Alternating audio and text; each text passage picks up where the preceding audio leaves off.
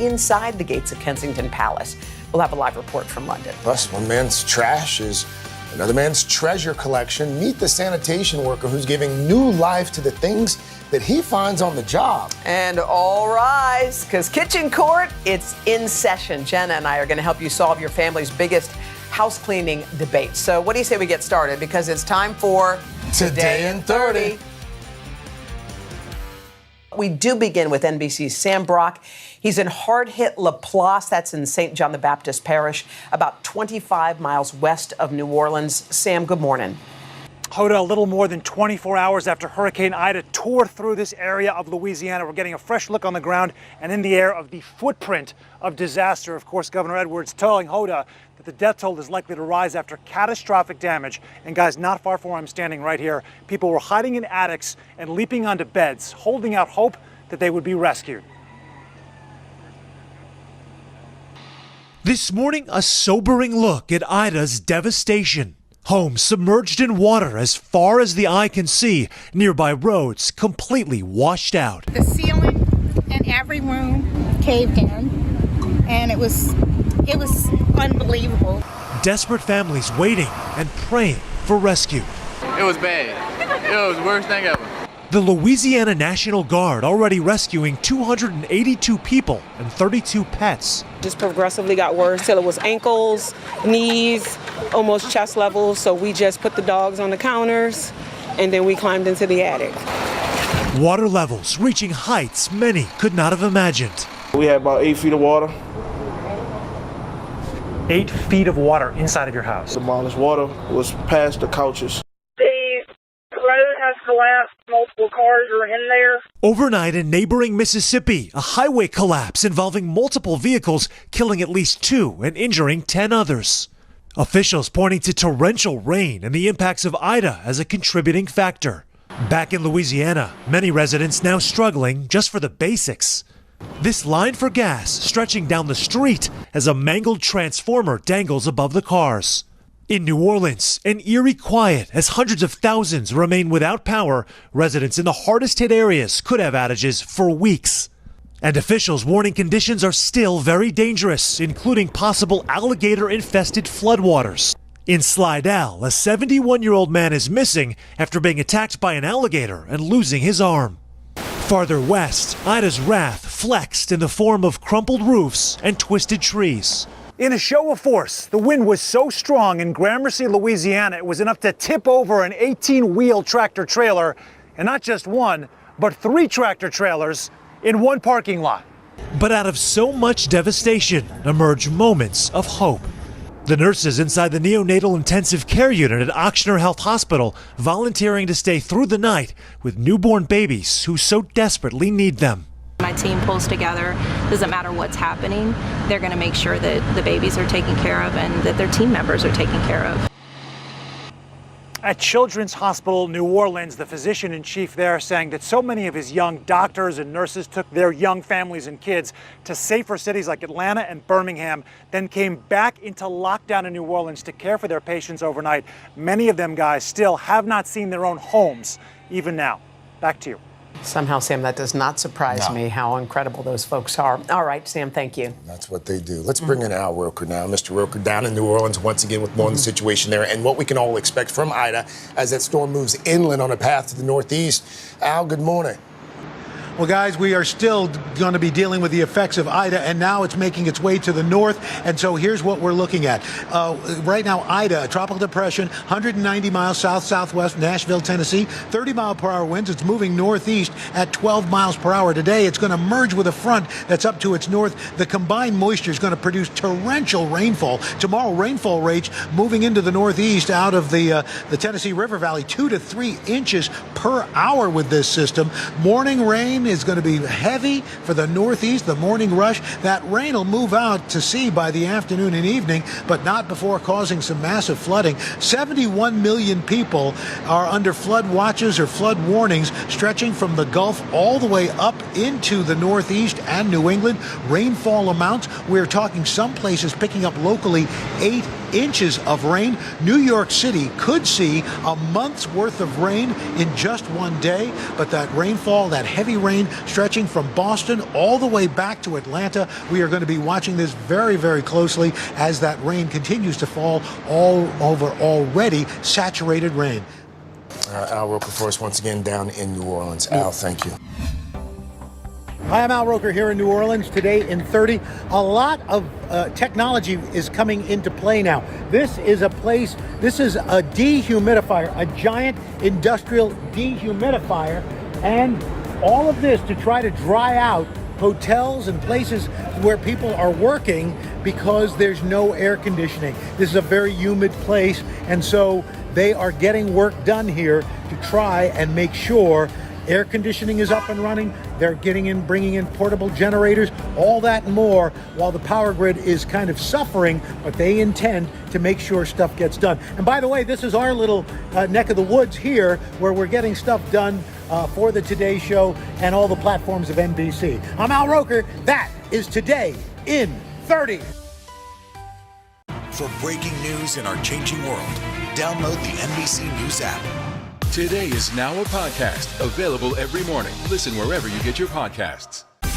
Make the most of your day with Today in 30. We give you a mix of everything you love about our show in a mere 30 minutes. Watch Today in 30 on your schedule, streaming every day on Today All Day. Let's go.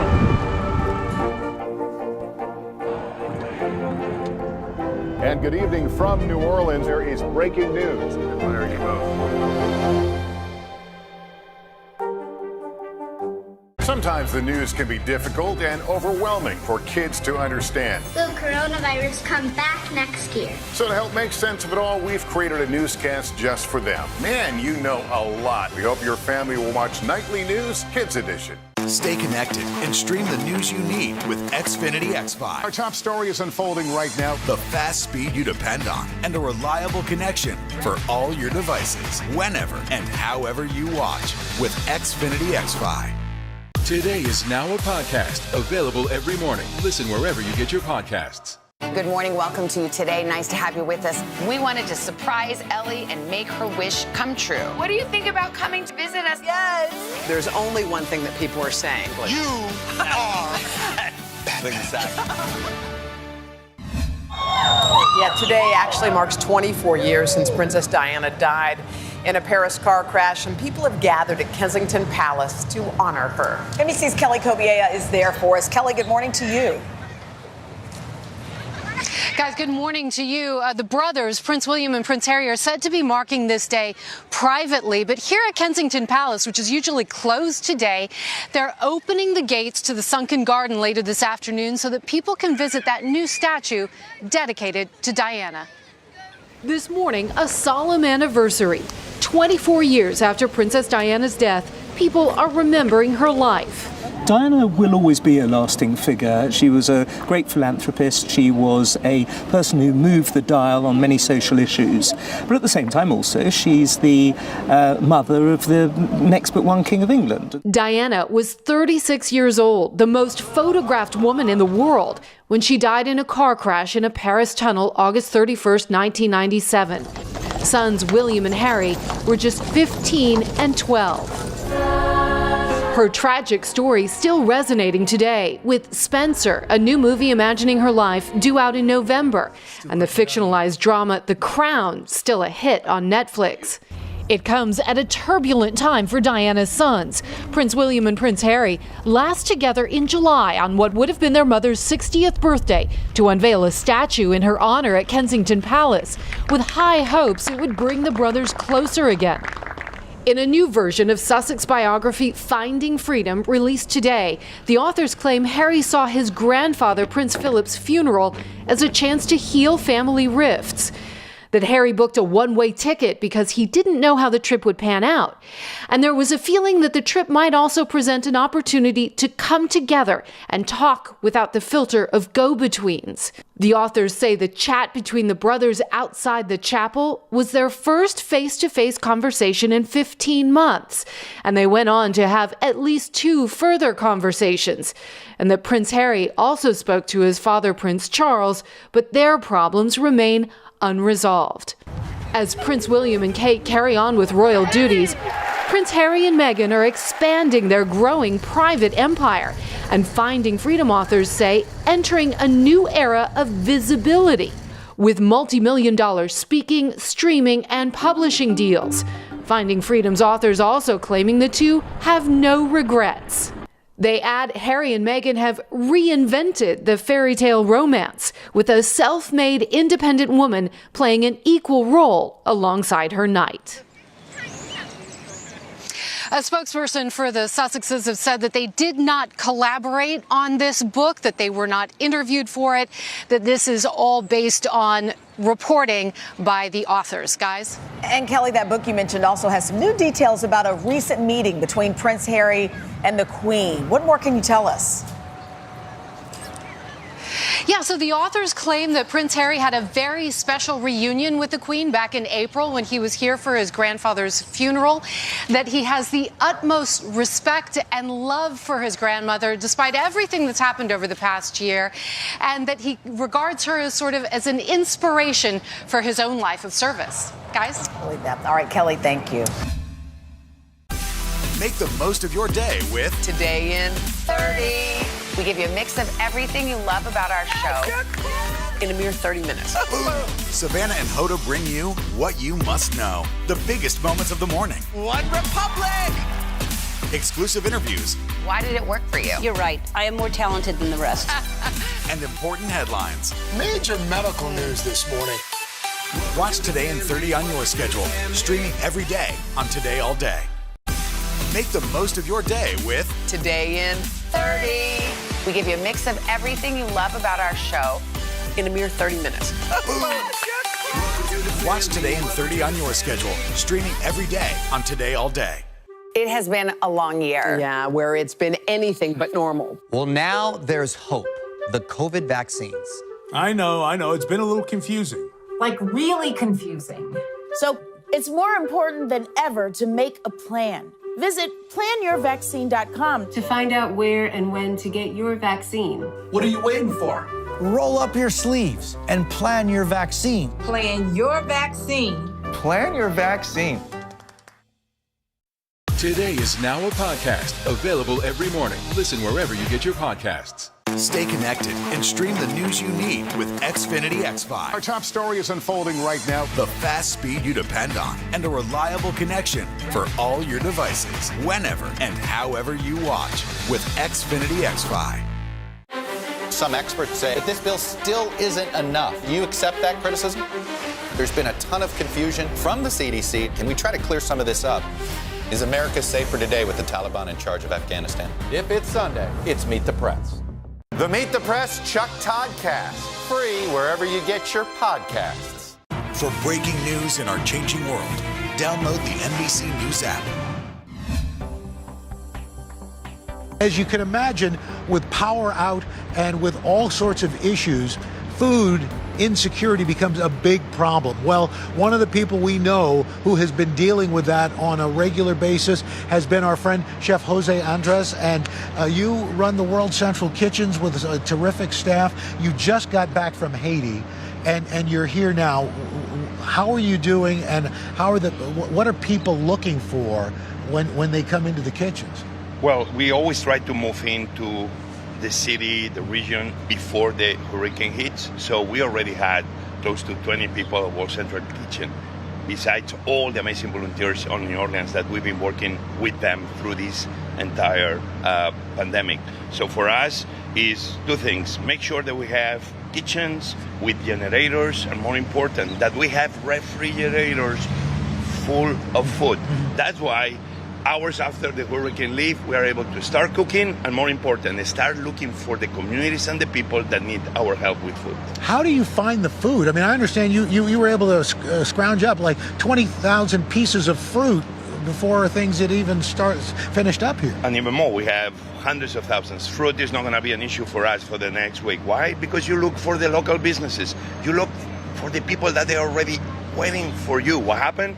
You cannot call them. You cannot order online. You have to go to them. So the first thing I did with some of my team members was looking for those companies. We found them, and we began bringing in tens of thousands of bananas and apples, cheese and ham. Local bread. chefs helping out too, right? Many local chefs. I mean, the chefs of New Orleans, the chefs of Louisiana, the chefs of America, the chefs of the world. They are always there for their communities. So many chefs, what they do when their refrigerator goes out, their freezer, they share. They began coming to our main kitchen here in a place called Gnocchi, amazing, and began giving us the big loads of things they had in the freezer. So we are plenty ready with food. And you are not just doing it here in New Orleans, you're doing it in other places in Louisiana. Well, we already have kitchens ready to go if necessary, like Baton Rouge. We always try to do not only one city, but the entire area. Yesterday, I spent the rest of my day driving all the way to Houma. I went all the way to Petit Caillou, where we began feeding the local police, the local firemen. We found was a shelter that nobody told us about, was around 100 people inside. That's what we began doing. Going into the communities all the way 1-2 hours from our centralized kitchen until we can put a kitchen maybe in those areas closer to them, even bringing food trucks that give us the possibility to be feeding the communities right there. That's what we do, searching for the people. We saw it in Puerto Rico. Day 1, day 2, people still have some food. Day 3, when the businesses are not open, the restaurants are not open, the supermarkets are not open, people have no money because ATMs don't work, people don't have a car with gas to search for the food. It's very important that we cover those people in hotels, motels, with no light, with no food, those communities far away, maybe police, maybe firefighters that they are working on the stop and they need a plate of food. This is the types of things we try to do. More NGOs that do food are going to be coming in the next days and they're going to be joining us, but we'll always love to be at the very beginning so we can have a very quick reaction. Food cannot wait. Right. People must eat today. Hunger not next doesn't week, wait. not next month. Right. That's why we love to be next to the people from the first second. If people want to help, how do they do it? Listen, there's many organizations local that they can be supporting, but World Central Kitchen, we always feel we are local because we are with locals. So go to worldcentralkitchen.org and there you're going to see plenty of ways to be helping for Louisiana or the many other actions we have in other parts of America and around the world. Chef Jose Andres, thanks for taking the time. We really appreciate you doing God's work. I need to go to cook at the Today Show very quickly with all of you people. We want you back. I miss you. When you get the work done, you come on in. Absolutely. You're supposed to tell me, and I miss you too, Jose. We miss you too. Guys, he's going to come cook for us. Good. Great. He's such a good guy. Anytime. I remember I did stories about him during invitation. COVID. Al, stay safe out there, buddy. Thank you. Thank you as always. All right. Thanks, guys. This morning in our Collectors series, we are introducing you to a retired sanitation worker who found a passion through his job. And he says we can all learn something from the unusual collection he's put together. NBC News Now, Joe Anchor. Joe Anchor. NBC News Now. That's your new name. It's fine. Joe Fryer, you like that? Let's go Joe Anchor. You know what? Joe Anchor it is. Joe Anchor. Joe Anchor's here. All right, I'm here to talk about Nelson Molina. He calls it one of the greatest jobs in the world. Not an anchor. For 34 years, he was a New York City sanitation worker, which meant he literally collected your trash. Some of it he kept and curated, creating something you've got to see to believe. It's hard to find the words to describe what's on the second floor of this sanitation department garage. As soon as they come into the building, I see the expression on their face like, wow. Wow is certainly one word that characterizes all the stuff Nelson Molina has compiled. From nostalgic toys. There's RoboCop, then you got Wonder Woman over there, you got the Fire Department over there, Spider-Man. To musical memories. It's like a walk through history here. You get the 8-track, you get the 45s, you got the cassettes. A word you likely would not use for all these wistful whatnots is garbage. Yet all of this was once just that. Refuse Nelson could not refuse. What do you call this? I call this treasures in the trash. It's a museum of sorts filled with things once sentenced to garbage bags on street curbs, only to be exonerated by a sanitation worker with a peculiar gift for finding cool stuff. I got these sensors. I developed these sensors that I know there's something inside the bag. My coworker said, how do you know that? I said, I just listen to it. I listen to the music that this bag gives me. Nelson started developing that sixth sense when he was just 9. I would go 2 weeks before Christmas. So I know everybody's throwing all their old toys out. Even if the toys were broken, I would take them home and try to fix them up in the house. To his siblings, he was Santa. I had a passion for it. You know, my mother always told me never throw anything out if somebody else can use it. So I just went from there and it turned into what you see now. During his 34-year career, Nelson salvaged some 50,000 items, knickknacks spared from the landfill and brought to this 20,000 square foot space. The way you've organized it, it really is a museum, isn't it? Yeah, to me it is, yes, exactly. That's what I want it to be. That's my dream. Technically, it's not a museum yet, but Maggie Lee with the Sanitation Foundation hopes to find space for Nelson's collection so the public can see it. Perhaps rethink not just what they waste, but who they give their waste to. Sanitation work can be very invisible, can be underappreciated, but it's very, very, grueling work. It's hard work. It's very dangerous work. And I want people to be more appreciative of the men and women who do that for us. Like Nelson. Yes. And Nelson's son, followed in Dad's footsteps, working for the sanitation department.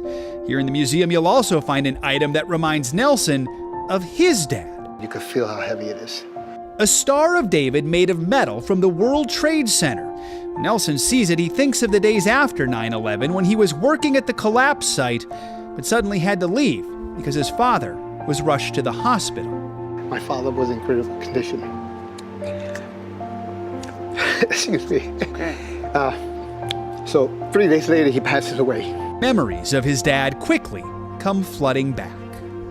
Excuse me for my tears, but it's okay. Every time I talk about that story, I get like this. That one item found in the trash just proves Nelson's point. One doesn't need a map to find treasure. It's all around us, even where you least expect.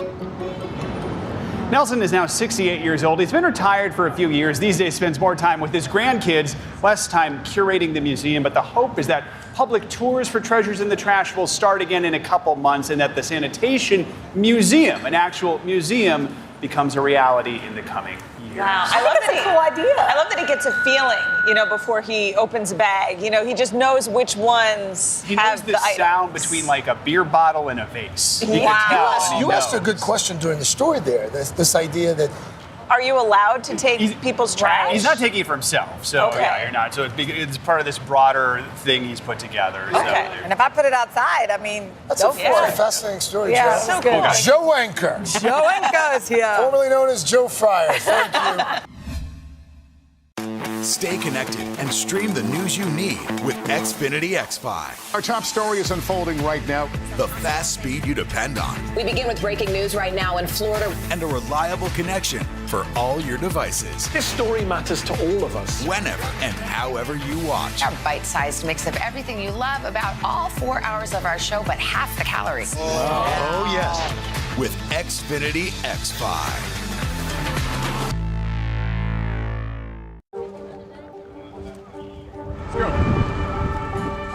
This is a critical choke point for this fire.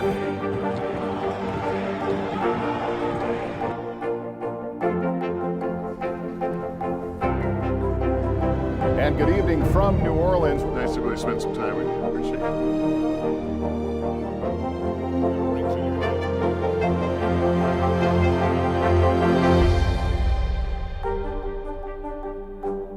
It has been a long year. Yeah, where it's been anything but normal. Well, now there's hope. The COVID vaccines. I know. It's been a little confusing. Like really confusing. So it's more important than ever to make a plan. Visit planyourvaccine.com to find out where and when to get your vaccine. What are you waiting for? Roll up your sleeves and plan your vaccine. Plan your vaccine. Plan your vaccine. It's time to solve all your household dilemmas. Kitchen Court's in session with Judge Jill. Yeah, our pal Jill Bauer, the creator of JustJill.com, has the final ruling on everything from streak-free windows to hanging toilet paper. Take a look. Let's start off with Heidi from Indiana, and she wrote us this, Jill. How often should I replace the kitchen sponge and towels, those old, gnarly things? Only old and gnarly in your house. Yes. All right, well, good morning, ladies. And here's my ruling when it comes to towels and sponges. So for towels, if you have towels that are ripping like this, like they really have no place in your kitchen, right? So these are things, think about donating them. Animal shelters are always looking for towels. If they smell funky, guess what? That's odor bacteria in there. If you've tried to wash it and you just can't get that stink out of the towels, they need to get out. Oh. Okay, bye-bye. How about the sponges? Okay, sponges. People are always like saying, like, I'm using it to wipe down all of these things. So how often should I be replacing them? Again, it's the smell test. If your sponge is smelling after a couple of days, you need to get rid of it. Now, you can do a couple of things to kind of and help inhibit the growth of the bacteria. You can surface wash it, but again, that doesn't get into all of the core of the sponge. You can also give it a sanitary wash in your dishwasher or put a wet sponge, keyword there, wet sponge, in your microwave for 2 minutes. That can help and give you the ability to use your sponge throughout the course of the week. But really, I think max for sponges, max 2 weeks, and it's time for a new one. Oh no, I keep how long do you keep your sponge for? Oh, we've had ours since 2 years. Yeah, months and months. Okay, so so your Time for final new. ruling. Final ruling. Don't hang on to those sponges for too long. Again, do the smell test. Try to clean them a little, but after about 2 weeks, think of all the stuff this is touching. You don't want that wiping all over your kitchen. Okay, Jill, let's move to the hardwood floors. Here's a question. Can I vacuum to clean hardwood floors?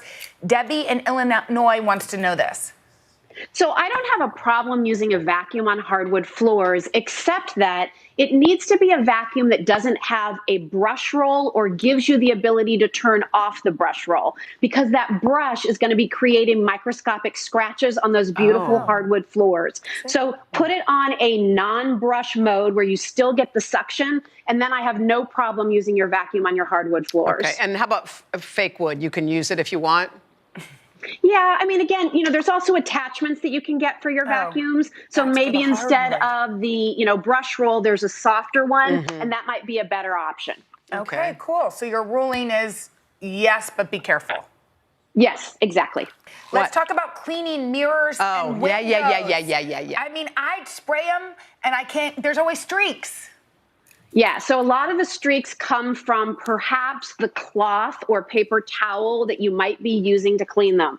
I've said this before in Kitchen Court and other segments. I'm a huge fan of microfiber cloths. And when you use microfiber, you just need to use water. And all of the little fibers, I mean, there's thousands of them, that's helping to lift off the dirt and the grime. So my ruling would be, if you really want a streak-free shine on windows and mirrors and no lint left behind, microfiber is the way to go.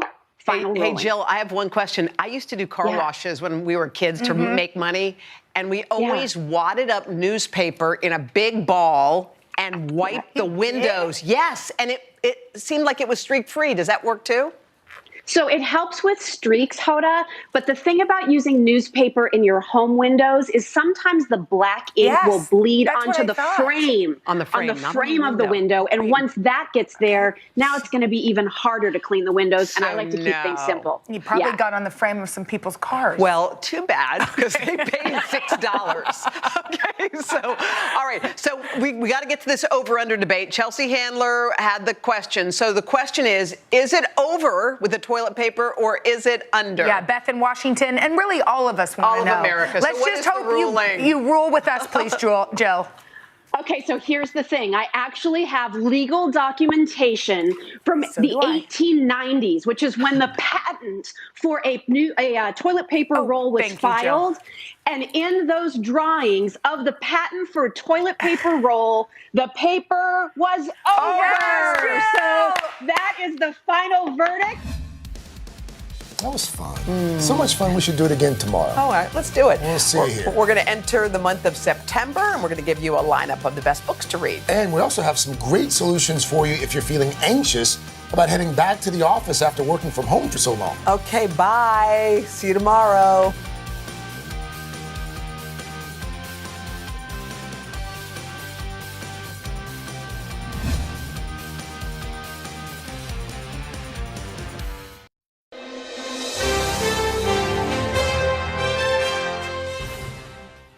Hey, everybody, thanks for joining us here at Today All Day. I've met some really great folks and had the chance to explore some amazing places. And I wanted to share some of these special moments with you again. I hope you enjoy these next interviews as much as I have. For generations, Sesame Street has taught kids so many important lessons, and now they're tackling a new one. And they always do it in such a good way. So the importance of celebrating differences and teaching our youngsters about race and racism. That's right. Well, this time they're doing it through the eyes of two new friends who I got the chance to meet.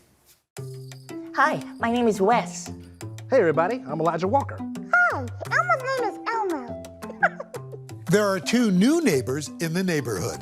It is so great to meet you, Wes and Elijah. And Elmo, it's good to see you again. Good to see you too, Mr. Roker. While Sesame has always celebrated differences and diversity, a father and son tackle a tough issue, race. Why was it important to address race and differences now? After what happened last summer, we knew that we needed to be more explicit about talking about race because children and families needed it.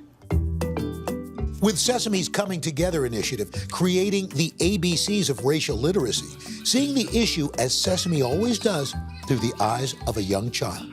5-year-old Wes and his meteorologist dad Elijah's experiences, but starting with the basics. Elmo wants to know why Wes's skin is brown. Oh, I know why, Elmo. My mom and dad told me. It's because of melanin. Right, Dad? That's right. Melanin? What's that? Well, melanin is something that we each have inside our bodies that make the outside of our bodies the skin color that it is. It also gives us our eye and our hair color.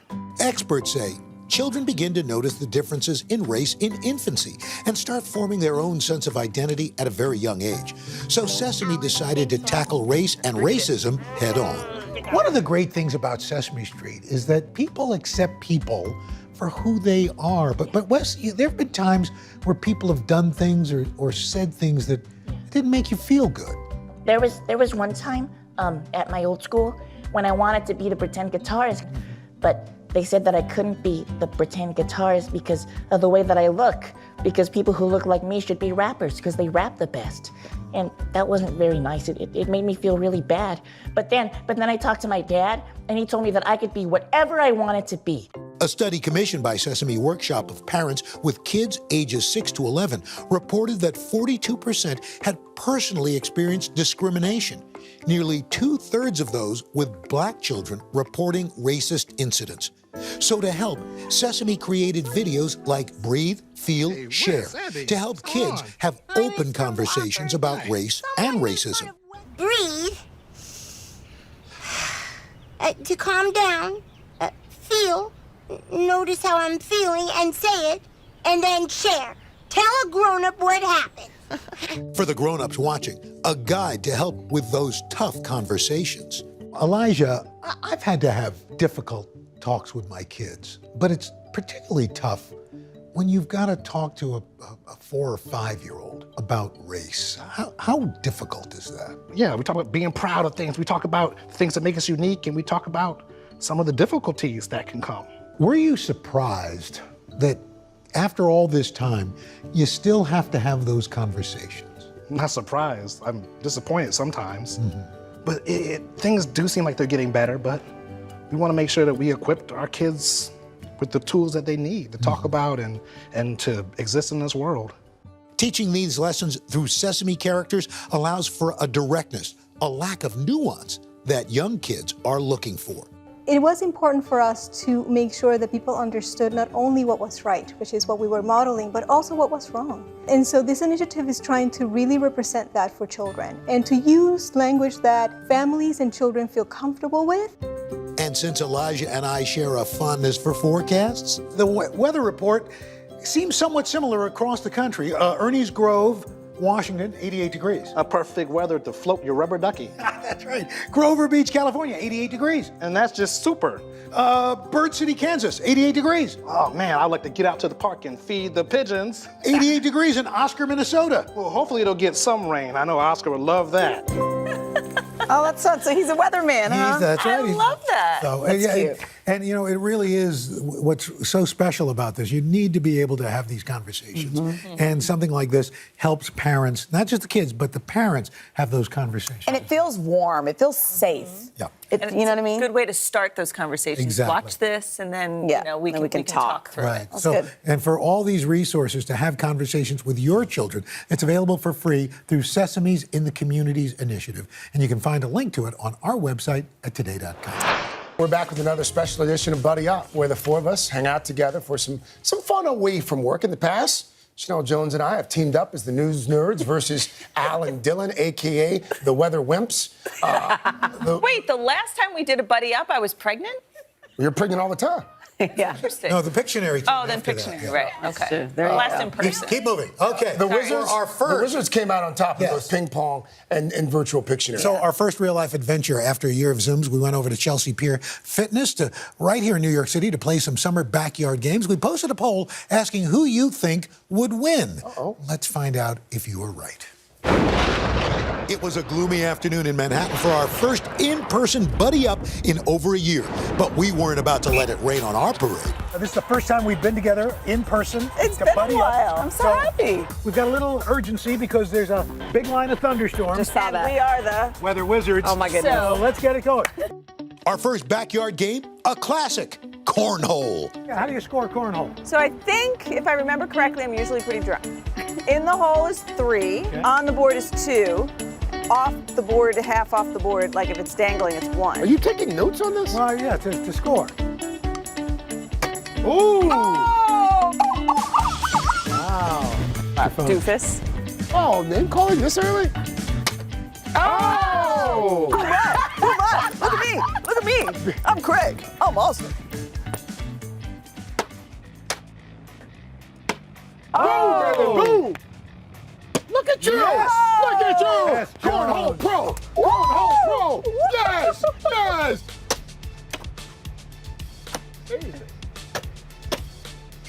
15-9. We're up. News nerds? All right. That's the game we won. Yes! I thought we had some wiggle room. Boom! In a shock to everyone, the News Nerds are up 1-0. But the stakes are getting higher in a supersized version of Connect 4. All right, here we go. You got to get 4 in a row. Okay. 4 in a row. 4 in a row. Ready? Ladies first. Okay. Smart move. You don't want them to get anything, so don't put anything down because then they can. Good catch. Good catch. Is this the least we've ever talked?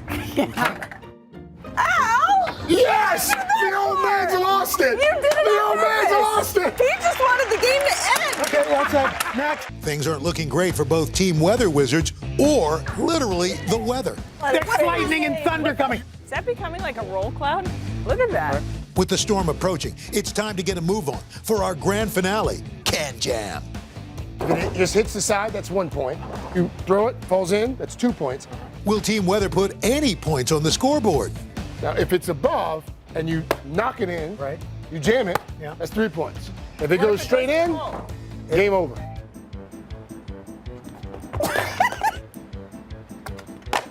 Good try. That was good.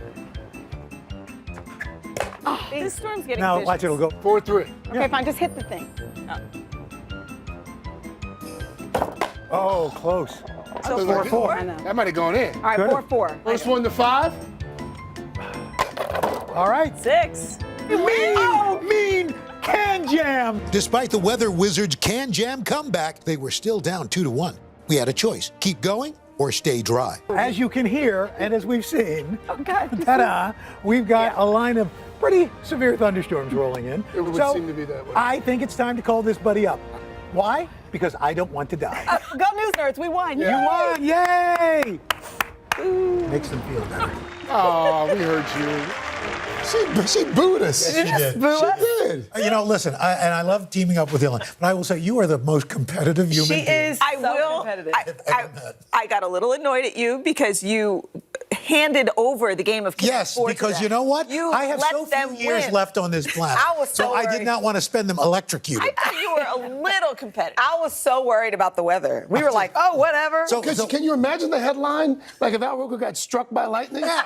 So, can you imagine that? Yeah, so who wants to see that story? Let's see what we got a poll. You guys went to our Twitter and told who you thought would win. And in fact, they thought the weather wizards would win. Because we normally do. Well, I'm still not upset. this time. You phoned it in. Not this time. You know what? But I'm still here. We got them right where we want them to. They're fighting. They're fighting. All right, there's another one coming soon. Thanks again, by the way, first of all, to Photo Nate for those fantastic pictures. Also, big thanks to Chelsea Pierce Fitness for hosting our games and hosting our victory party as well. It has been a long year. Yeah, where it's been anything but normal. Well, now there's hope. The COVID vaccines. I know. It's been a little confusing. Like really confusing. So it's more important than ever to make a plan. Visit planyourvaccine.com to find out where and when to get your vaccine. What are you waiting for? Roll up your sleeves and plan your vaccine. Plan your vaccine. Plan your vaccine. Today is now a podcast, available every morning. Listen wherever you get your podcasts. Make the most of your day with Today in 30. We give you a mix of everything you love about our show in a mere 30 minutes.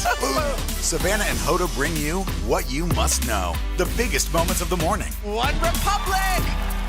Exclusive interviews. Why did it work for you? You're right. I am more talented than the rest. And important headlines. Major medical news this morning.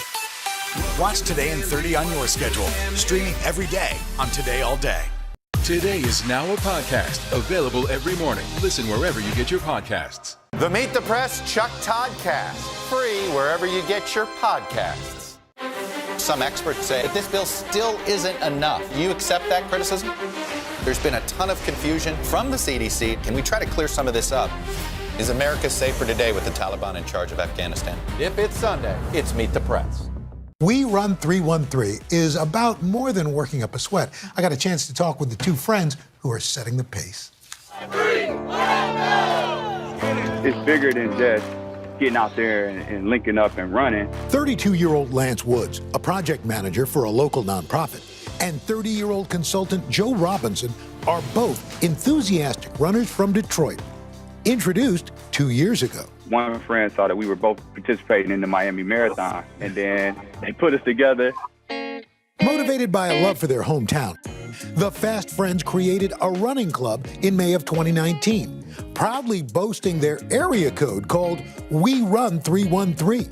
We run Detroit! We run 313! In our very first run, we had over 100 people show up. And they've kept it going with an average 200 plus runners at weekly events, including their popular 2 Mile Tuesdays. Joe, your slogan is Connect, Run, Build. What does that mean?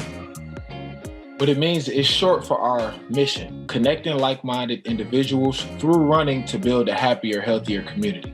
We want to bring people together who want change. Change to them means seeing more runners who look like themselves at races. Let's say if it's 20,000 people, you might come across a sprinkle of black people in those races. And in a city like Detroit, that's 85% black. We don't see black people running. We have the power to change that.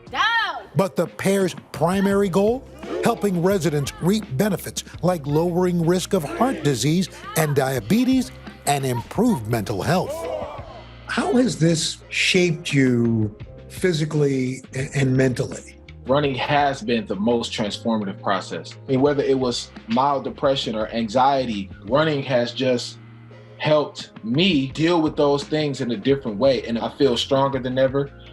I feel smarter than ever, obviously faster than ever. And I just feel like I'm who I'm supposed to be. Is this for people who are all ages, all running levels?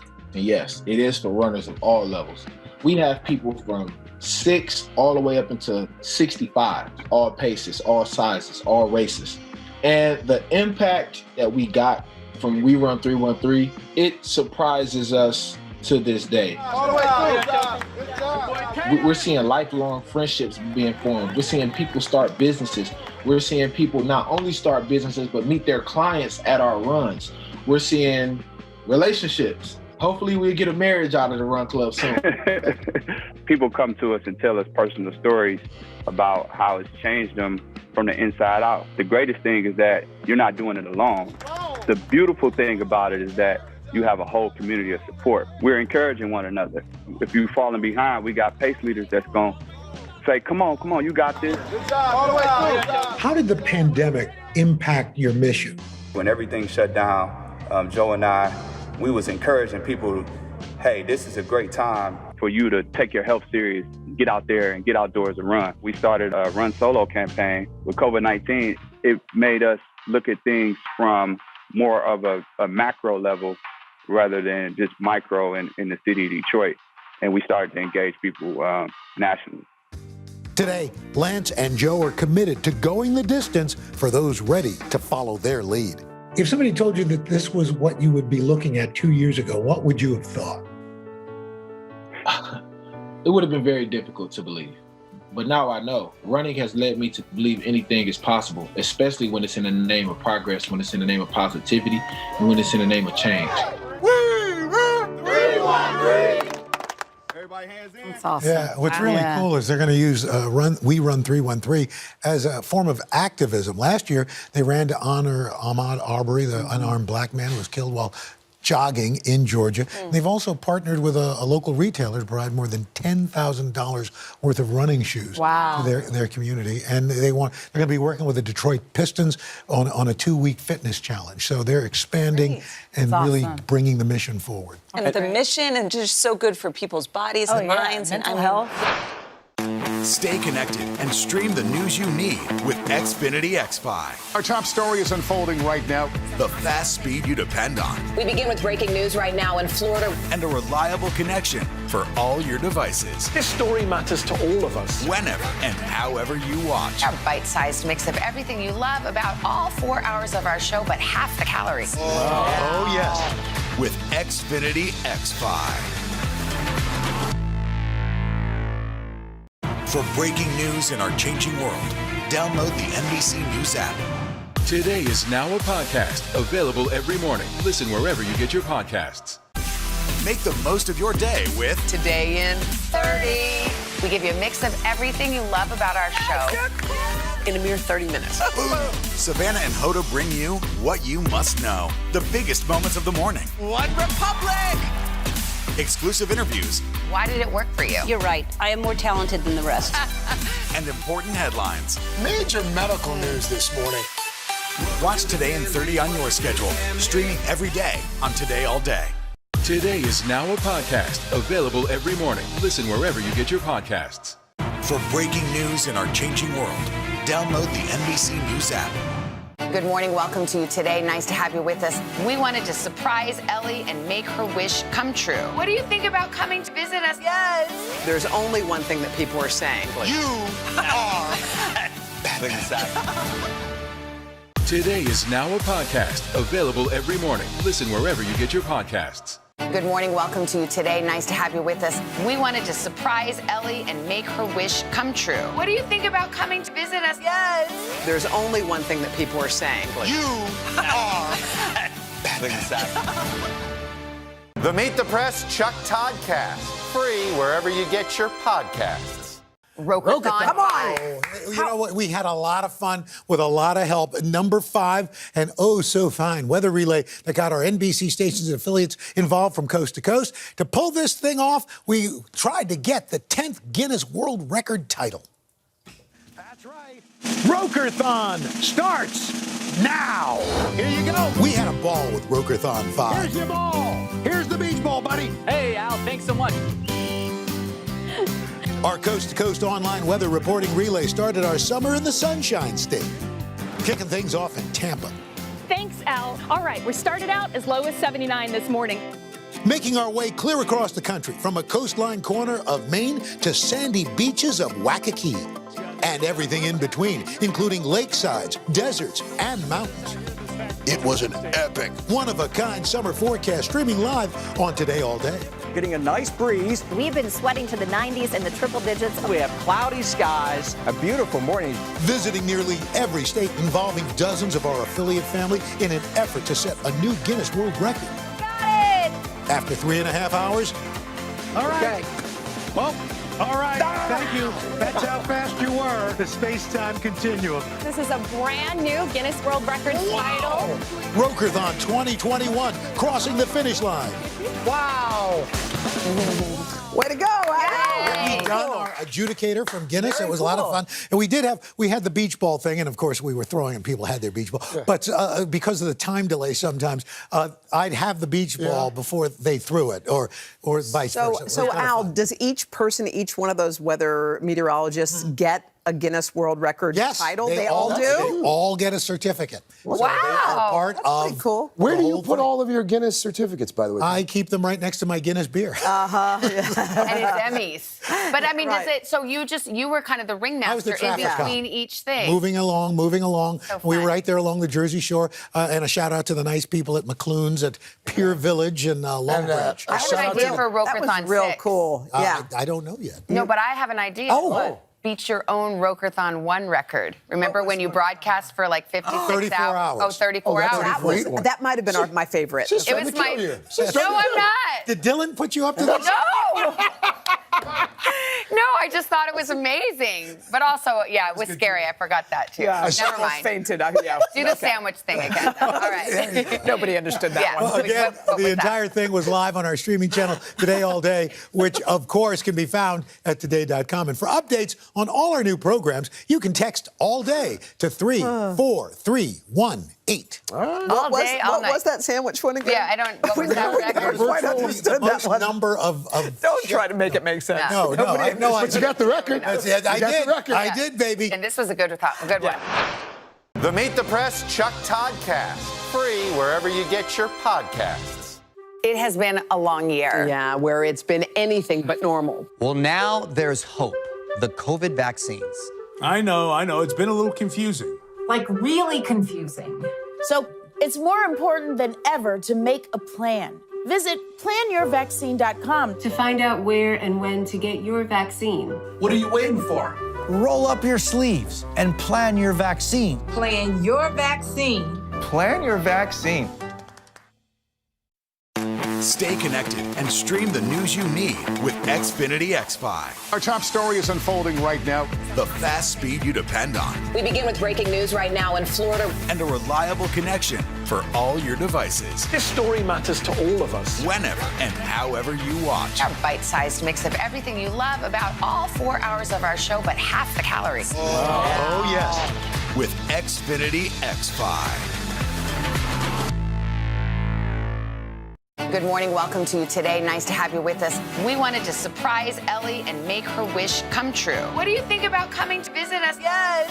There's only one thing that people are saying. You are Today is now a podcast available every morning. Listen wherever you get your podcasts. For breaking news in our changing world, download the NBC News app. We also, just so you know, have a game changer in our presence because Mr. Al Roker changing the weather game once again, adding another Guinness World Record title to prove it.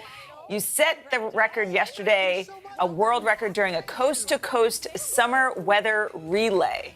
It was fun. We had over 60 NBC stations, a couple of colleges, all doing weather. We were tossing a virtual beach ball to them instead of the baton, and so it kept going back and forth and back and forth. It was a lot of fun. That was the adjudicator there, Brittany Dunn from Guinness, and we had a very good time. specific job adjudicating. Yes, the adjudicator. Well, I thought it was interesting that you said earlier this morning. It is. Everybody who She participated. crosses the country. She's an adjudicator. That is, you should do a profile on her. saying it. Yeah. Great word. Well, you know, in John Wick 3, the person who determined whether you stayed at the Continental or not was the adjudicator. The adjudicator. Called a John Wick 3 reference. Asia Dillon was the adjudicator. Really? By the way, shout out to him. Shout out to the technical team as well. Yes. That's no small feat. That's right. And all of our producers. We've got our producers and we've got everybody. We had everybody everybody at their whole team, both at Long Branch, New Jersey, and here at 30 Rock, making sure this all happens. We have the So thank you to educator them. right out in front there. Yes. You see that? And to all of the, I know, all the meteorologists around the country, do they also get a plaque? They also get a certificate. They are part of the Guinness World Record. What about the adjudicator? Does The adjudicator does not get one because she hands it out. Why wasn't I asked? It always comes back to Dylan. Wow. Wow. And the thing is, so close, she's yet serious. so far away. That's right. In fact, what's so amazing is just really a 3+ hour drive north of here is Sequoia National Park. It's located in the southern Sierra Nevada. It is a gem that not a lot of people go to, but all need to make the trip. Recently, I took my 17-year-old daughter, Leela, with me to check it out, and it was so awe-inspiring, it knocked her socks off. Map at the ready? Yeah. Here we go. Oh, listen to that engine purr, baby. Let's drive nice and slow. I'm stunned that when I asked Leela if she wanted to come on this trip, she said yes. I'm still surprised I'm kind of here. I'm a city kid, so like camping, I'm not good at that. There's a stop sign. Yeah. You should stop. I will. Leela heads to right. college in a year, so I'm thankful she's riding shotgun as we attempt our first ever camping trip. Oh my gosh. Oh my gosh. Even if she is a little squeamish. I think we're about 7,000 feet. That's so high. There's no guardrails. Dad, why did you point that out? Well, it's just interesting. Why would you mention that to me? Well, I don't know. There are animals and trees everywhere, and I really don't like birds because I'm afraid one will poop on my head. One hasn't pooped on your head. Yes, it has. Oh, twice. it did. Yeah, Twice. that's right. General Sherman tree, is that where we're going? Yep. Now this is pretty cool. So the tree, one of these sequoias fell, and they put a little walkway through it. This giant forest has the largest concentration of sequoia trees in the world, and the granddaddy of them all, General Sherman. His trunk alone weighs 1,400 tons. That's equal to 25 army tanks. Each year, General Sherman grows enough wood around the trunk that would equal a large tree. Oh, so it's still growing? It's still growing. Yep, still growing at 2,000 years old. We are looking at the largest tree on Earth. Wow. Yeah. Struck by their greatness, everyone seems to whisper down below. Until... Oh my gosh, there's a bird. A big one. It's a raven. It's not like you're going to be able to avoid them. All right, we're good. Oh my God. You do know we're in the forest. Oh my gosh, it's right there. It's right over your head. Save yourself. Perhaps less intimidating for Leela, the park also home to American black bears, just waking up from their winter naps. Oh my God, is that it? I see it. Wow. You can see her face. A giant sequoia, a bear, a thunderstorm, and sleet. Quite the camping experience. It is. So you're right. Wait, say that again? Like you're correct? No, say that again. No. You're right? No. Say that again? What I meant was like bear left, like bear right. You're right.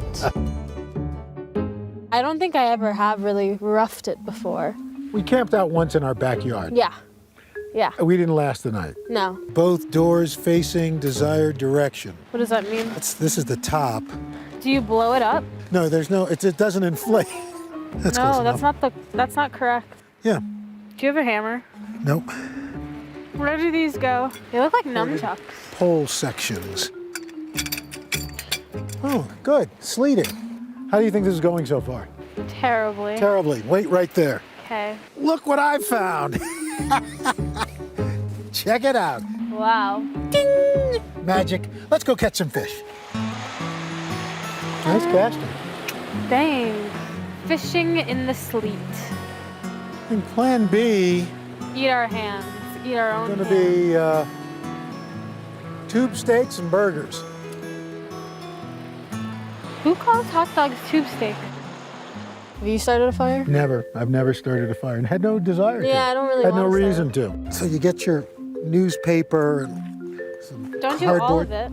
I don't think that's correct. No, you like here. No.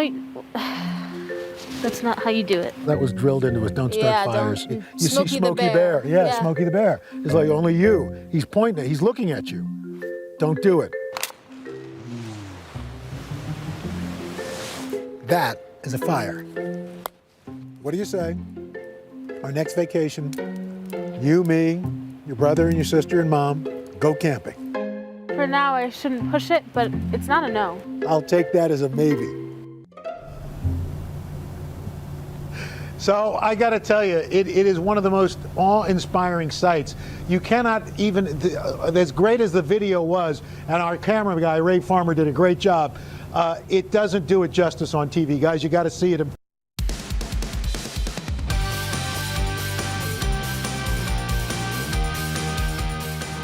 Hey, Today All Day. Welcome to Today Talks on this last day of August. We have a great show for you. Carson Daly brings us Pop Start. Simone Biles opens up in a candid conversation with her mom, Nellie. Plus, Lil Nas X shows off a few skateboarding tricks. Take a look. One of our favorite people around here, Simone Biles, the Olympic champ, recently sat down for an interview with probably her favorite journalist. Sorry, it's not you this time, Hoda. Bummer. Asking the questions this time around was Simone's mom, Nellie Biles. The two shared a candid conversation about mental health in the Tokyo Games. Simone opening up on what it felt like to take a step back on the world stage. And here's a little bit of what she had to say. Not a lot of people can relate to winning and to being an elite athlete and to doing the things and breaking the barriers that we're doing. But a lot of people can relate to like mental health and like normal people stuff because we're not seen as normal people walking around. But then once I kind of took a step back, I obviously was expecting to feel like a lot of backlash and embarrassment, but it's the complete opposite. And that's the first time I felt like human. Like besides Simone Biles, I was Simone and people kind of respected that.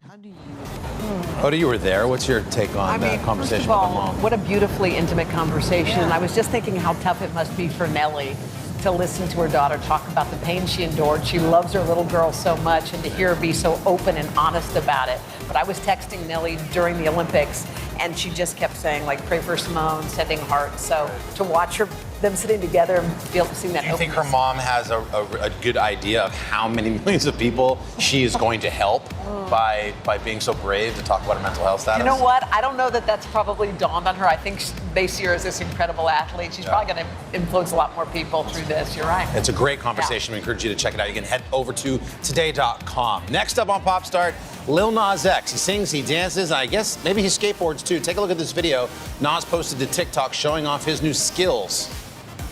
Today, I want to be doing some airs, maybe a McTwist. Let's go. Let's go.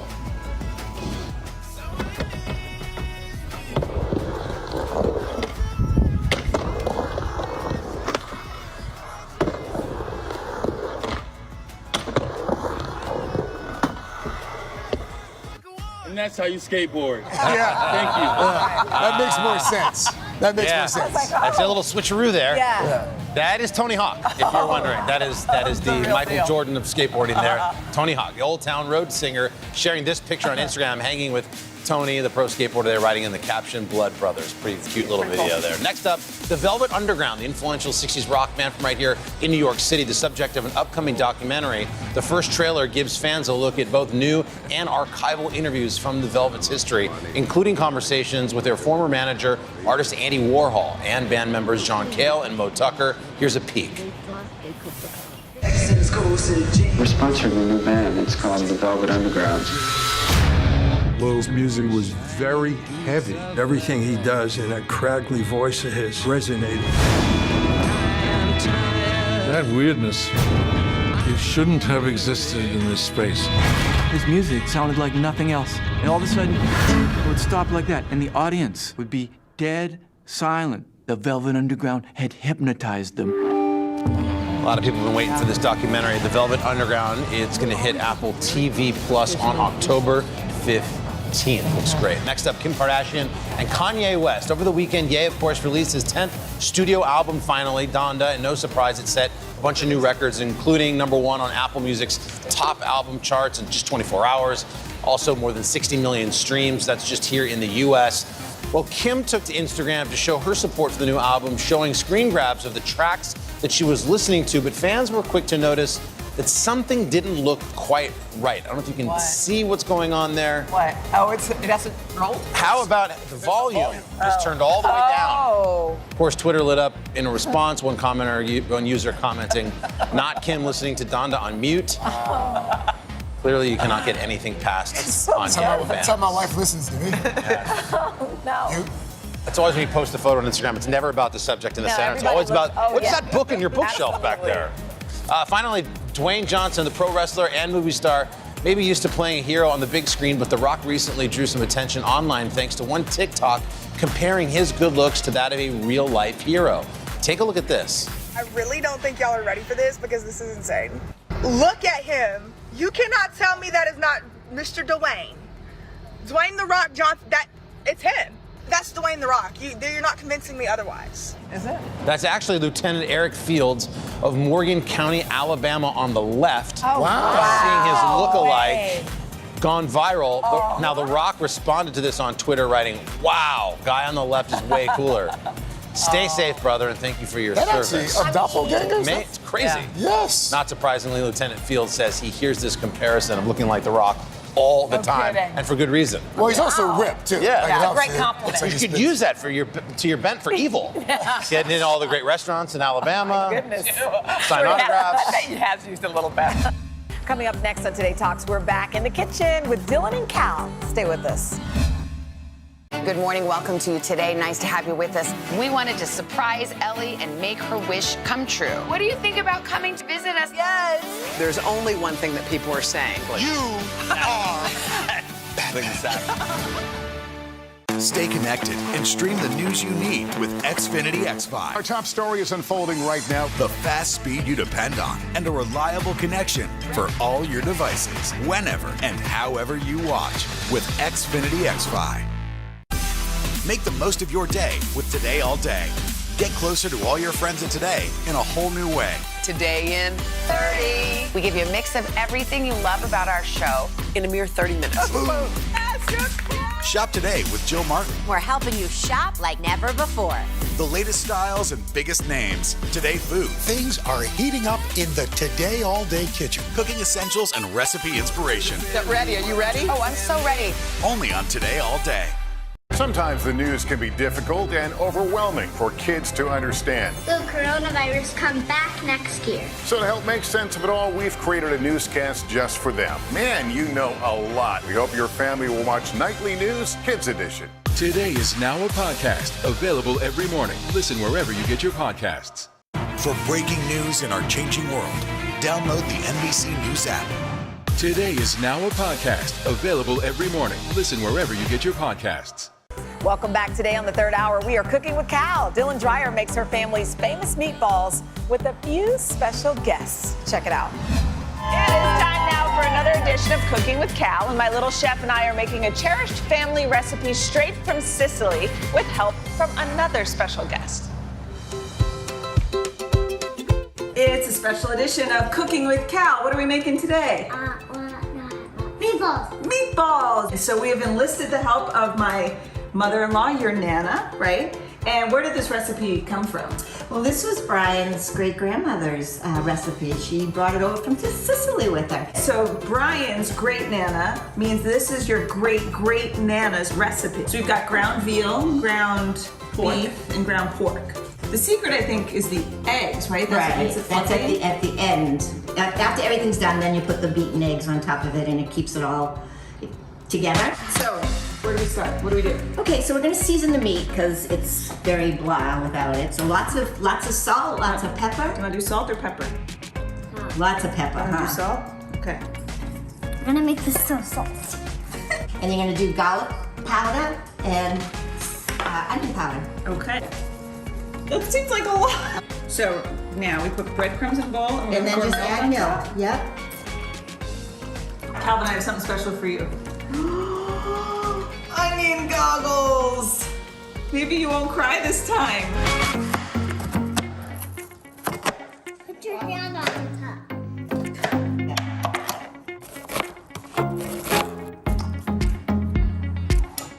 Ready for parsley? Yes. Wobble, wobble, wobble, wobble. Wobble, wobble, wobble, wobble, wobble. All right, so No, parsley. the onion. No, it's fine. It won't hurt you anymore. We're done cooking. Now we're going to add the breadcrumbs that have been soaking in the milk.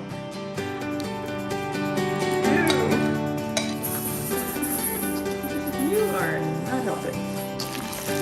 This is so yucky. What's the cheese? Oh, we did forget the cheese. All right, sprinkle that in.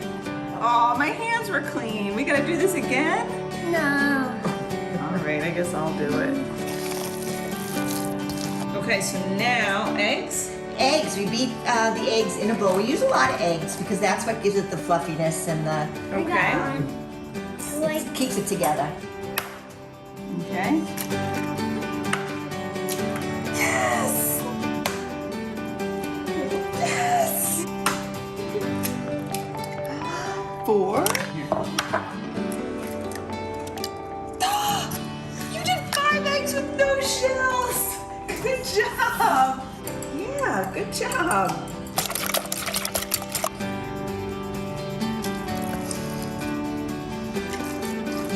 Get your hand in there, Joe. So you're just gonna oil your pan, put the meatballs in, and bake them in the oven at 375. I'm not doing all this by myself. This isn't cooking with Mommy. This is cooking with Cal.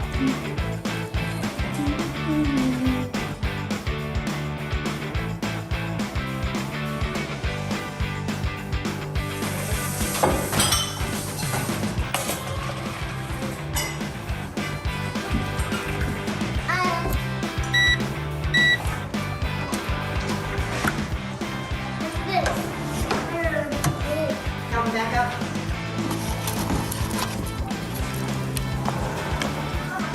What do you think, Cal? So good. All right, for these recipes and more, head to today.com/food. I love it. And as you can see from our happy I know. plates- We've just been snacking and watching. Oh my It's God. good if you make the whole big batch. It sounds like a big recipe, but then you freeze them, you serve them to the whole family. They're so good. And they're so easy I'm to so eat. glad you like them. Thanks, This is a guys. win. Coming up on Hoda and Jenna, it's all about getting organized. Just ahead. Make the most of your day with Today All Day. Get closer to all your friends at Today in a whole new way. Today in 30. We give you a mix of everything you love about our show in a mere 30 minutes. Shop today with Jill Martin. We're helping you shop like never before. The latest styles and biggest names. Today Food. Things are heating up in the Today All Day kitchen. Cooking essentials and recipe inspiration. Is that ready? Are you ready? Oh, I'm so ready. Only on Today All Day. Good morning. Welcome to you today. Nice to have you with us. We wanted to surprise Ellie and make her wish come true. What do you think about coming to visit us? Yes. There's only one thing that people are saying. You are Let's go. This is a critical choke point for this fire.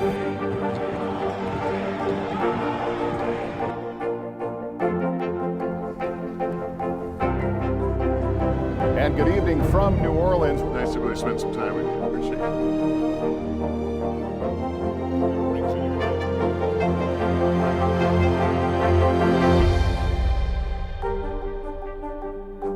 Today is now a podcast available every morning. Listen wherever you get your podcasts. Make the most of your day with Today in 30. We give you a mix of everything you love about our show in a mere 30 minutes. Savannah and Hoda bring you what you must know. The biggest moments of the morning. One Republic! Exclusive interviews. Why did it work for you? You're right. I am more talented than the rest. And important headlines. Major medical news this morning. Watch Today in 30 on your schedule. Streaming every day on Today All Day.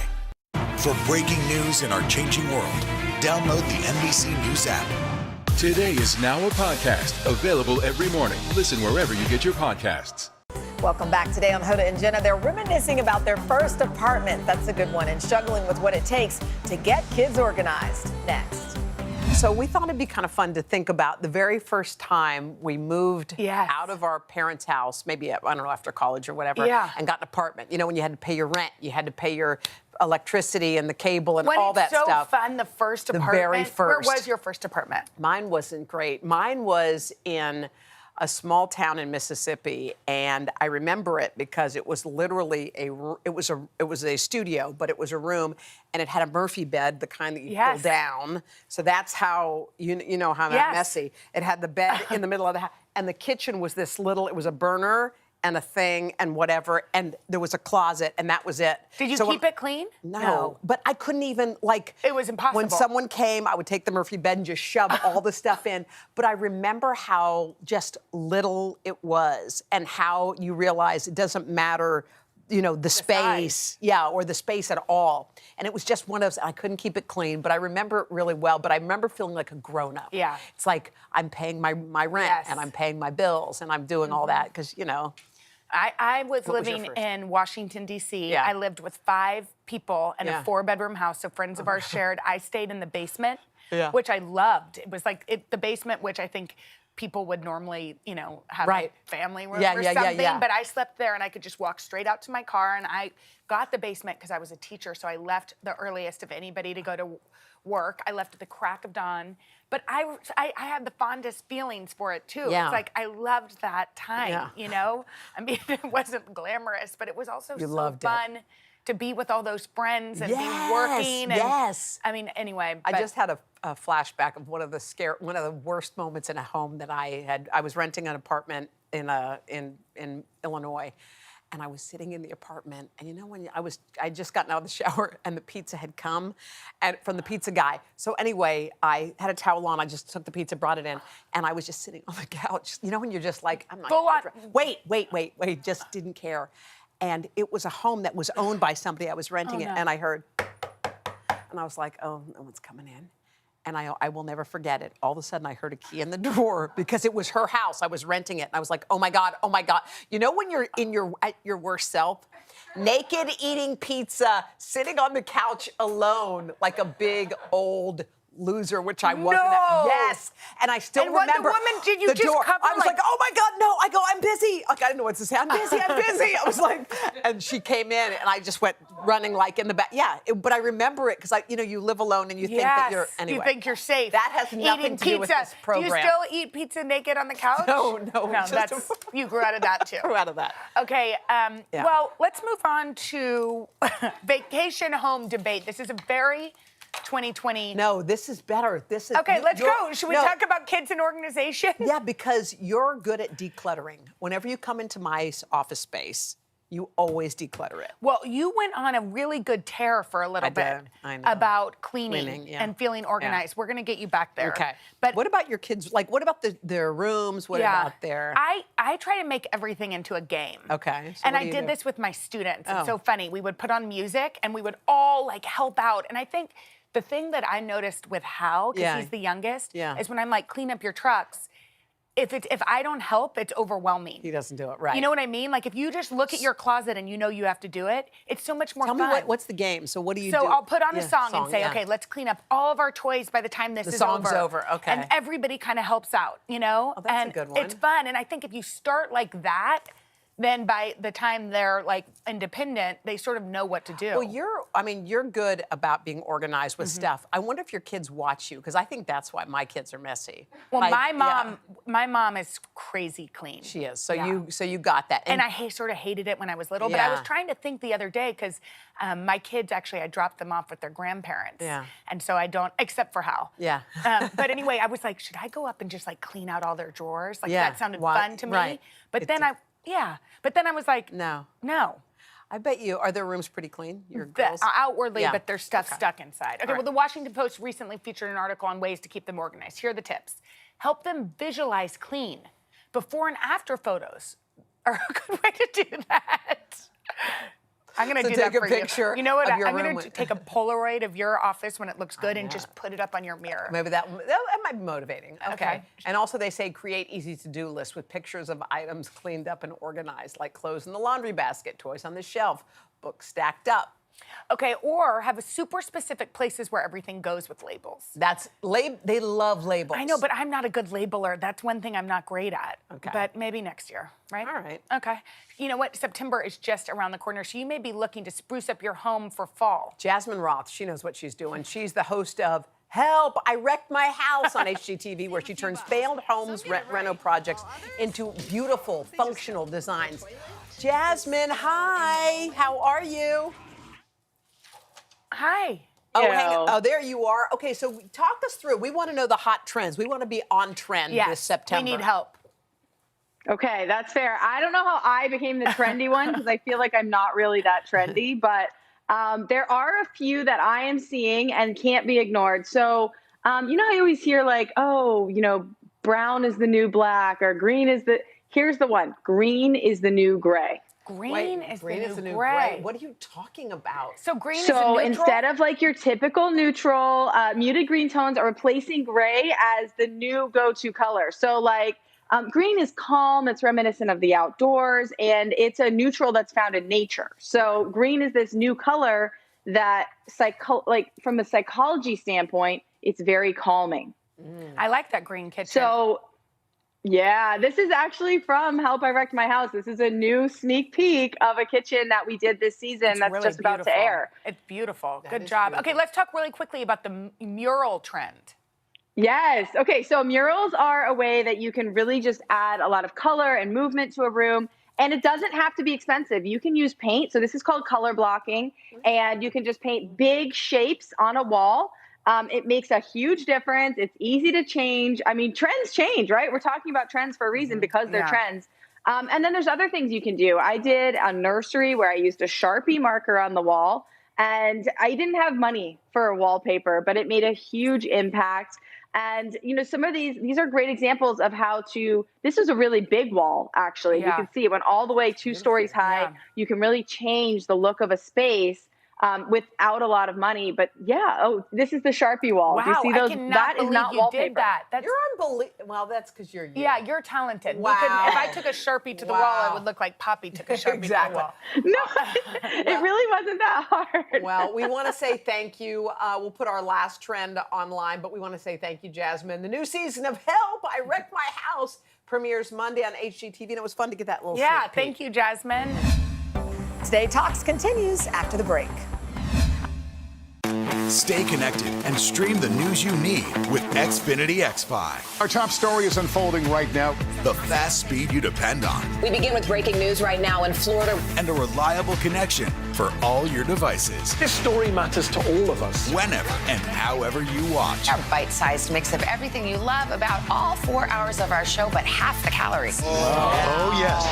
With Xfinity X5. Today is now a podcast available every morning. Listen wherever you get your podcasts. Let's go.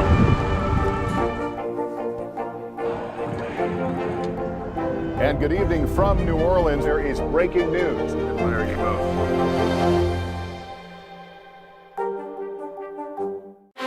Some experts say that this bill still isn't enough. Do you accept that criticism? There's been a ton of confusion from the CDC. Can we try to clear some of this up? Is America safer today with the Taliban in charge of Afghanistan? If it's Sunday, it's Meet the Press. Today is now a podcast available every morning. Listen wherever you get your podcasts. Good morning. Welcome to Today. Nice to have you with us. We wanted to surprise Ellie and make her wish come true. What do you think about coming to visit us? Yes. There's only one thing that people are saying. You are. Exactly. The Meet the Press Chuck Toddcast. Free wherever you get your podcasts. Welcome back to our special hour dedicated to Home Sweet Home. Hoda will be back a little later in the show. And one way to create an inviting living space is by clearing out all that clutter. So right now, we're going to help you tackle what might be the messiest space in your home, the garage.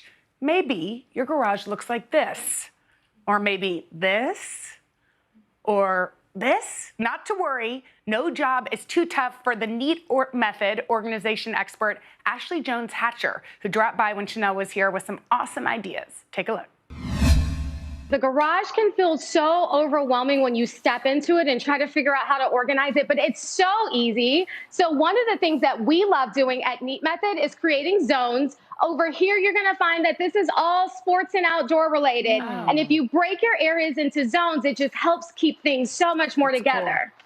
So one of the things that I think is really helpful is to get things off the ground. And this storage solution from Amazon helps do just that. This is storing lawn chairs, beach umbrellas, and it makes such a difference. And it's really easy too. It's got Velcro straps that are adjustable. And is that the freestanding storage unit? No, that's right here. What is that? So for the freestanding, this is a shelving system that allows you to also go vertical in your garage space. So here you'll notice the shelves are adjustable, and I've got different categories labeled on each shelf to really drill in and make things a lot easier for us to find. Yeah, I mean, we were both saying this is the best looking garage we've ever seen. And one of the things that you do so well is that you use clear containers. Yes. I mean, it helps you see what's where, right? It makes it so much easier for you to find things quickly. But these are actually weather-tight containers. They're from the Container Store, and they're a necessary item in your garage. It's going to help with keeping all that water, all those bugs out so that your stuff stays protected and nothing gets inside of it. So every garage needs these totes. You know, it's interesting, too, because quite often, if I don't have a clear container, I forget what's in it. Yeah. And then you don't even use it. And then before you know, the kids can't fit it if I put clothes in there. So you talk about getting things off the ground. Is this a solution to that? Yes, this is a utility track system. It's also from the Container Store. But you'll see here, things like this stroller, if you try to lay it on or set it up on the ground, it's going to fall over. Right. So these have all types of hooks and accessory options. It's easy to use and allows things to stay where they need to. Now, walk us over to the helmets and the hats. This looks like a very, those containers, or what is that exactly? Some sort of tack board? Let me tell you, this is from Wall Control, and this is like the way to add personality to your garage. This company has 12 different colors of pegboards, and you'll see here I created sort of a sports zone. We've got a drop zone to make life easier to get out of the house, and then I've also put the kid helmets down here to make it easier for you to get to them and to help get the kids involved. I know you guys have kids too, right? Yeah, and believe me, our garages do not look like this. Yeah, and my kids play soccer. They can, we have more balls than I can't even tell you. So if you have all the balls in the world, you need this mesh storage bag. Let me tell you what's so amazing. It can Velcro open right here so that you don't have to, let's say you want the blue ball at the bottom. You Velcro open and grab what you want, and then you can close it right back instead of having to dig through the entire ball bag. I know what to get Chanel for Christmas. Please. All right, bikes. Bikes take up the most room, and so, wow. Look at this. You Look hang at them. this. Yeah, you hang them because, you know, new bikes, they don't always have kickstands either. So this here is from Store Your Board. It has adjustability. It can store up to 5 bikes. I love that there's a shelf above so you can keep knee pads and extra bike parts and accessories. And, you know, your kids may not put their bike up every single time, but at least knowing that it has a permanent home is huge. That's so cool. And wait, really quickly, what about like little scooters? Oh, I was hoping you guys would ask about that. So look here. Oh, look These at that. two-wheeled scooters, they have their own little parking garage too. Now, normally we would turn this over to the side there, but these guys will not stay up on their own. It's true. This scooter stand from Amazon, it's like $11. It is well worth the investment. This is all the tool area. So we're going to start here with this utility track. Now, this is from the Container Store. This entire track is in 3 pieces. $70, but it helps you get your broom off. Each one of these has a weight capacity of about 100, so we're looking at 300 total. This ladder is very heavy, and it's standing up there just fine. Oh my gosh. Okay, so for your hardware, which again, nobody has ever seen something this organized in their entire life. Talk to us about this wall.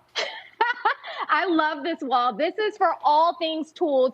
I mean, one of the biggest things about organizing is if you don't see it, you are not going to use it. 100%. This system, it helps you. And remember, these are the same pegboards from Wall Control. We're using all the same color here, and we're showing a different use for it. And Wall Control has screwdriver accessories, tool magnetic strips, all these things that help you put your tools on display. So what about people who want some shelving in their garages? What do you think is the best use of that space?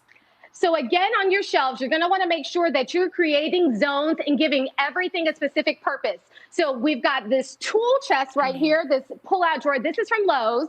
and it stores all your nuts, your bolts, your washers, and there's so many sizes for all of those parts. So this is going to help keep it in shape so that you're not running around frantically looking for a piece when you're going to assemble something.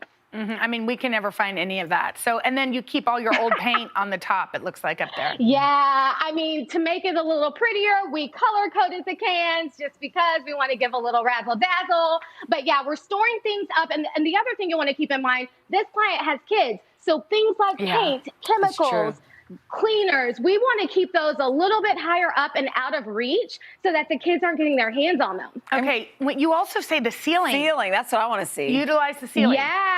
Yeah, we've got, look at this guy here. So wow. this is an overhead ceiling mounted rack.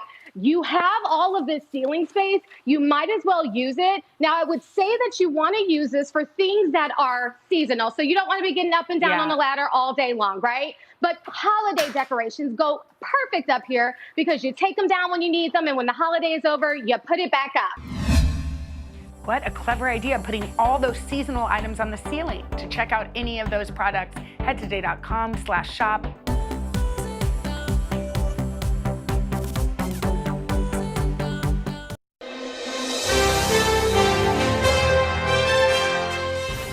Trevor, thanks for doing this, man. Thank you, man. We should stipulate a few things for people watching and listening. It's about 102 with the heat index. Is that what it is? I don't know. I don't know. So if we're a little dewy, yes, that'll be the reason why. But we're outside, which is good. We're outside on a summer day. Yes. And we should also say, you demanded, it was in a note that you wrote, hand wrote. Yes. I have to be in front of a billboard of myself. Well, what I like is to have a billboard to remind me that I did have some semblance of a professional job before the pandemic. So I like to have that as a reminder for myself. Yeah, there you are in a suit looking very official. So let's talk about that, what it's been like. I mean, it's when we all started this 2 Marches ago, you probably thought, you know, I'll be in my apartment for a couple of weeks, and now here we are, 15 months later. Yeah. What is it like for you now as compared to the beginning? Have you settled into this kind of show? You know, I don't think anybody has settled into anything during this period. I think what has been interesting about this period of time is that unlike any other time in human history, no matter who you were affected by the pandemic in some way, shape, or form. Some of us managed it better than others because of the resources we had, and some of us didn't. You know, some of us took a mental toll. It took a mental toll on us that maybe other people didn't experience. And so I think what's been really interesting is the best way to answer your question is to say I've gone through phases. Yeah. You know, there was the initial period of the pandemic where I thought, you know, I'm going to be fine. It's 21 days, because that's what they said, 21-day plan. Yep. 21 days. And yep. I thought I can do 21 days. And then I thought, you know what, it might be 2 months. And then we hit that period, especially when we got into the winter months where it was like, man, this is just unrelenting. Yeah. It's nonstop. It just keeps on going. And yeah, the best way I can put it is I've been surviving. And I think like many people out there, I've been coping, and then there's moments where I feel like I cannot cope. Right. And then there are moments where I go like, I'm fine, I can do this. But it has definitely not been a normal situation, nor do I try to make it normal. So how do you, as a performer, you're a stand-up comedian, your life is in front of an audience. You tell a joke, you get the response, right? You get the affirmation, the thing I thought of was great. How do you adjust that doing a late night comedy show where you're in a little nook in your apartment? I adjust it because I have to. And that's what's been the one thing that has saved me mentally, is understanding that the situation is, therefore I have to be, you know? And so one of the quickest things I did with the pandemic was I accepted the reality of what I was living in. And I think that's where a lot of people struggled, is they didn't accept it. They went, when are we going back to the office? Right. When are our kids going back to school? And it's good to ask those questions, but not to live in a perpetual state of not accepting your reality.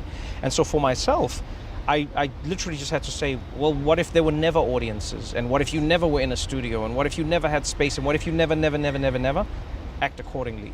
Because what I realized very quickly was I was going to lose my mind if I kept waiting for something that was never going to end, right, or something that might never change. And so, yeah, I found as a performer I had to find a different gear, a different conversation that I would be having with an audience. Because like you and I now, this is similar to how I make the show. I think of one person, think of one set of eyes, one almost like collective idea of a human being who watches my show. And it's almost the imprint from all the people who came to the studio. Yeah. And I go, okay, that person is here now. I'm talking to them. What would I like to say to them? Life is springing back to normal. There are a lot of shows that are thinking about coming back or have come back. How are you viewing the next few weeks or months and getting yourself back into that studio? Well, that's the first thing I've had to do is say, I'm not going back. How am I going forward? You know, and so like many people who have been lucky enough to emerge from the pandemic, I've had to ask myself, what are the lessons I've learned from this time? And how will that affect or augment my life moving forward? And that is no different to the office. I have to ask questions for all of us. How many days a week do we need to be here physically? What are we doing and why are we doing it? How are we doing it? How do I want to live my life in accordance to the show and the show in accordance to my life? How do I want to figure out those pieces? I think those are some of the things that I'm trying to figure out now. So for myself, what is the studio? What is the studio I go back to? What is the journey I move forward to? These are all the things I'm trying to play with. But what I don't want to do is try and go back to a life as if this thing didn't happen. Right. Because I say to everyone in my life, if you are going to live as if the pandemic didn't happen, man, you're almost living in denial, because this has been one of the greatest existential threats to humankind that we've seen in a very long time. Stay connected and stream the news you need with Xfinity X5. Our top story is unfolding right now. The fast speed you depend on and a reliable connection for all your devices, whenever and however you watch with Xfinity X5. Let's go.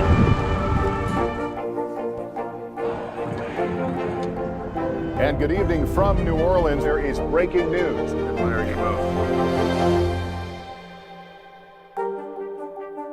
The Meet the Press Chuck Toddcast, free wherever you get your podcasts. Good morning. Welcome to Today. Nice to have you with us. We wanted to surprise Ellie and make her wish come true. What do you think about coming to visit us? Yes. There's only one thing that people are saying. You are. Today is now a podcast available every morning. Listen wherever you get your podcasts. Sometimes the news can be difficult and overwhelming for kids to understand. Will coronavirus come back next year? So to help make sense of it all, we've created a newscast just for them. Man, you know a lot. We hope your family will watch Nightly News Kids Edition. Today is now a podcast available every morning. Listen wherever you get your podcasts. Stay connected and stream the news you need with Xfinity X5. Our top story is unfolding right now. The fast speed you depend on and a reliable connection for all your devices, whenever and however you watch with Xfinity X5. We've had a pandemic, we've had a presidential election, a new president, an insurrection.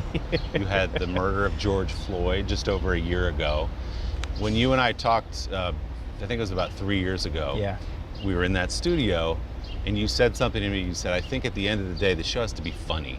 However I deliver it differently than other late night shows, you got to laugh at the end. Right. So how do you navigate those heavy issues and those heavy moments in our society and still be funny about it in the way you've been for the last year and change? I ask myself what the purpose of that funny is.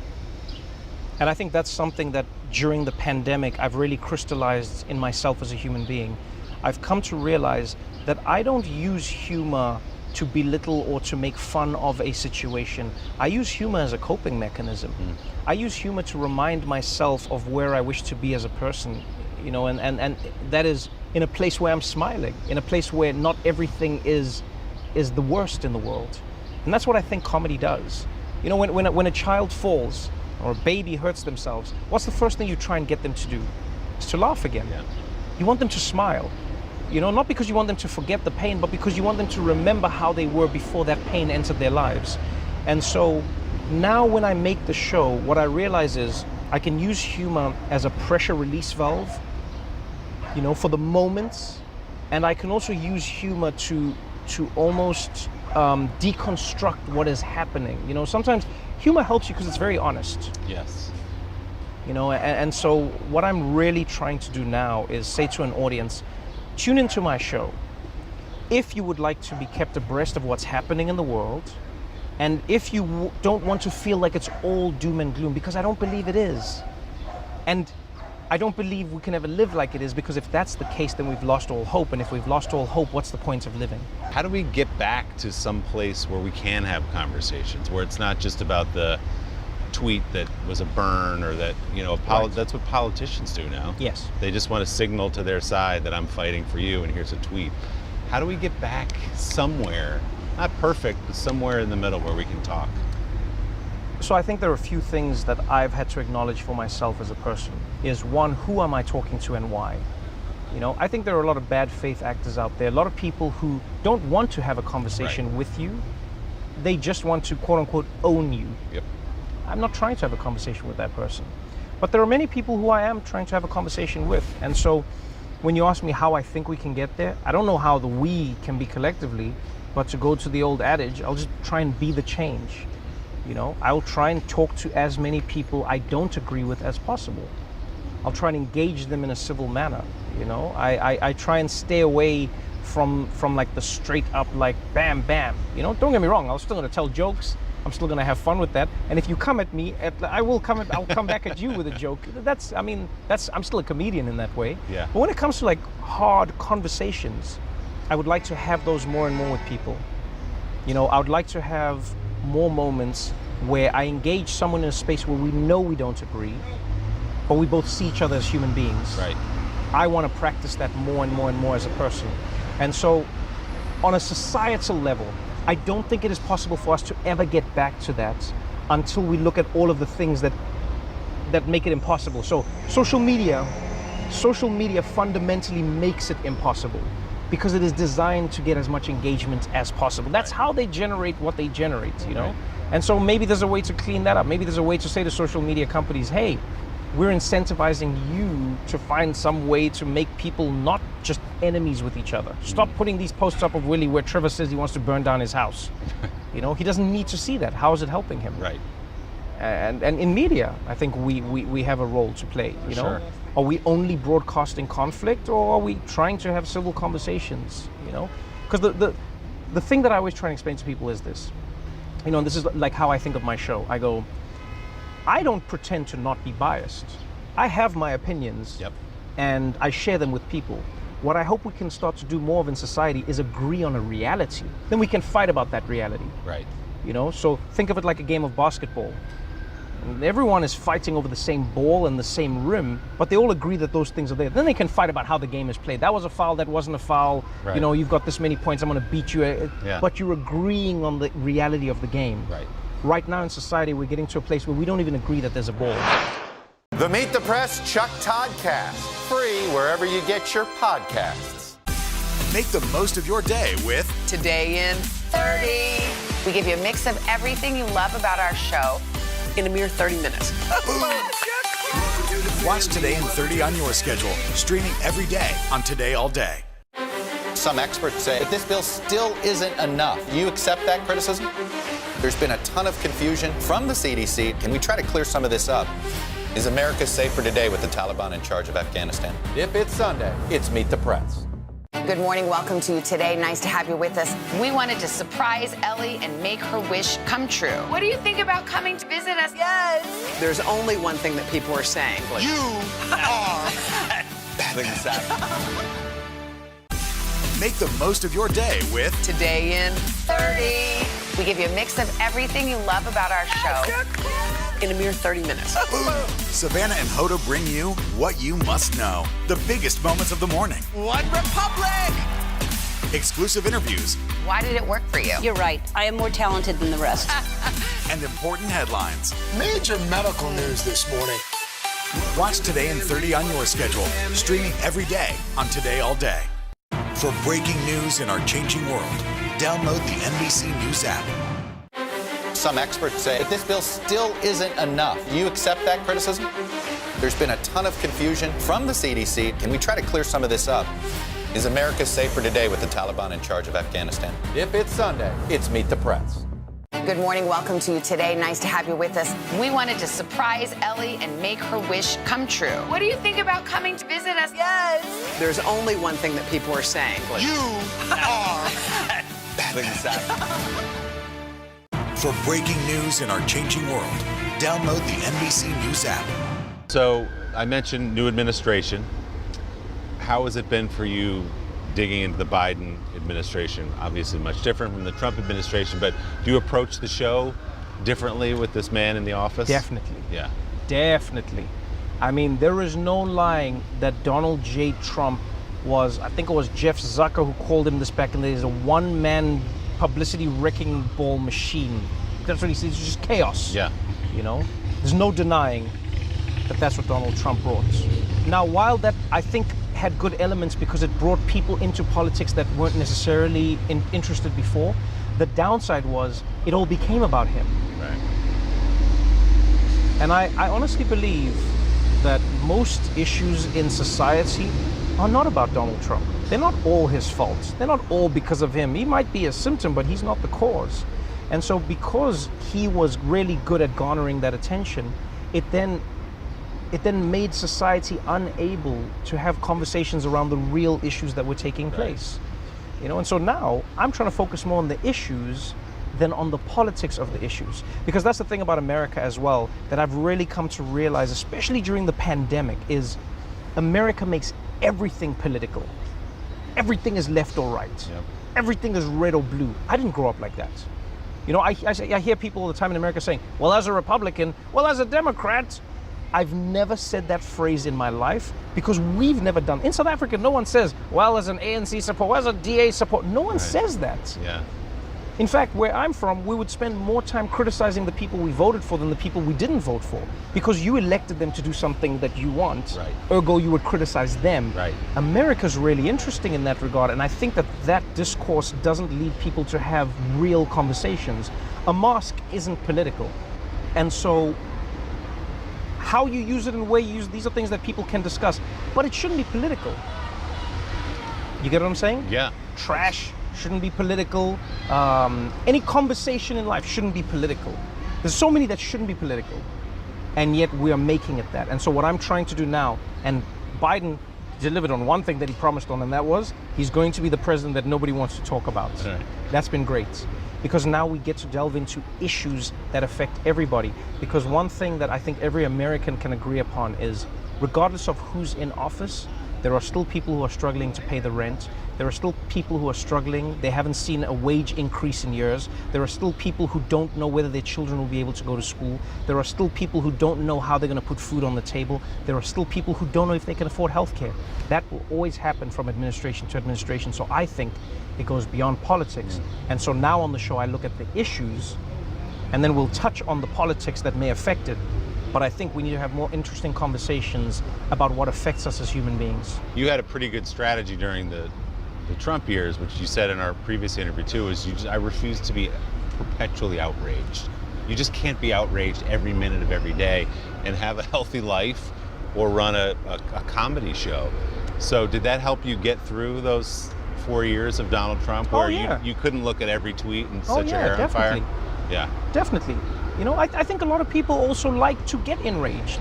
You know, it'll be like, oh, Trump tweeted this. And it's like, yeah, but you don't have to look at all his tweets. Oh, Trump made this joke at a rally. Yeah, he made that joke to his people. You don't have to get angry about everything that the person is doing. I would always say to people, think about what's offending you and what's affecting you. They're two separate things. You know, I would even say that it even happened with comedians in and around that time. You know, people were getting angry at comedians and they were like, how can you say that? How can you say that? How can you say that? And I don't think people shouldn't be held accountable, don't get me wrong. But I also think people have to ask themselves sometimes in life, are you allowing yourself to become enraged by things that are not happening to you necessarily? You're gonna go out of your way to find a thing that somebody said, look at what this person said in Thailand on the train. Is that gonna make you angry now? Right. You know what I mean? You're living in Ohio and you're gonna get angry about what someone said in another country, on another continent to another person. Man, we cannot live like that. And so what I learned to do was ask myself, what is affecting us? And what is just offending us? The things that are affecting people, let's deal with those issues. Things that are offensive, you can have fun with them. That's comedy.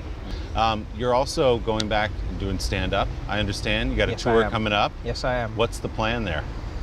Is there one yet? Yeah, there is. There is. I'm excited, man. This has been the longest period since I've started stand-up that I haven't done stand-up. You know, and so I actually was going to wait a little bit longer, and then I did a show with Dave Chappelle and Chris Rock and Michelle Wolf at the Stand in New York. It was a surprise show. Dave Chappelle said, come and watch a show. And then he tricked me, and the next thing I was on stage. And he was like, why aren't you on stage? And I said, I don't actually know. I'm waiting. He said, man, it's time. Let's go. And what I realized even in that moment when I was on the stage, I didn't have anything prepared for that moment. I didn't have an idea. But you know what? It felt like home. And I could feel the audience was starting to learn how to be an audience again. We were all experiencing this thing together. And that's why for myself, comedy is something I can never let die. Because how many times in life are we going to experience, or how many times have we taken for granted a space where hundreds or even thousands of people can come together for the purpose of laughing, Willie. Laughing, having a good time, enjoying themselves. Not there to fight, not there to argue about which team should win or shouldn't win, not there to cheer about politics, but just to laugh. Man, I didn't appreciate it as much as I do now. I've always loved it. But post-pandemic, I appreciate it more than ever before. And so I'm getting back on the road. I'm excited to be doing shows again. I'm getting ready. I've got my show and I'm preparing things. It'll be a little bit of what's happened, a little bit of nothing, which is great. I'll be telling jokes about, I don't know, 16th century England, you know? I'll be glad Topical stuff. Yeah, I'll be glad to take a break from politics. That's what I miss about stand-up as well, you know? I used to do shows where like, I would have like people who would be like, I'm Republican. People would even say, I don't like your politics, but I like your comedy. And I was like, well, come to my comedy then. Come to the show. Good enough for me, right? Hey man, we're human beings at the end of the day. We're gonna have to live in the same world. So if we can't find spaces and places where we can interact with each other, then we're doomed. Yeah, and you've also got the film coming up, Born a Crime, which I was looking back, that book, sitting on the New York Times bestseller list, literally for years. You never could have imagined, could you, when you said, I'm just gonna sit down and tell my story, here it is, that it became this phenomenon? No. I told a story and I shared an experience. I shared a story of a mother and her son, and I shared a story of a country coming out of one of the craziest periods in human history, which was apartheid, and trying to establish itself as a democracy. I honestly did not think in any way, shape or form this would become what it is today. You know, I didn't think people would be still reading the book years later. It would still be on the New York Times bestsellers list. You know, it would be the #1 Audible book of all time. I didn't think that. I didn't think kids would be learning it in school. And now your mother must be pleased that Lupita's playing her. What's interesting, so my mom doesn't care for celebrity at all. She doesn't keep up with it. She doesn't know anything about it at all. She was just happy when she saw the picture. My mom doesn't know who Lupita is. But she was just like, because my mom hears about things from people in the street, which is hilarious for me. So someone will come up to her in the street and be like, wow, you're going to be in a movie. And my mom's like, what? Why? In a movie? Where? Where am I in a movie? And then she'll phone me and be like, you put me in a movie. And I'm like, no, you're not going to be in the movie. I'm making a movie about our book and our life. And she's like, oh, okay. And so I'm like, someone's going to be acting you. And she goes, who? And I go like, oh, Lupita Nyong'o. And she's like, who's that? I'm like, okay, I'm going to send you a picture, and this is her. And I sent her, and she's like, oh, okay, no, I'm very happy. I'm happy that it's an African woman because I'm an African woman. And I was like, did you think I was going to ask Julia Roberts to play you? Like, what? Where does this come from? But my mom is just like, man, she's just simple and living her life. That's awesome. That is incredible. But what about for you personally, to walk into the building with a billboard in New York City on the side, given where you've come from, everybody's read the story in your book, do you ever stop yourself and go, wow, I can't believe how this has turned out? Here's the truth of it. The truth is, it's a gift and a curse. Everything in life, I think, has its gifts and its curses. On the one hand, obviously, coming from a life where sometimes in my family, we didn't know if we would have food on a day, to live the life I'm living today, I'm like, man, I can't believe this is insane. You know, I can order a mains and a starter if I want. That's one of the biggest things where I go, I've made it. I'm not even lying. I look at the menu and I go, I have both. And I really still go, man, I'm blessed. I'm really blessed. And then there are times when I see a billboard or I see a poster and I'm like, that's me. That's insane. That is me. I can't believe how far I've come, and I'm happy because I've brought my family with me, and I've brought my friends and my community, and I've been able to help people because of that. That's a gift. The curse is the fact that you have a billboard. You know what I mean? Like, people take this for granted. If I'm in let's say I'm in like I'm in a line somewhere and something goes wrong, someone spills something on me, someone kicks me, whatever, I can't just be like, bah! You've just got to breathe. Because if you're not careful, someone's going to take a video and be like, Trevor losing his cool. But we should all be allowed to lose our cool, Willie. Yes. But I because if I'm not careful, then the thing. So it comes with its curses. Yes. You know, because I think you lose a little bit of the way you would live if you weren't like surveilled. Of course. You know? Like, you get to the point now when you eat, you're like, is someone taking a picture of this moment? This is how I eat. Small bites, nothing too big. This is how I eat. Because you know the one time you're like, that's the picture. They go, you get what I'm saying? Oh yeah, of course. It's one of those things. Stay connected and stream the news you need with Xfinity X5. Our top story is unfolding right now. The fast speed you depend on and a reliable connection for all your devices, whenever and however you watch with Xfinity X5. For breaking news in our changing world, download the NBC News app. Some experts say that this bill still isn't enough. Do you accept that criticism? There's been a ton of confusion from the CDC. Can we try to clear some of this up? Is America safer today with the Taliban in charge of Afghanistan? If it's Sunday, it's Meet the Press. The Meet the Press Chuck Todd Cast. Free wherever you get your podcasts. Let's go.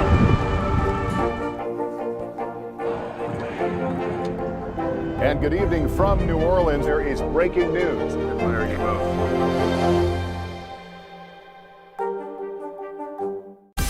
Make the most of your day with Today in 30. We give you a mix of everything you love about our show in a mere 30 minutes. Watch Today in 30 on your schedule, streaming every day on Today All Day. Stay connected and stream the news you need with Xfinity X5. Our top story is unfolding right now. The fast speed you depend on and a reliable connection for all your devices, whenever and however you watch with Xfinity X5. Today is now a podcast, available every morning. Listen wherever you get your podcasts. We were talking about George Floyd and how you handled that situation. You were out on hiatus when he was murdered, right, 2 Mays ago. What were those couple of weeks or those days like for you as it sort of stewed in your mind and you figured out how to handle it? When George Floyd was murdered and when we started to witness America in one of the most tumultuous periods we've ever seen, I was actually grateful for the fact that I wasn't on air, because I now didn't have to react to what was happening, but I could observe. I could listen to people. I could see what was happening. The biggest emotion I had was sadness. You know, I see a lot of people now who try and create a martyr out of George Floyd, and they go like, man, what George Floyd did and what. No, George Floyd did nothing. What was done to him? You know, he didn't choose to be a martyr, nor did he want to be, nor should he have been. And so when I was experiencing this, as many other people were, you're asking so many questions about life. Why is it so hard for us to have honest conversations about policing in America? You know? Why is it hard for us to connect as human beings in and around a life that was lost? You know, why does it have to feel like acknowledging the lives of those that were lost means you have to diminish those of police officers? Why is all of this happening? Why are people failing to see the humanity in others? You know, and so in that period, that was the one thing that I kept on thinking was, do you understand what level a community has to get to the point where they're marching in the streets and protest? Do you understand what level people have to get to be there? And so for myself, I felt like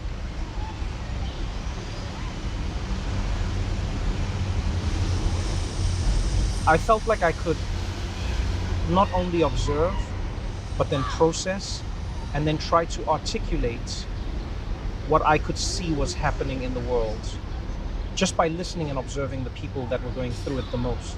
I've got to ask you about your collection of hoodies. Every night, go in there, there's some different color or rainbow, whatever it is. How many hoodies do you have? Everyone asks me this and I'm afraid to count, because I think what happened is, so first, to understand the hoodies, you have to understand life. I'm at home. I don't know when I'm going back out into the world. Hoodies are what I wear at home. Sure. I love hoodies. Yeah. This is just my life, okay? Yeah. I'm gonna be making a show from home. It's like I'm not gonna wear a suit. I'm at home. Right. I don't want to feel like I'm at home. Right. We're all in sweatpants on our Zooms, etc., etc. That's why I dressed the way that I did. Then I was like, man, I'm running out of hoodies because I thought it was gonna be 21 days. Right. So I had to buy a few more hoodies, and then I had to get a few more hoodies, and then I had to get. The next thing I know, there's just hoodies. There's just hoodies everywhere, Willie. There's hoodies in every nook and cranny of my cupboard. There's just hoodies everywhere. We're showing up Everywhere. But in many ways, the hoodie has become, the uniform that I don for this period of time. It's become, it's become my little safety blanket. It's become my thing where I get into a mindset. I go, okay, it's time now. Go and do this thing. You put it on, and it's how I've created a sense of normalcy in a world that is completely abnormal right now. And so that's really all it is me going, okay, how do I get to, just step into the zone? What's that moment where I go, okay, I'm doing this now? And that's what that's become. It's become my ritual. It's become my non-spoken conversation with the audience. We're still in hoodie land right now as people. And I can't wait for the day when we're not. Well, that's coming pretty soon, but your audience may be disappointed if you come out in a suit now. They want to see those hoodies. Maybe, you never know. Maybe I'll do hoodies on Tuesdays and suits on Wednesdays. That's what I mean about I'm not going back, I'm only going forward. There you go, Hoodie Tuesdays. You never know. Thanks, man. Say today all day, I don't know about you, but I love pecan pie. But why is it we only get to eat them on Thanksgiving? Well, Samantha and her baking buddy, Chef Samantha, have reimagined the classic holiday pie for any time of the year. Sama is serving up vegan mini pecan pies that make a perfect sweet snack. And then Samantha makes a stunning maple nut tart that is truly a work of art. It's all coming up next on #Cooking. So we're just stirring. Oh gosh, Cooking. Sama, it smells so good already. Doesn't it? Mm-hmm. Don't you want this in a candle? I do. Sama's gonna start making I'm candles. gonna start making pecan pie candles, baby.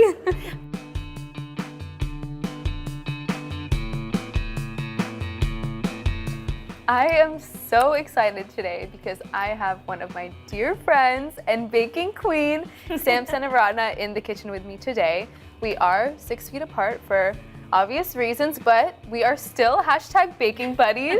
Absolutely. I am so lucky because Sam food styled my first cookbook and it just looked so beautiful. We really bonded on set and I'm just so excited to have her with me today. We are going to be making our own unique takes on a pecan pie. I am making my favorite mini vegan pecan pies and Sam is going to be making a more traditional, delicious, nutty tart. I'm so excited. So let's get into it. Let's do it. What are you gonna do first? Okay, so we all know this, that everything is a bit cuter when it's in mini form, right? So today I'm making my mini vegan pecan pies. I find that they're the perfect thing to eat and make when I'm craving a pecan pie, but I want something a little bit more bite-sized and shareable. So the first thing that we're gonna do is make my filling.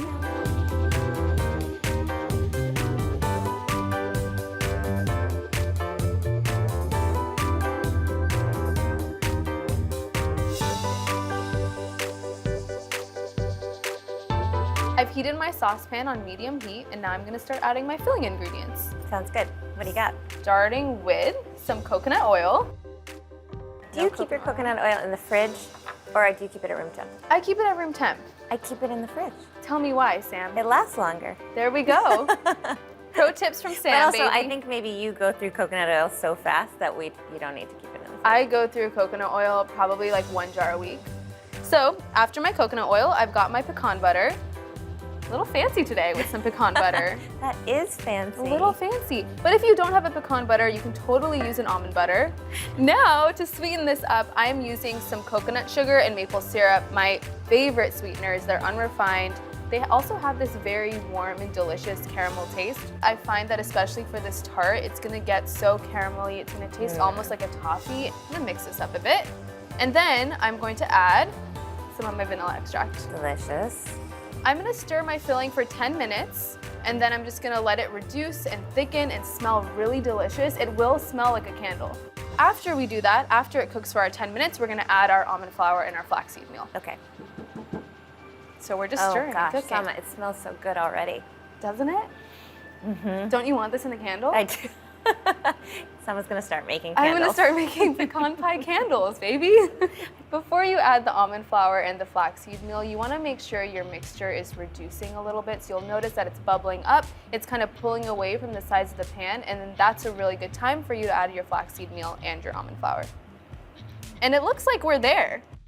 I'm using an almond flour here just to thicken up the mixture a little bit. And I'm also gonna use some ground flaxseed, otherwise known as flaxseed meal. Do you use this when you I make do your cook? sometimes. I have a dear friend that's vegan, so I try to use flaxseed for her egg replacements. Flaxseed meal adds some fiber, and we love a fiber moment here. We're stirring this up so the mixture gets nice and thick. The almond flour and the flaxseed meal are really what's gonna help us get it there. Does it smell good? It smells so good. You all wish you were here. You wish you were here to smell this. But you're gonna make it at home, so it's gonna be great. Yeah, you are gonna make it at home. Please? You'll love it. Finally, for my filling, I'm gonna add my crushed pecans. You can just crush them with your hands, super easy.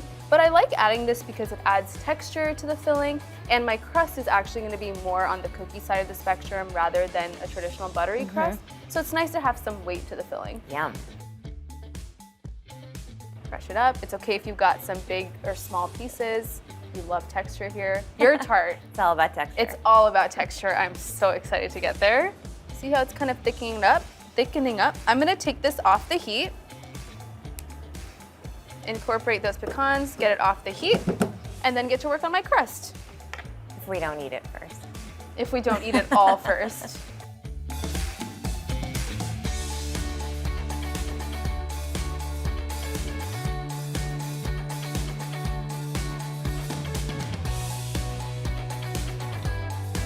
So I'm actually gonna use flax eggs to help bind the crust. I know flax eggs don't sound very glamorous, but they are super important in vegan and plant-based cooking. So I'm using 2 flax eggs here, which means I'm gonna use 2 tablespoons of ground flaxseed meal, and I'm gonna add 5 tablespoons of water to it. Make sure you give it a nice stir. I'm gonna let my flax eggs hang out. They can just take a chill pill. And now we can work on the rest of my crust ingredients. Yum. Sam's excited. Okay, so I've got my melted and cooled coconut oil and my almond butter here. That's gonna serve as a nice base for my crust. I'm gonna add my almond butter first into my bowl. I'm using a creamy almond butter here. So I want it to be super basic, kind of a nice cookie crust. Now I'm gonna add my melted and cooled coconut oil. This is gonna be like my butter for the crust. It's gonna be really delicious and rich. I'm gonna whisk this together so it becomes nice and smooth. And then, to sweeten this crust up, I'm gonna add my favorite, coconut sugar. This is gonna complement the coconut sugar that's in my filling too. So good. Now I've combined my almond butter, my coconut oil, and my coconut sugar. At this point, our flax egg should be nice and thick. As you can see, pretty gelatinous. I know that's also not a cute word, but it's true. It's gonna help us bind. Can I see some? Yes. So you can see how it's kind of thick. Look at that. So fast. Sort of like a gel. Yeah. So it's gonna be nice because this is what's gonna help bind our crust instead of an egg. For my dry ingredients, you know how I said it's gonna be sort of like a cookie, cakey crust? The almond flour is really what's gonna help it get there. And I'm using almond flour and coconut flour, which I like to do in tandem because coconut flour is so absorbent, almond flour is so dense, so I find it makes a really nice pairing. Smart. Whisk that up nicely. And here's where it gets fun, Sam. We get to combine our wet and dry ingredients. I'm gonna just put this straight into here. It smells so good. Already. Right? It really Already? does. Sometimes I find that this needs a little bit of help to come together, which is why I prepared. Got some almond milk. You can use any non-dairy milk you want, but it's just gonna help the crust become nice and smooth.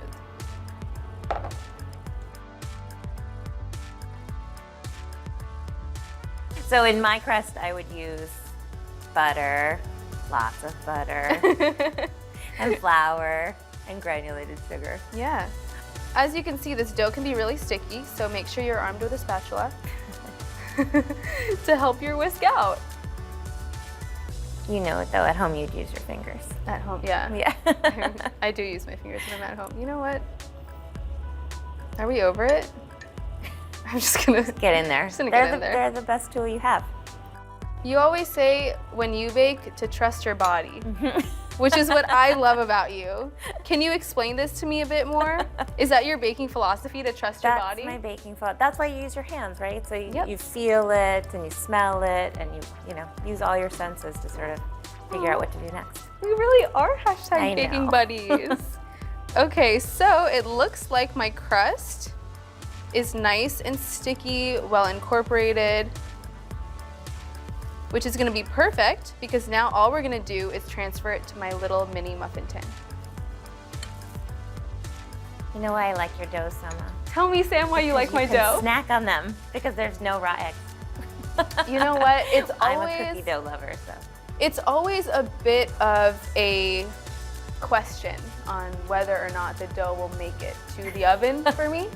So now I've added my crust into my little mini muffin tin. All I'm gonna do is use my finger or my knuckle to create a little bed for my filling to sit snugly on top of, like so. And it's really easy and fun too. You just mold it to the sides of the little mini muffin tin. We're using a little mini cookie scoop to control how much dough we add into the pan so that it's nice and even. I wish I could help you. I know, I miss you so much. Oh, I forgot to mention, I did grease this pan with coconut oil, and you want to make sure you do that. Super important because you don't want the pies to stick to the pan. That would be really sad. That would be so sad. Now that all of my little cute mini crusts are done, I'm gonna add the filling. Just gonna move this bowl aside. As you can see, this filling has just gotten so thick and it's delicious and it's like a toffee. I'm gonna add it straight into my crust.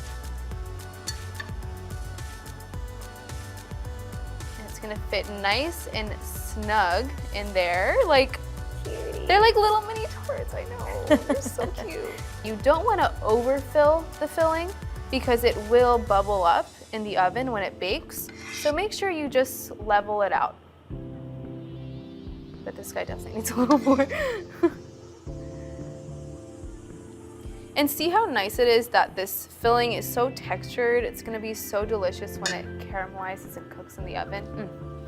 Finally, just for aesthetics, I'm gonna add a pecan on top of each of these, just to finish it off. Great. I can't wait for you to try this, Sam. My little cute vegan mini pecan pies are done, so now they're ready for a little journey in the oven, going in at 350 degrees for about 20 minutes.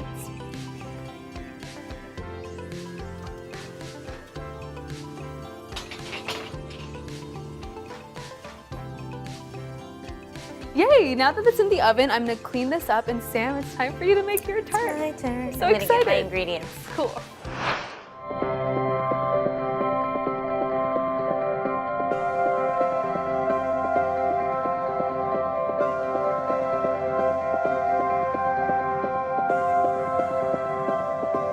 Stay connected and stream the news you need with Xfinity X5. Our top story is unfolding right now. The fast speed you depend on and a reliable connection for all your devices, whenever and however you watch with Xfinity X5. Good morning, everybody. Welcome to Today. Future's looking bright. Are you ready? We're going to do our part to spread the word on the importance of vaccines, so crucial for reopening America. A big day around here, a very special naturalization ceremony. Many of them doctors, nurses, other essential workers. If you are a nurse, thank you. Spring has sprung, guys, and we want to fill this season with some fun and surprises. Yes. This is the face of excitement. Celebrating Earth Day. Let's change the world. Love it! Stay connected and stream the news you need with Xfinity X5. Our top story is unfolding right now. The fast speed you depend on and a reliable connection for all your devices, whenever and however you watch with Xfinity X5. Some experts say that this bill still isn't enough. You accept that criticism? There's been a ton of confusion from the CDC. Can we try to clear some of this up? Is America safer today with the Taliban in charge of Afghanistan? If it's Sunday, it's Meet the Press. Good morning. Welcome to Today. Nice to have you with us. We wanted to surprise Ellie and make her wish come true. What do you think about coming to visit us? Yes. There's only one thing that people are saying. You are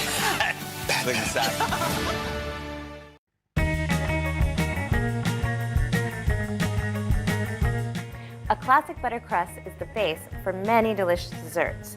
It takes a bit of practice to master, but it's worth it. I'm going to show you how to make it.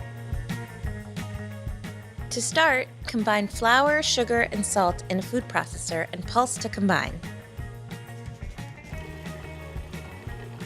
Now, add the cold butter and pulse until the mixture resembles a coarse meal.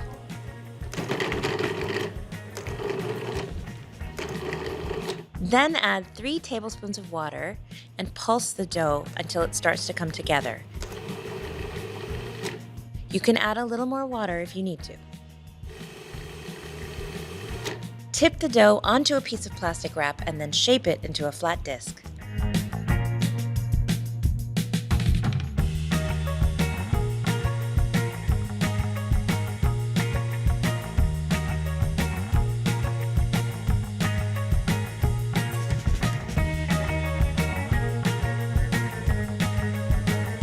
Pop this disc into the fridge and let it chill for at least 1 hour or up to 2 days. On a lightly floured surface, roll the dough into a 10-inch circle.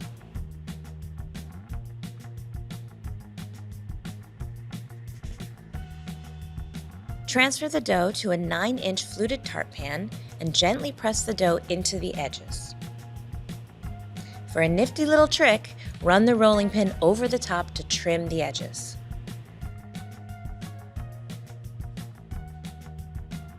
Pop the tart shell into the freezer for 15 minutes. Before baking the tart, line the frozen dough with parchment paper and fill the inside with pie weights. This step will help our crust keep its gorgeous shape. Bake the shell at 375 for 15 minutes. Remove the weights from the tart shell and bake again until lightly golden, another 10 to 15 minutes. Now your beautiful crust is ready to be filled.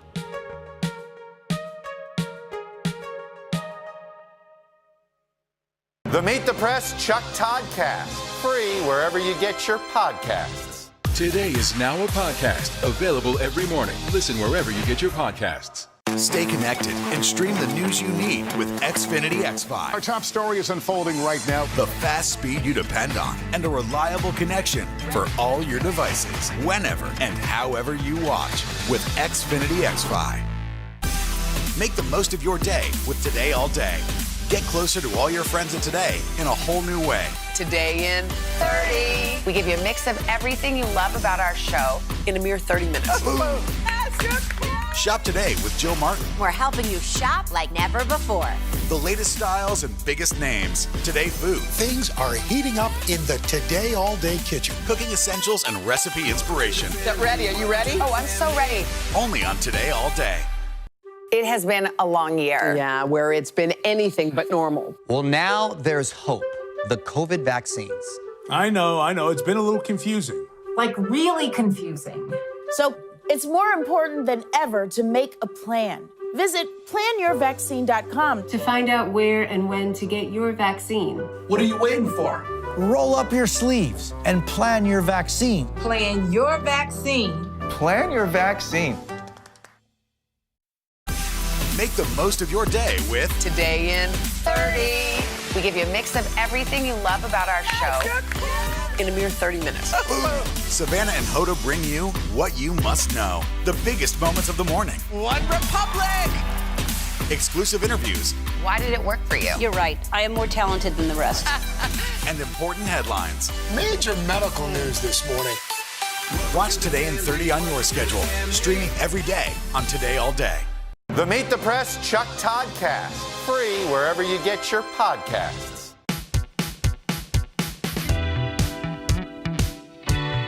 Okay, Sam, you're making this delicious nut tart. I need all of the details. How did you come up with it? Well, it's based on a classic pecan pie, but I developed this recipe for my dad because he is a lover of nuts. He loves nuts more than anyone in the world, and every time I go to visit him, he wants me to bring something nut related. So that's how this came about. Cute.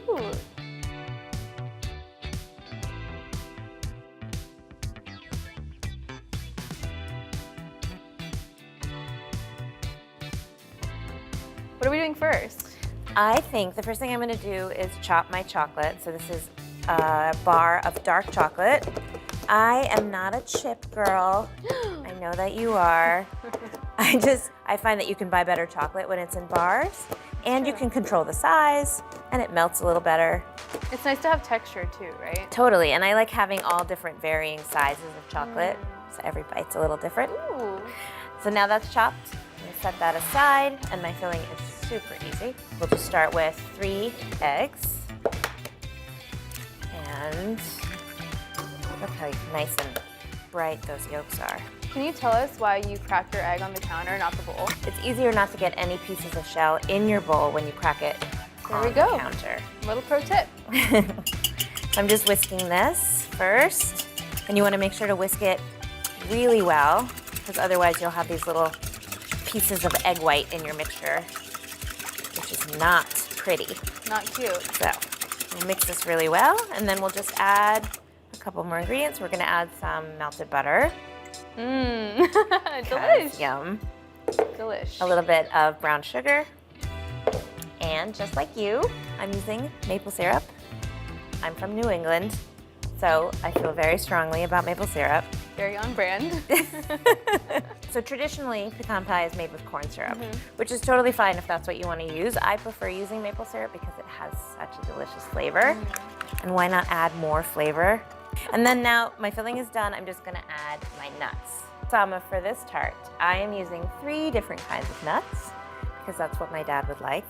I'm using pecans, walnuts, and hazelnuts. You could use any mix of nuts that you want. I'm also keeping them whole. I'm not chopping them because number 1, I'm lazy.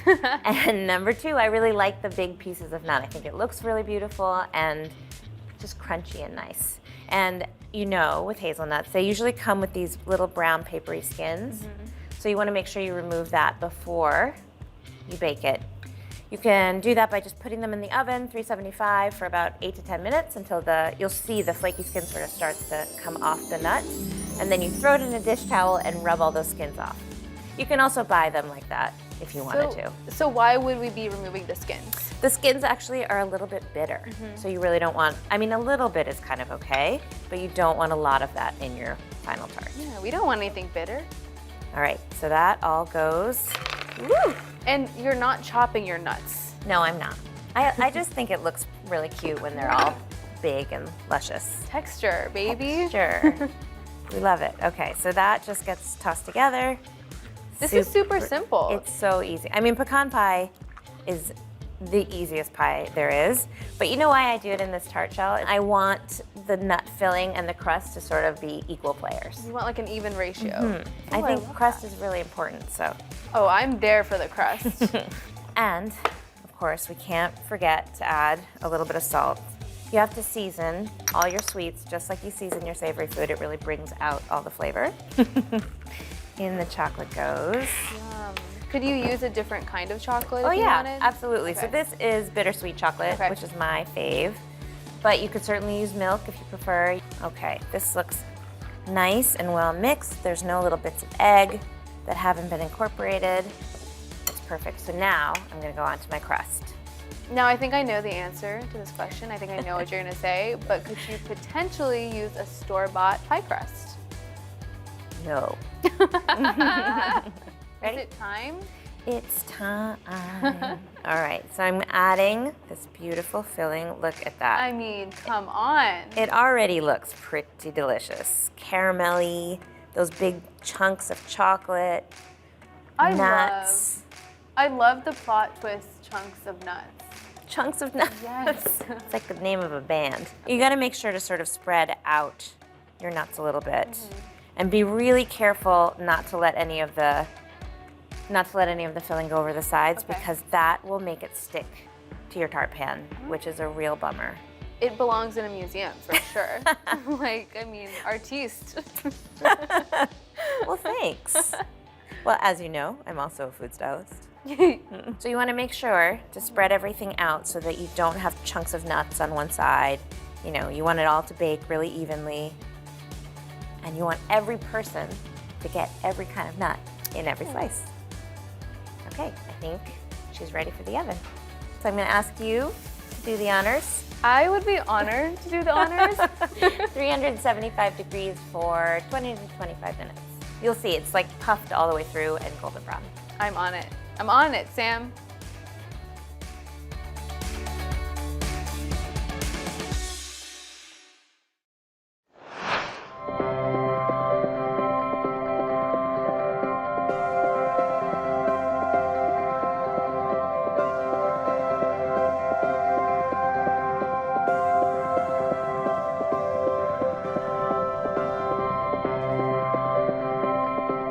For breaking news in our changing world, download the NBC News app.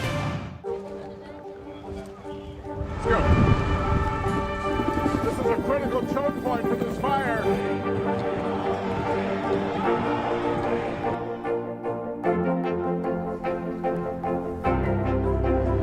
And good evening from New Orleans. Nice to really spend some time with you. Appreciate it.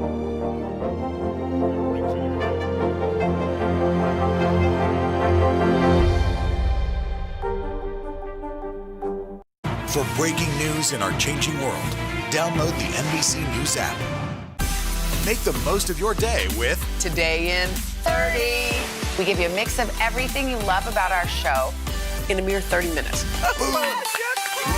Watch Today in 30 on your schedule, streaming every day on Today All Day. Today is now a podcast, available every morning. Listen wherever you get your podcasts. The Meet the Press Chuck Toddcast, free wherever you get your podcasts. Let's go.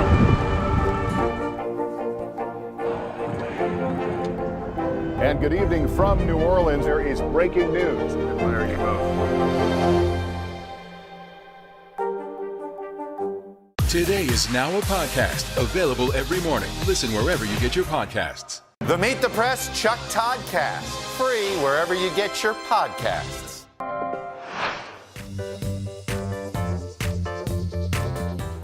Sam, this kitchen smells amazing. Incredible. So good. We made it. We took the journey. I'm so excited to try this. Tell me, how would I serve this? Right, you gotta get it out of that pan first. So I have a little trick to show you. Yay. You need a big can. Okay. And then you're gonna pick it up and put it on top of the can. And if everything works according to plan, the sides will just fall off. I'm stressed. Okay. Okay. We can do it. All right. So I'm gonna put it on top of the can. With the can in the center.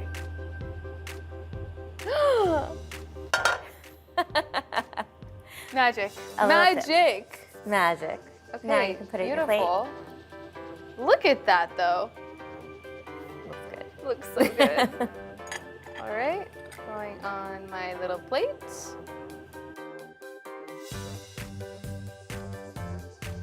Okay. I hope you like Moment of truth, Sam. I mean, It's kind of like a cookie now that I'm looking at it. the Met called. It wants your tart. You're cute. Delicious. See, look at all of those whole nuts. I feel like it makes it look so pretty. So cool. It's very nut forward. Nut forward. Okay. It's my turn, Sama. Yay. Oh, these look so cute. They come out so cleanly. Yay. They're so, this would be such a good little party snack. They're Look how cute mini, they are. bite size. So, you know. You know what, I'm really into this beautiful caramelized moment, as you would say. Oh, it's a caramelized moment. Okay, I'm gonna pick one that has like all that yummy. I wanna see what it looks inside. Look at that. That looks good, Sama. Thank you. Yum. I hope you like it.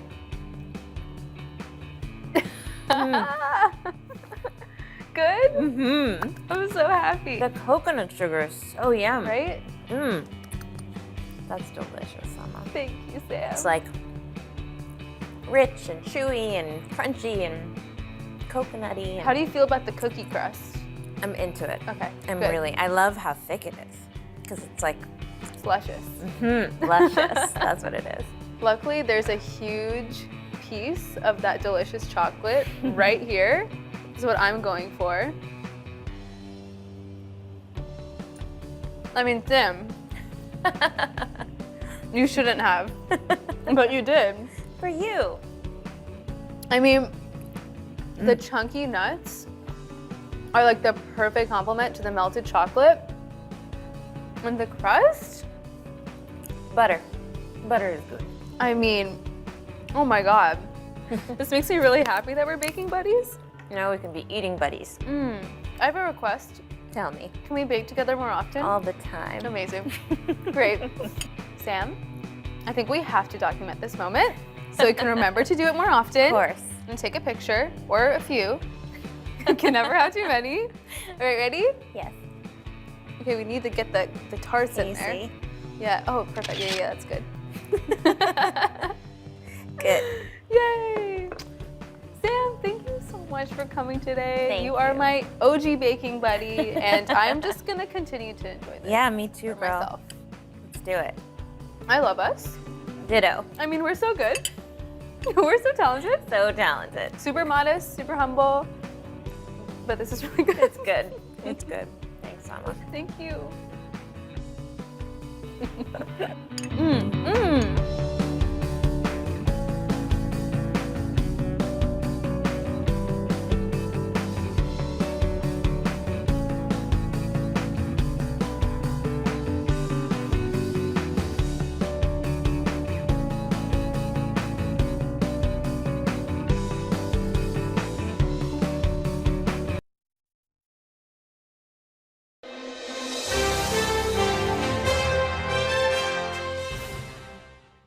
Women learn rules from women's magazines. I can't make a move without consulting Family Circle or Harper's Bazaar. Otherwise, I'd have no idea what shade of red drives a man crazy. Little hint, it's the one with the least amount of fabric involved.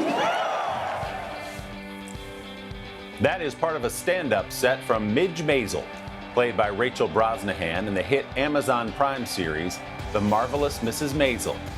Brosnahan's performance in that role has earned the 30-year-old an Emmy Award and 2 Golden Globes for Best Actress in a Comedy. Born in Milwaukee and raised outside of Chicago, Brosnahan's professional life has been rooted in New York City, which serves as the setting for Mrs. Maisel. Rachel and I got together on a recent snowy day in New York for a safely distanced Sunday sit-down and something new for a pair of New Yorkers, a sightseeing tour through the city on a double-decker bus. I'm so excited. Got room for 2 more? All right. I feel like we're in a movie. Is it snowing? How romantic. This is magical. Wow.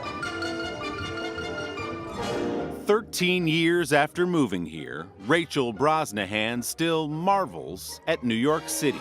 You sort of give off New York. Do you feel like you're a New Yorker? Thank you. My understanding is that the mark from New Yorkers is 10 years, but not one day sooner. This is my tour of New York's Upper West Side. Cafe Lala with the big scaffolding. Boy, we got here fast, didn't we? Yep. Got the It's You've that Got very Mail energy. Hardcore, you've got mail energy. Yeah. That's what I dreamed New York was like. You know, Right. sitting by windows, drinking Right. coffee, and Right. looking out on the Upper West Side. Yeah. Most of New York, it turns out, isn't like that, but No. It's a little harder to live here than they tell you about in the movies. Or on television. The New York of the 1950s glitters in The Marvelous Mrs. Maisel, the Emmy-winning Amazon series starring Brosnahan as a down-and-out housewife who finds a funny way of landing on her feet. She's 21 and dumb as a Brillo pad. And I'm not naive. I know that men like stupid girls, right? But Providing a colorful antidote to these gloomy times. Right before we sat down, we literally had the tape measure out so we could have 7 full feet between us. 7. I mean, overachieving. I appreciate that. Yeah, for you, we added the extra foot. thanks, pal. Is it gratifying in some way to know how many people have been watching The Marvelous Mrs. Maisel during this time? Yeah, it's been so nice to hear that it made people laugh. The character at the center is someone who leads with hope and joy. I'm grateful to have been able to be a part of something that helps people escape for a minute. Something happened tonight. You'll work out with Cal where you're gonna go. Who the hell is Cal? Where is Eddie? Now, Brosnahan is escaping into a different, darker era, the 1970s, for the new Amazon crime thriller, I'm Your Woman.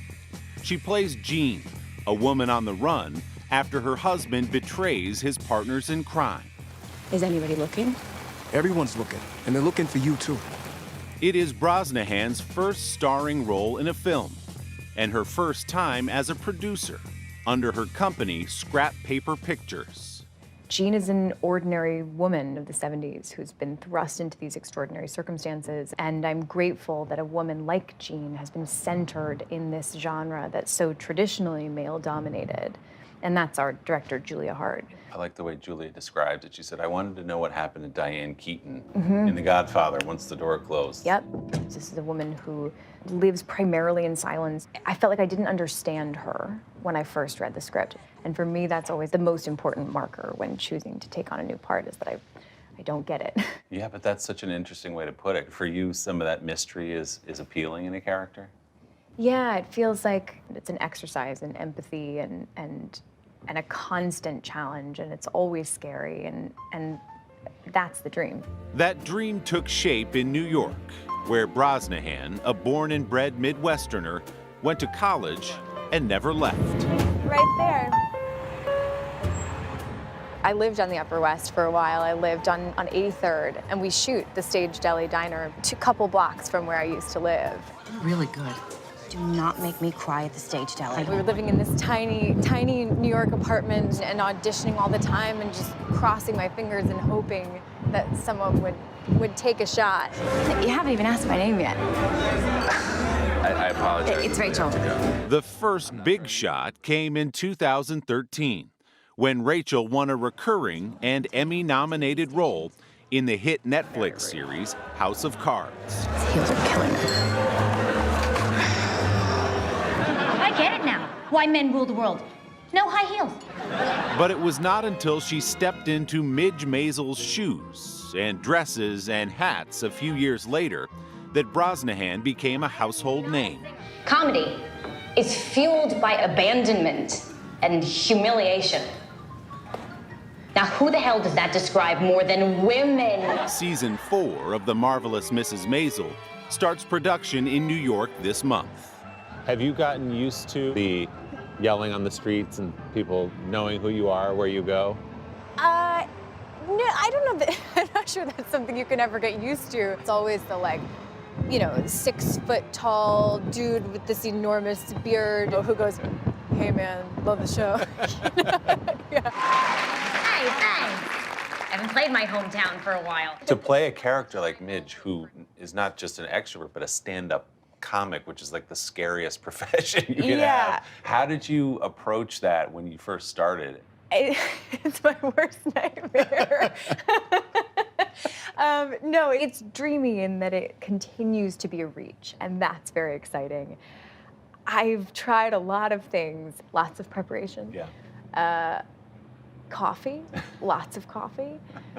Power posing in the mirror. I've actually tried it. Oh, What yeah. is that? I've never done that. Oh, you just stand with your feet firmly planted on the ground and put your hands on your hips and hold your head up high and just hope that it comes to you. Hope the confidence comes.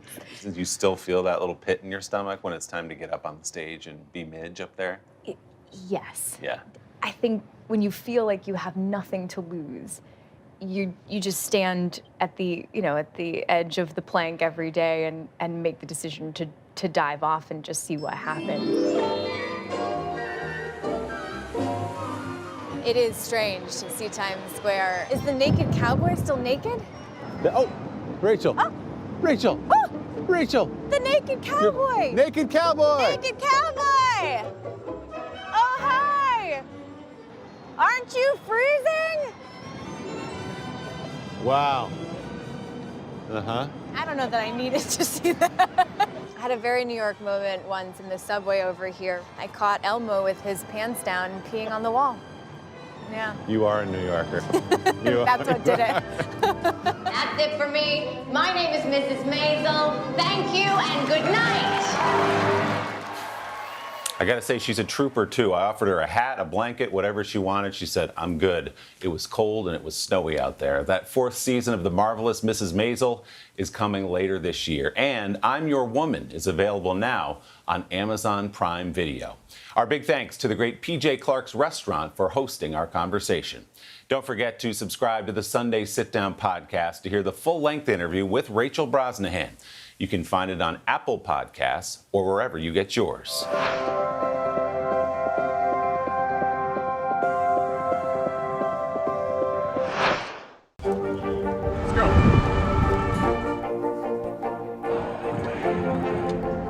And good evening from New Orleans. There is breaking news. There you go.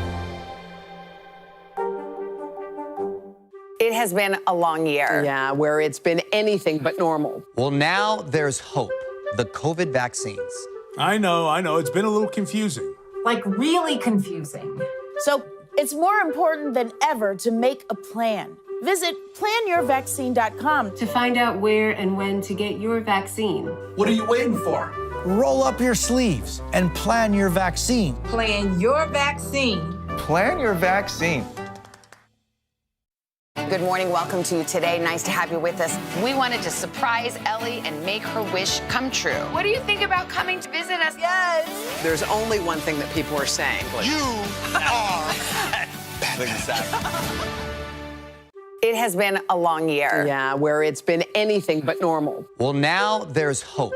The COVID vaccines. I know. It's been a little confusing. Like really confusing. So it's more important than ever to make a plan. Visit planyourvaccine.com to find out where and when to get your vaccine. What are you waiting for? Roll up your sleeves and plan your vaccine. Plan your vaccine. Plan your vaccine. Midge is a woman who is reinventing herself at a time in her life when she didn't think she would need to keep reinventing herself. She's finding her voice in a brand new way. Everything is new. She's discovering who she is and what she wants, and she wears a lot of fantastic hats while she does it. Abe is, he's a guy who has high standards and high expectations. So he lives in, just a steady state of disappointment and frustration. And but he's a guy who's like his daughter. He's a bit of a fighter, and I think they're kind of cut from the same cloth in a way. For sure. Yeah. And he's just he's a man. He's just a man of his time. It's late 1950s from season 3, 1960, and he's struggling with a sort of cultural shift in his family. So he's a man in crisis right now. Oh man, I love Midge's first day of work. I love the moment where she tells Abe that she's going to work for the first time, and he the job at B. Altman. The job at B. Altman. Oh, yeah, love that. And he's trying to make sure that she has all her ducks in a row, and she's very excited to prove to him just how in a row all of her ducks are. You got a job. Yes, You have no resume. they hired me anyway. Do you know how to type? I don't need to. Okay. I love everything in the Catskills. Welcome back to Steiner Mountain Resort. You're home away from home. Hi, Polly. The Catskills is home for Midge. She's been going there her entire life, and it was nice to see a different, slightly more relaxed side of Midge. Yeah, I think my favorite scene to shoot from the first 2 seasons, and there were many, many great moments, but I think the first moment that Abe sees Midge on stage when she's performing. And this boy, he was my papa.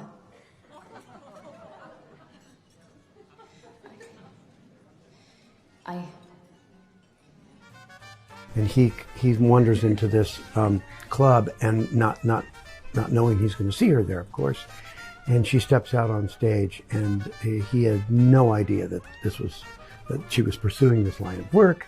And she starts talking. She sees him and gets nervous, and shooting that It's scene an was understatement. fascinating. Well, it was your performance in that scene is just, I just think it's stunning. The material was beautiful, but the way Rachel had to kind of have a foot in both worlds that's connected to her father and trying to do her act at the same time.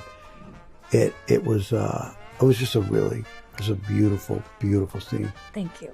It was kind of amazing for us to shoot because I've been doing stand-up alone, really, for Susie, I guess, for the first 2 seasons. And that was the first time, I guess Joel saw part of that one set, but it really felt like the first time anyone else had ever been let into that world. And I was so nervous to do that for you. Yeah, that was a big moment for, I think, for both of these characters in season 2. Midge and Abe's father-daughter relationship is an evolving one. Amy Sherman-Palladino, who created the show, always said to me that Midge is the kind of woman who aspires to be exactly like her mother. If all of her dreams came true, she would move a couple floors up in the same apartment building and grow into her mother's dresses and have exactly the same kind of life that she had. And when everything explodes, I think she begins to realize that she actually has more in common with her father than she thought. And I think he begins to realize that too. They have a totally different relationship post Joel than they did before. Right. And I think even though it seems like Abe and Midge are that there's tension and in their relationship, and there's somewhat take an adversarial stance. I think there's a real mutual respect. Yeah. He is disappointed and shattered that her marriage has dissolved, but on the other hand, he feels a sense of pride that she's an advocate for herself and that she's standing up for herself and that she has enough feeling of self-worth that she's not just going to succumb to the whims of her husband, her ex-husband. One of my favorite Midge quotes is during season 2 when she's talking about where comedy comes from and why women are great comics despite the fact that some men seem to think otherwise. And she talks about how comedy is fueled by oppression and lack of power and humiliation and sadness and disappointment, and then goes on to say, by those standards, only women should be funny. Now think about this. Comedy is fueled by oppression, by the lack of power, by sadness and disappointment, by abandonment and humiliation. Now, who the hell does that describe more than women? It's one of my favorite lines in the whole series. What about you? I just keep going back to that one scene. I think it was in season 1. Yeah. When you've moved back into our apartment, but you've been sort of staying out late, and Rose and I are sitting up, waiting up for you. Yeah. And I say, your mother's been in the bathroom throwing up. Your mother vomited. I did not vomit. Well, she did something in the bathroom that took a very long time, and she did not come out looking happy. We were shooting this late at night after a long day, and I kept. It was definitely you. I kept cracking up. I think it took about an hour and a half to shoot. But Tony's such a 2 consummate lines. professional that you kept cracking up really in a very small way. So Tony would go, But then I think I did your one mother take. vomited. I think I did one take without cracking up, and then you And then I cracked laughed. up, and then I cracked I up. know. Touchdown every morning, 10 times, not just now and then. Yeah, the romper scene was, I just sort of took it in stride. I thought, this is an unusual getup, but I just committed to the whole exercise routine. But the response has been just unbelible. What have people said? Everyone talks about that romper as if, it's... I know Maren suggested yesterday that I do like a workout tape. Abe's Romper Workout. Oh my God, please. You know, and put it on Amazon. I'm begging you. You know, and I thought that's a kind of a good idea. I'll just make up a bunch of random stretches. But it has to be to the chicken song. To the chicken song, of course.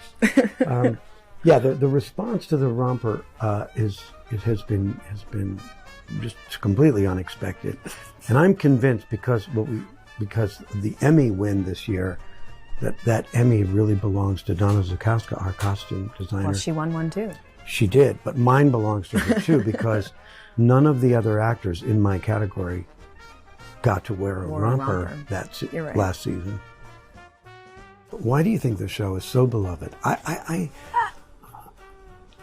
I think it has something to do with it, you know, where it sort of takes us out of the present time. It's kind of it's refreshing. It's a bit of a respite from the stresses of the current period that we're in. Yeah, it's colorful and it's bright. hopeful and you get invested in the characters and the relationships and the family, and it's funny. I hope so. It feels like there's something in it for everyone, which has been cool. I never could have expected to hear from so many different people, from so many different backgrounds, from different parts of the country and different parts of the world, who all have completely different ways in. For some people, it's that Midge is a woman who is not apologizing for following a new dream and for being exactly who she is. And for some people, it's the family element, the relationship with the parents. Some people have had similar experiences to the one that Midge had with Joel, where their husbands or boyfriends or fiancés have left unexpectedly and they found themselves lost. Some people just love the costumes. There's a nostalgia for the time period. And the cars. Yeah. It's been really cool to hear from so many different people why they like it. But we don't know what the secret sauce is. Yeah, really. No one knows what it is. But on paper, you would think that this kind of material would just be sort of for a somewhat narrow demographic. Yeah. And yet the opposite has occurred, and it's just a broad range of fans. Yeah. It's really satisfying. The Meet the Press Chuck Toddcast, free wherever you get your podcasts. Let's go. This is a critical choke point for this fire.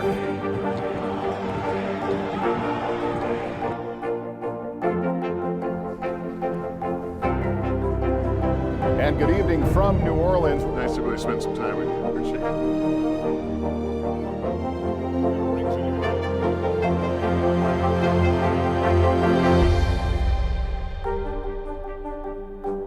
Good morning, everybody. Welcome to Today. Future's looking bright. Are you ready? We're going to do our part to spread the word on the importance of vaccines, so crucial for reopening America. A big day around here, a very special naturalization ceremony. Many of them doctors, nurses, other essential workers. If you are a nurse, thank you. Spring has sprung, guys, and we want to fill this season with some fun and surprises. Yes. This is the face of excitement. Celebrating Earth Day. Let's change the world. Love it! It has been a long year. Yeah, where it's been anything but normal. Well, now there's hope. The COVID vaccines. I know. It's been a little confusing. Like really confusing. So it's more important than ever to make a plan. Visit planyourvaccine.com to find out where and when to get your vaccine. What are you waiting for? Roll up your sleeves and plan your vaccine. Plan your vaccine. Plan your vaccine. Today is now a podcast, available every morning. Listen wherever you get your podcasts. Stay connected and stream the news you need with Xfinity X5. Our top story is unfolding right now. The fast speed you depend on and a reliable connection for all your devices, whenever and however you watch with Xfinity X5. Today is now a podcast, available every morning. Listen wherever you get your podcasts. In The Marvelous Mrs. Maisel, Rachel Brosnahan stars as the feisty and talented housewife who takes a gamble as a stand-up comedian when her marriage falls apart. So the Amazon comedy set in New York in the late 50s is a huge hit. We're talking about 8 Emmy Awards right out of the gate. Now it's the eagerly awaited season 2, and the family is struggling with new decisions. Take a look. Don't think about it. I've been thinking about it since dinner yesterday. We've been without food for 24 hours. Some people never have anything but bread soaked in water. Oh, that sounds delicious. for the sin which we committed before you under Notice your kid's been stuffing candy bars in his face the entire ceremony. His face is covered in chocolate. He looks like Al Jolson. Be quiet. We are in temple. That's right, and everyone can see that we're talking because these seats are fabulous. Only they were edible. Did you see Mara Weinstock? 6 rows back. Oh, you got to get on this train if you're not already on it. Rachel Brosnahan, Tony Shalhoub, Baron Hinkle, Alex Borstein, Michael Zegan, and Kevin Pollak. Welcome, guys. Thank you. Wait a minute. Season 2's already off and running. I can't help but think of that Emmy night. I actually went and rewatched it, you guys. It was the night where you guys swept, cleaned up, won 8 Emmys. Will you just take us back to that moment for 1 second, Rachel? You won 1, Alex, you won 1, the show won, you won a ton of them. What did it feel like in that moment? It was a complete whirlwind. I didn't know that we were that early in the show either, so it was suddenly like, I turned, by the time I got up there, everyone was gone. You were backstage, Amy was gone, I sort of said hi to Tony and went up and blacked out. Were you shocked about just how much people have fallen in love with this show? It's interesting. It's an interesting time for the world to embrace a lot of Jewish people. We'll just live there for a Yeah. minute. And when I was looking at the faces of the rest of the people in the audience, and I think this is catching on. And Tony, you two actually have shot several scenes, not just around here, but you've gone to the Catskills, you've gone to Paris.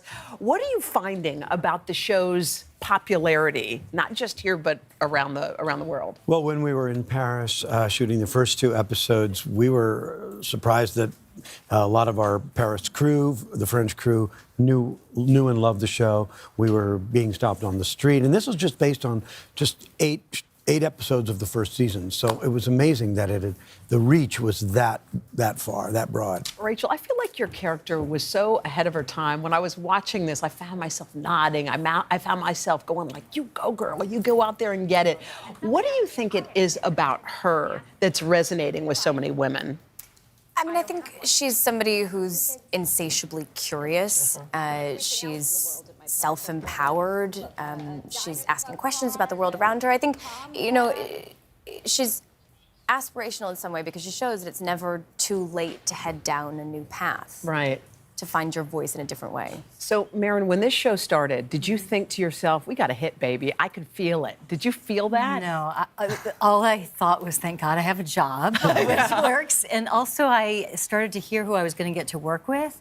And the idea that I could be this one's wife and this one's mom and to work with these people. And I honestly, you're just so honored to have a job. But then when you get to hear that you work with Amy and Dan, you just kind of go, thank you. Talk about the chemistry is undeniable on the show. I don't know if it's you guys, if it's the writing. What is going on? Are you guys all right off script? It's definitely us. Is it all, it's all you? The writing is pretty damn good. But what is, I mean, because I guess at the Emmys you guys said we already shot season 2 and we kind of already miss each other. Describe what this camaraderie is like. I think we spend a lot of time, even at work, reminding each other, this is amazing, right? Yeah. This is crazy.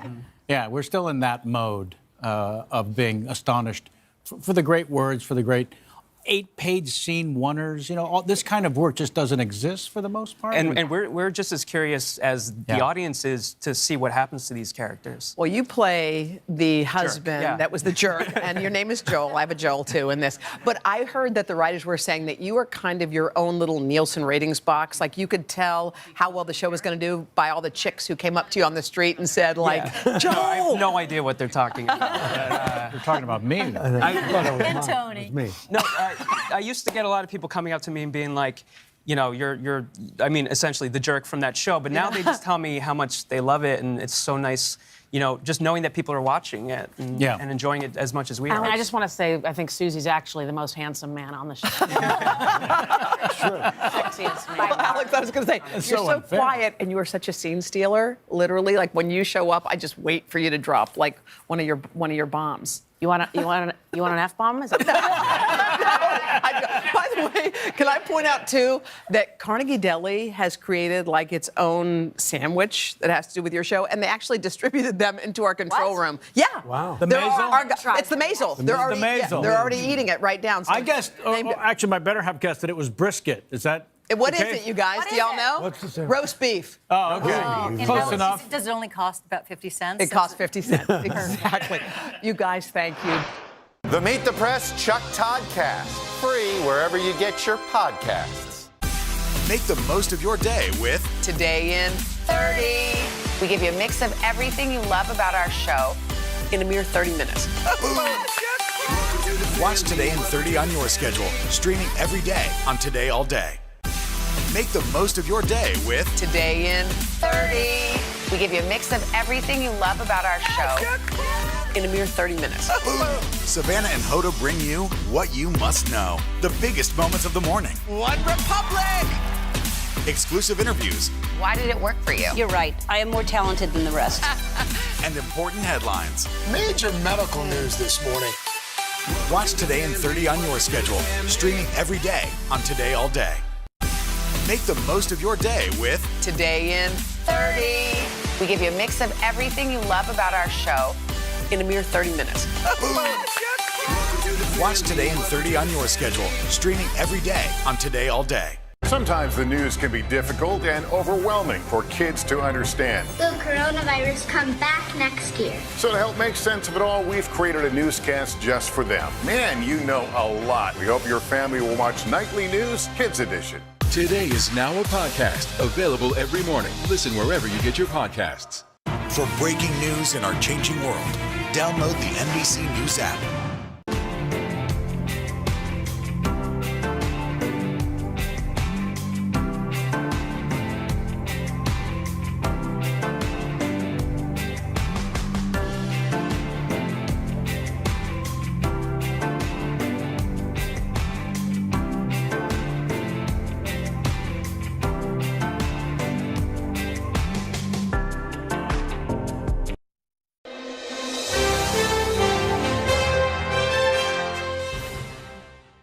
Hello and welcome to Consumer Confidential on Today All Day. I'm NBC News investigative and consumer correspondent Vicki Nguyen.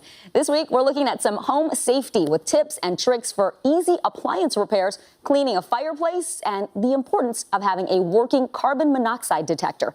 Plus, what you need to know before renting a home share. All that and more coming up on Today All Day. A private island in Indonesia? You can rent it on Airbnb. Or how about this Irish castle, listed here on Vrbo? In the month of September alone, there were nearly 5 million homes rented on just those two sites. Even Marriott, the largest hotel chain, can't ignore the trend, now offering select homes and villas for rent. One of the biggest perks of using a home share, the ability to rent something you might not otherwise get to experience. Take, for example, this beautiful home here on Nantucket Island in Massachusetts. We're in a 6-bedroom home. It rents for $25,000 a week, but hang on, it sleeps 14 people. So if you do the math, that actually works out to $255 per night per person, a similar price to what you'd pay for a comparable hotel, but you get all of this shared space in an exclusive location.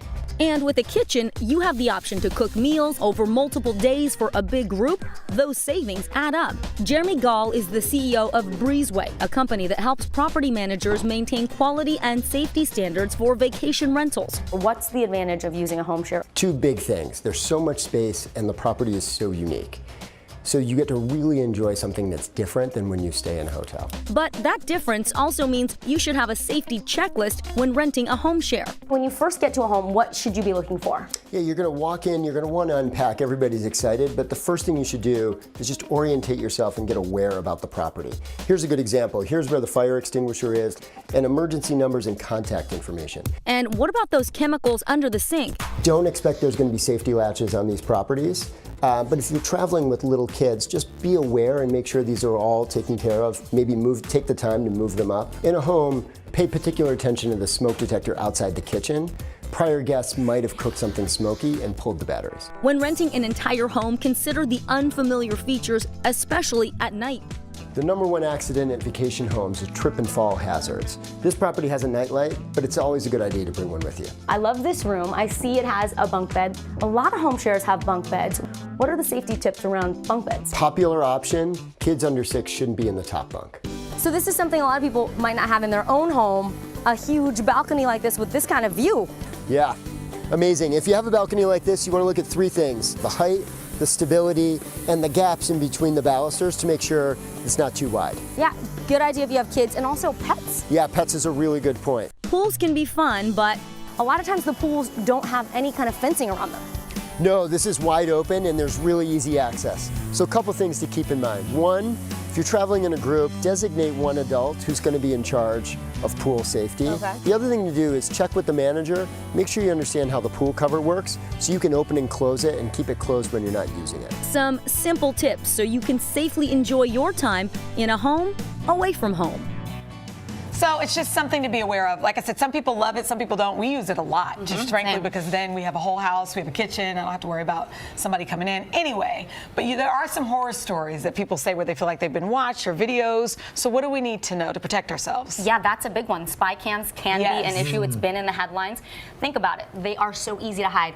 This right here is a spy cam. Wait, right there in this tissue box. Yeah, there you go. And I'm that's actually creepy. I can watch you live in real Is it time. through Elsa's eye? It's through Elsa's eye. Wow. Yeah. There you Let are. it go. Let it go. That is. Let it go. You know, it's creepy, but it's kind of cool. It is super cool. Wait, that right? is crazy. I mean, not for you know what I mean. But like if you're looking at, What else are those cameras? Technologically, it's cool. Yes, Dylan. Where That else do is they a hide smoke it? detector, an alarm clock. Those are both cameras. So these things are getting sneakier and sneakier, easier to hide. This is a camera? Yep. But is it for the homeowner to make sure their house isn't being used in a way, That's true. like, if it's just big parties for, underage kids? If that's the case, then you have to disclose it. Most of these rental sites make you say, hey, there's a camera in the front door, there's a camera in the living room. They shouldn't be in the bathroom, the bedroom, and that's why you need to check for things that are suspicious, like something plugged in an outlet in a bathroom or smoke detector over the toilet or the shower. Oh, well, What's now. it doing there? Yeah, Hey, now. that's a problem. Right? What if you get there and you saw these great pictures on the website, and then you get there and it's like, this looks nothing like what I paid for. Big problem. First thing, call the person that you're renting from, try to negotiate that refund. If not, bypass them, head straight to the website. But really, the most important thing, be proactive about it. Check to see if there's reviews. If there aren't very many, that's a red flag. Do a Google Street View, enter the address. If the exterior doesn't match what you're seeing in real time, that's a big red flag. Vicky Wynn, you always make us a little smarter. And when you said the Street View thing, I've been doing that from now on. It's a really good tip. And Craig wants to know, can you have the Elsa box? This is next level. It's all yours, Craig. How much does something like this cost? What is that? I'm going to get in. I'll check in on that and get back to you. Okay. We can get a little custom. Maybe we'll do a Minions one for you. Ooh, Craig's got a pants can. We'll be back, hopefully. Welcome back to the third hour today.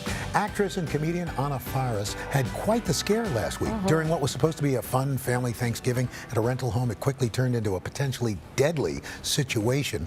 She writes on Twitter, I'm not quite sure how to express gratitude to the North Lake Tahoe Fire Department who were saved from carbon monoxide. It's a stupidly dramatic story, but I'm feeling very fortunate. What happened? Well, first of all, we have Vicky. That's right, our NBC News investigative and consumer correspondent Vicky Wynn to talk more about this. Good morning. Yeah, this is a scary one, especially this time of year. We're inside more, the windows are closed, and this really could happen to anyone at your home or even when you're on vacation. That's when you're vulnerable. What happened? So essentially, people in her group started to feel sick. A couple of them actually went to the hospital. They thought, oh, we're in Lake Tahoe. Maybe we're not used to the altitude. Turns out they were suffering from carbon monoxide poisoning. The emergency responders went back to the house, treated 2 more people at this Lake Tahoe rental. Beautiful. You saw the picture on Twitter, but maybe was sealed, didn't have a carbon monoxide alarm. Firefighters haven't said what the source of the carbon monoxide gas was, but they did say it was CO poisoning. And had they all just said, oh, you know what, we're going to sleep this off, that could have been a deadly situation. Why didn't they just sleep it off? Why did their symptoms how did their symptoms get bad enough that they decided they needed to call for help? Well, the symptoms are headache, dizziness, nausea. So they felt so bad. They felt like they had to go to the hospital, which is good that they didn't lie down and just say, oh, it's nothing, I'll just get over it. Would just lie down. A lot of people would, yeah, and absolutely. The results could have been a lot different. In fact, Anna's dad, Jack, in the North Tahoe Fire Public Information, had a lot to say about the scare. Take a look. We are grateful to be alive. We thought we just had the effects of being at high altitude, and it turned out that that was not the case. Had they just gone to sleep and hoped that they felt better in the morning, none of them would have woken up. Oh my gosh. Yeah. That is so scary. Strong words What are and some true. folks who are watching or listening, some things that they can do to make sure that this is not something that happens to them? Really important to just check on any gas-powered appliances in your house, whether that's your gas stove or your range. You don't want to be using your generator, exactly. You don't want to be using those without proper ventilation. This is another thing people do this time of year. You want to get in your car, warm it up before you head out. It's winter. get that garage door open, carbon monoxide gas builds up so quickly. And Dylan, I think you were talking about apartments, right? Like, Right, because I feel like a lot of I'm people not live in sure an if I apartment. have one, but I live in an apartment. I don't have a car connected to the house or anything. So is it a threat for people who live in an apartment too? It can be. Sometimes people use those space heaters to warm up a small space. If that is a gas-fueled space heater, then that can be an issue. Basically, carbon monoxide is produced anytime you burn a fuel. And this is the #1 thing, right? Yes, the carbon monoxide alarm. You can get this for under $30, $20, really, at any big box retailer. We picked one up at Duane Reade. Fire departments this time of year are also giving these things away free. So check with your local fire department if it's not something you can buy. And by the way, there is an expiration on these. Generally, 5 years is the efficacy of it, and then you have to replace them. That's a really good point, Alan. Also check the batteries. Twice a year, daylight savings. That's a good time to go for the smoke alarms and the carbon monoxide alarms. Thank you so much. I'm glad you talked about this. And we'll be right back.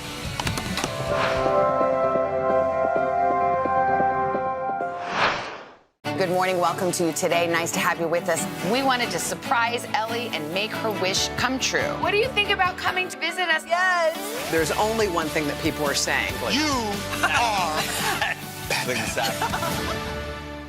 It has been a long year. Yeah, where it's been anything but normal. Well, now there's hope. The COVID vaccines. I know. It's been a little confusing. Like, really confusing. So it's more important than ever to make a plan. Visit planyourvaccine.com to find out where and when to get your vaccine. What are you waiting for? Roll up your sleeves and plan your vaccine. Plan your vaccine. Plan your vaccine. Today is now a podcast available every morning. Listen wherever you get your podcasts. Let's go.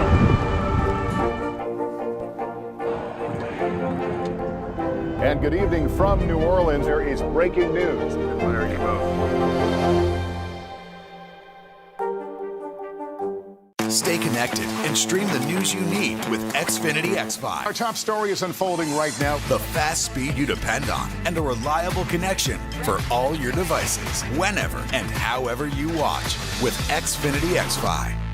Today is now a podcast available every morning. Listen wherever you get your podcasts. For breaking news in our changing world, download the NBC News app.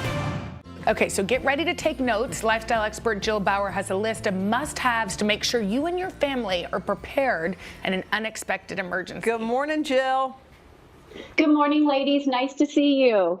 Okay, you're going to show us what we need in our home and in our cars, right?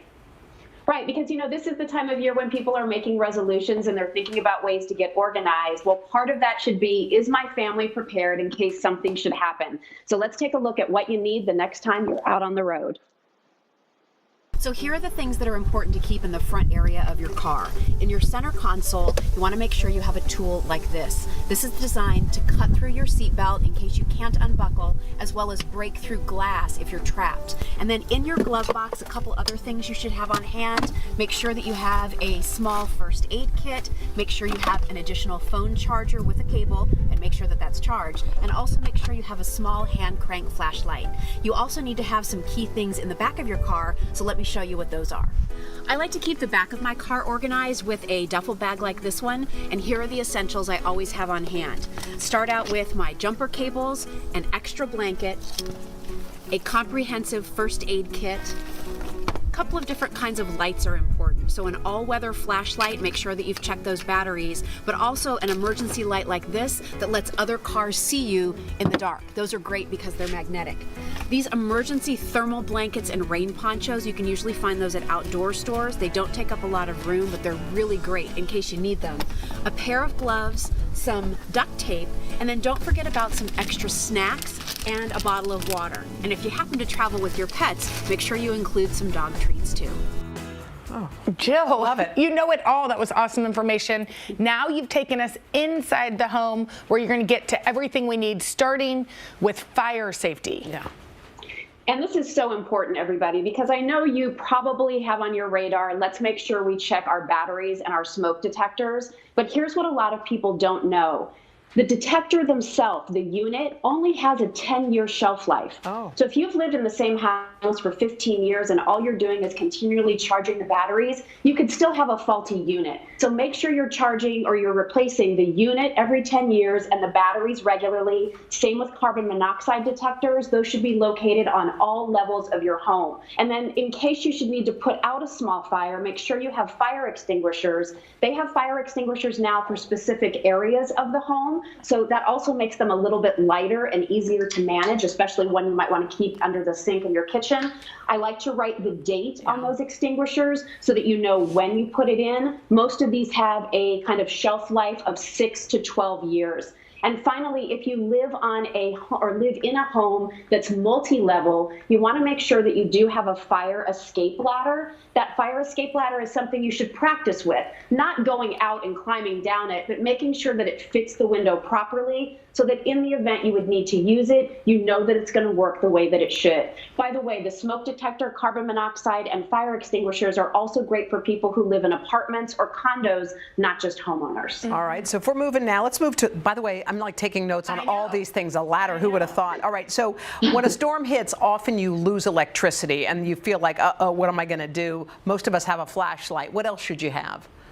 So these are basics, Hoda. You know, have a stockpile of extra batteries. Make sure you have some different types of lanterns and lamps. I like flameless candles. But check out this cool new innovative flashlight from GE. This is a regular flashlight that light bulb that you're going to put inside of your lamp, and you're going to use it like you use normal light bulbs. However, when the power goes out, it stays on, and you can even unscrew it from your lamp, turn it on, and use it as a handheld flashlight. That gets a 5-hour charge. They're LED bulbs, so they last for hundreds of hours of light.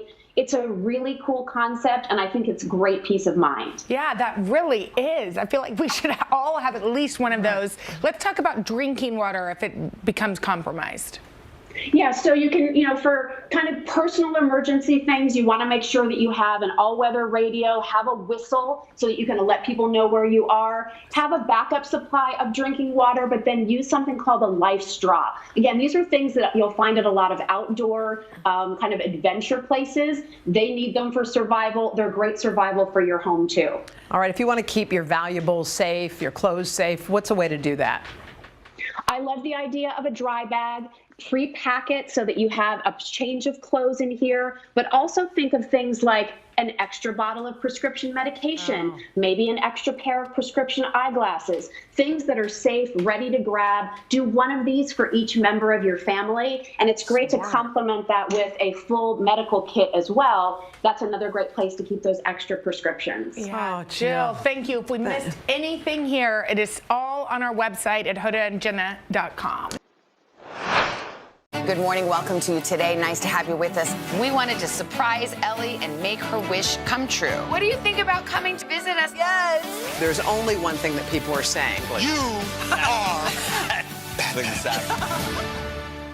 Good morning, everybody. Welcome to Today. Future's looking bright. Are you ready? We're going to do our part to spread the word on the importance of vaccines, so crucial for reopening America. A big day around here, a very special naturalization ceremony. Many of them doctors, nurses, other essential workers. If you are a nurse, thank you. Spring has sprung, guys, and we want to fill this season with some fun and surprises. Yes. This is the face of excitement. Celebrating Earth Day. Let's change the world. Love it! The Meet the Press Chuck Todd Cast. Free wherever you get your podcasts. It has been a long year. Yeah, where it's been anything but normal. Well, now there's hope. The COVID vaccines. I know. It's been a little confusing. Like really confusing. So it's more important than ever to make a plan. Visit planyourvaccine.com to find out where and when to get your vaccine. What are you waiting for? Roll up your sleeves and plan your vaccine. Plan your vaccine. Plan your vaccine. Make the most of your day with Today All Day. Get closer to all your friends at Today in a whole new way. Today in 30. We give you a mix of everything you love about our show in a mere 30 minutes. Shop today with Jill Martin. We're helping you shop like never before. The latest styles and biggest names. Today Food. Things are heating up in the Today All Day kitchen. Cooking essentials and recipe inspiration. Get ready. Are you ready? Oh, I'm so ready. Only on Today All Day. The Meet the Press Chuck Todd Cast. Free wherever you get your podcasts. For breaking news in our changing world, download the NBC News app.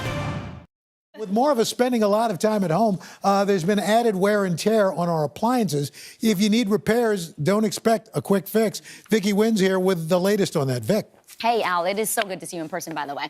Well, the requests for repairs are really coming in fast and furious across the country with backlogs for service calls at companies big and small. This morning, how you can make do while you wait and what you can do now, especially with the holidays right here, to check on your appliances before they stop working. Kylie Smith from New Jersey says when her refrigerator broke in early October, it was typical 2020. We noticed that our freezer wasn't freezing anymore. Once this happened, we said, of course this is going to happen. How are you managing then? We do have a second fridge out in the garage, but right now it's filled to the brim. We have 3 growing boys, so we need the space.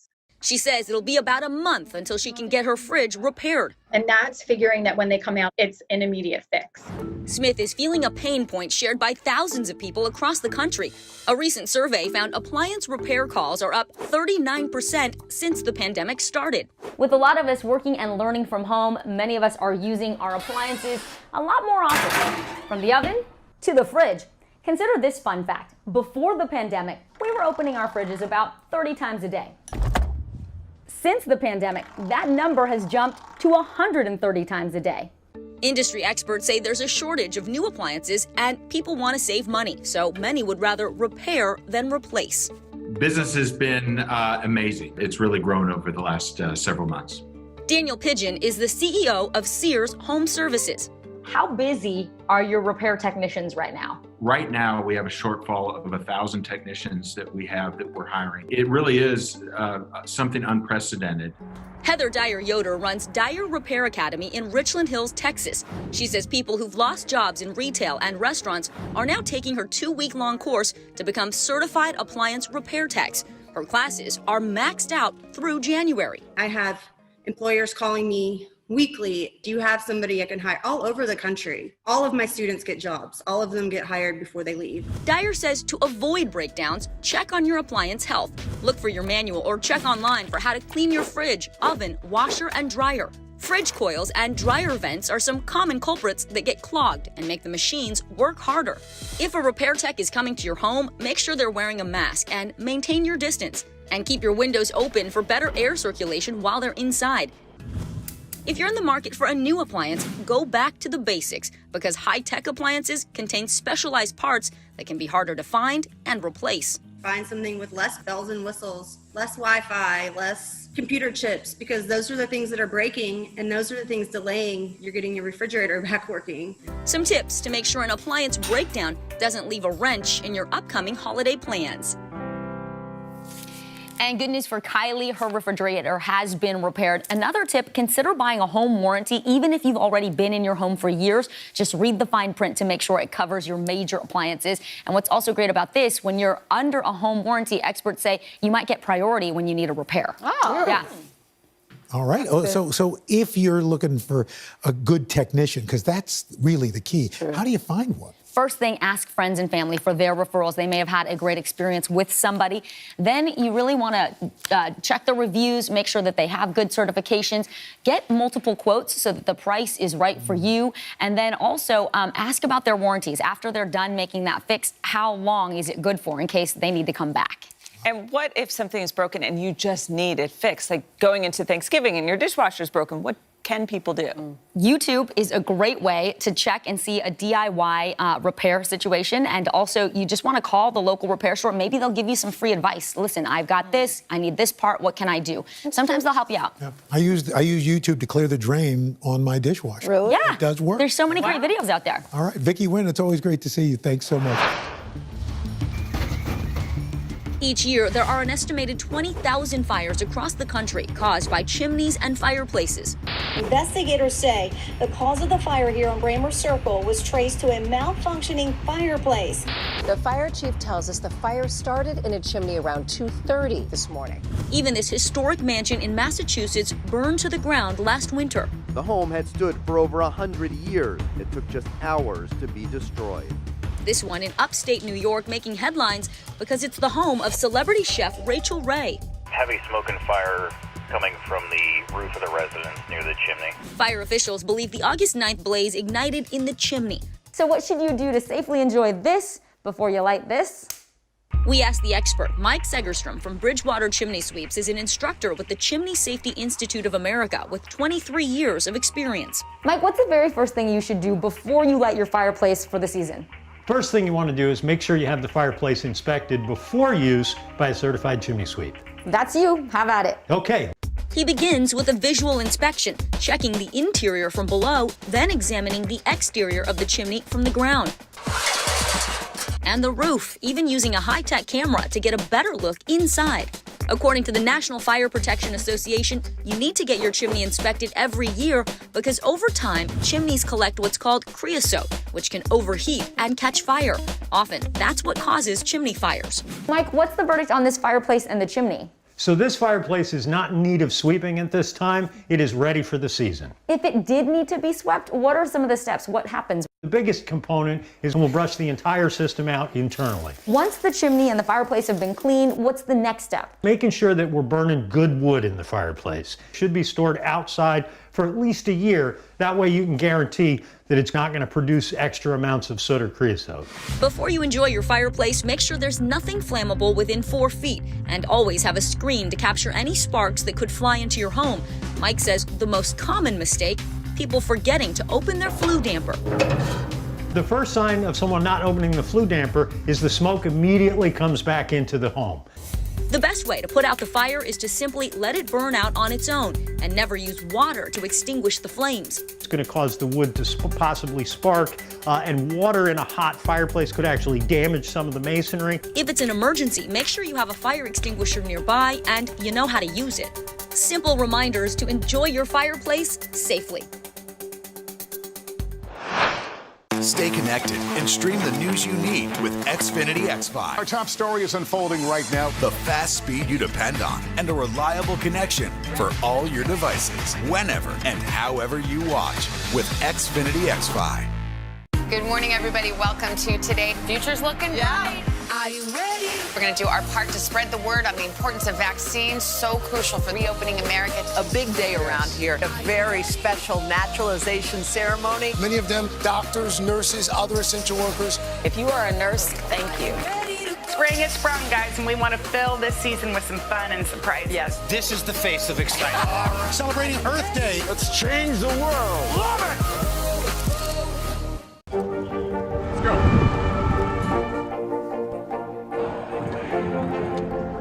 And good evening from New Orleans. There is breaking news. There you go.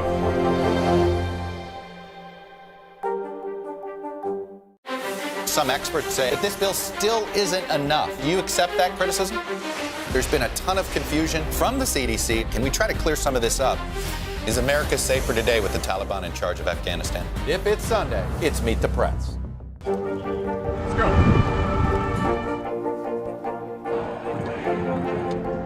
And good evening from New Orleans. There is breaking news. There you go.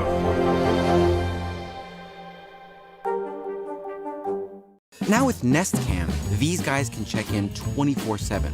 Hey, you little thief. The commercials are everywhere, so you can get an alert if someone's there who shouldn't be. The latest in smart home technology from companies like Nest and Ring, allowing you to see what's happening in and around your house and protect it in real time.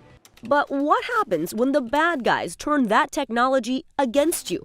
Across the country, hackers have gained access to those cameras and harassed families in their homes. In Seattle, in Florida, I'll leave you and your family alone, or I could do this. And in Mississippi, an 8-year-old girl terrorized. Who is that? I'm your best friend. You can do whatever you want right now. You can mess up your room, you can break your TV, So how easy is it for someone to hack into your home security system? To find out more, I'm here with Mark Spoonhour. He's the editor-in-chief of Tom's Guide. It's an online tech magazine. So tell me about this. How common of a problem is this, and how easy is it for hackers?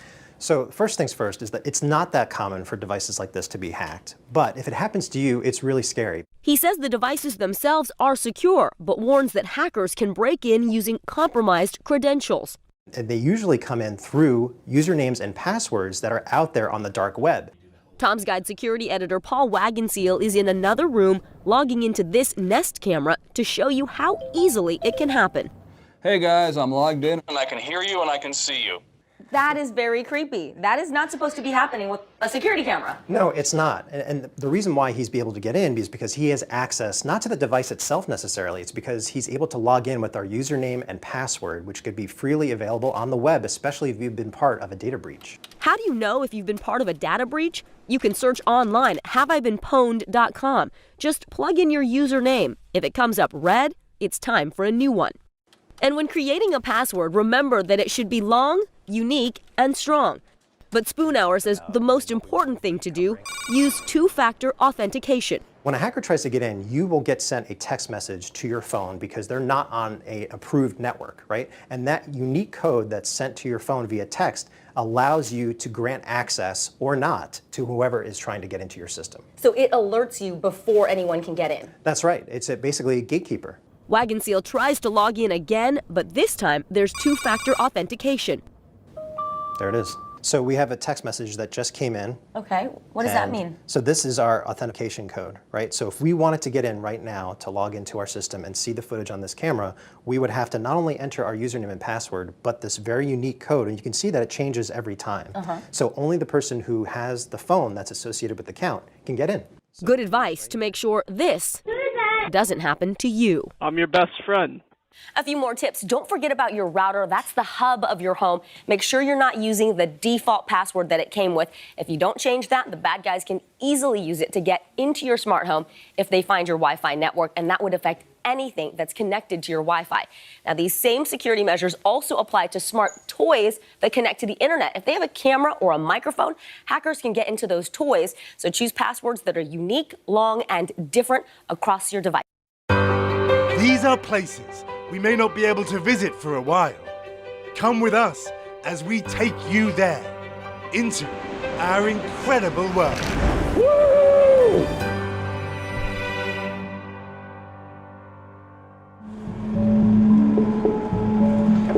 You'd be forgiven for wondering why anyone, after the horrors of the recent past, would journey through a vast, desolate forest to a kind of Armageddon. Perhaps it's to explore that as bad as things have been in this pandemic, they could be worse. Like here in Ukraine, at the epicenter of the world's worst nuclear accident, the deadly radioactive hot zone of Chernobyl. So my Geiger counter has started making a noise. Quite legitimately. That number's going up and up. Yeah, it should. We can't be here for long. We can't live here, I would say, but we can visit this area. My guide, Sergei Murney, and I make our way through the dense undergrowth. Then we find ourselves in Main Street of a once thriving village. It's like the clock's just stopped. It used to be the biggest village of the zoo, and we are in the middle of this village. This was the doctor's office.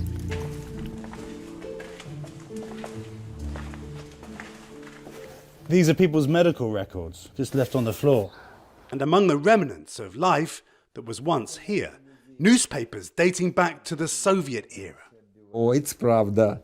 This is about the Soviet space program. Yeah. And this is the village shop. It says food stuff. No marketing was needed back then. It's the local store. Yeah, local village store.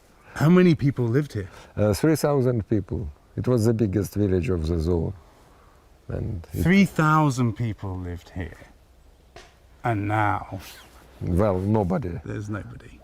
Sergei was here in the spring of 1986 when the deadly radioactive fallout fell from the sky.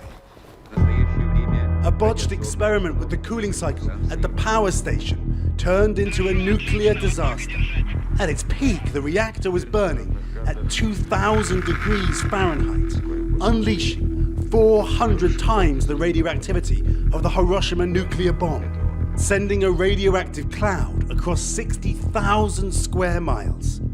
More than 300,000 people were evacuated. Like the children who used to attend this school. Everyday things, dolls, shoes, a bike, left behind in a hurry. Some are learning music. Strange to think that the little ones who were once here will now be middle-aged. It is eerily quiet. Give me your Geiger counter. But the radiation is everywhere. Here you see the edge of the roof where the rainfall drops down. And now if you measure the trace, you will see that it is much higher than It's going up, the numbers are going up. Yeah, exactly. During my work in the Chernobyl zone, and the radiation levels in the center, in the most contaminated areas, were exactly 1,000 times higher. Than this? Than this, yeah. Back in 1986, Sergei was one of the many military men sent here when the reactor blew up. He had been trained for nuclear war. His job at Chernobyl was to help clean up the radioactive waste, along with over 500,000 other men. So this is where it happened? Exactly. And you can see the turbine hall of the nuclear power plant. This is the roof of the third unit. Some of his colleagues doing the most dangerous job of all, clearing the fallout from the roof of the reactor. Those guys, they were allowed to work for a very, very short period of time. Look how quickly they run, because they have very limited time. They were incredibly brave. And all of us were crazy back then. When each day you go into this site, and this site, there were tens of thousands of people all around. You feel yourself just a small, live particle of this huge mess. And so it suppresses, the feeling of danger. Yeah, yes, but... Nuclear scientist Vladimir Bukharov was here too. He was ordered not to wear a face mask, he told us, so residents in nearby villages would not panic. You tested the soil, you tested debris, and there was a lot of radiation. Yes. A lot of radiation. It was everywhere, he says. Plane? Vladimir flew in a plane over the reactor to measure the strength of the radiation. You turn the plane quickly. Yes, the radiation was that high, even in the air, even a month later. The fallout was so deadly that contaminated aircraft, fire engines, and trucks used in the cleanup were abandoned in these vast vehicle graveyards. Dozens of workers and firemen died in the immediate aftermath. And estimates of the numbers who died from cancer and illness related to the accident range from thousands to nearly 1 million. Vladimir has battled various forms of cancer. His wife is a cancer survivor too. A lot of people you know have died of cancer. Not сразу, just, but after... Later.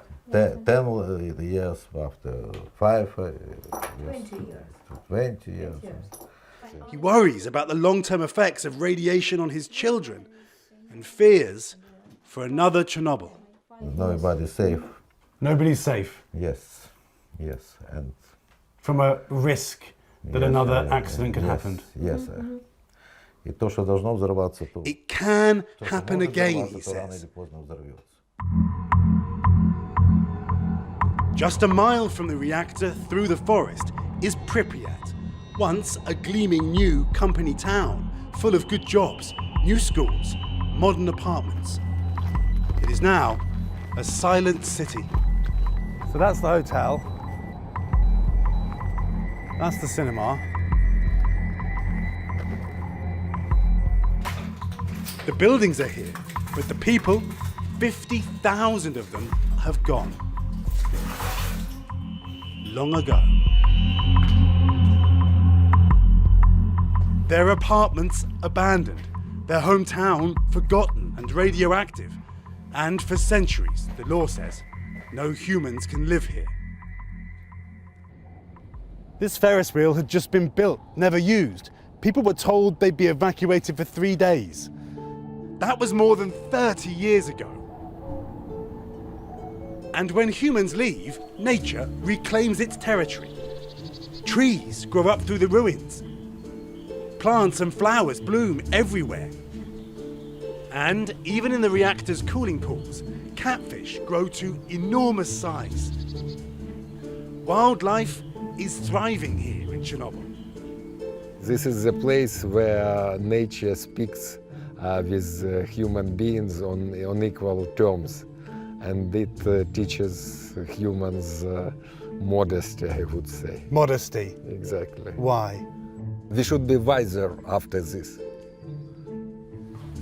As we leave, we are checked for radiation. Clear. We humans like to think we learn lessons, but that's not the lesson of the place we're going next. Japan's Fukushima, where you could say history repeated itself.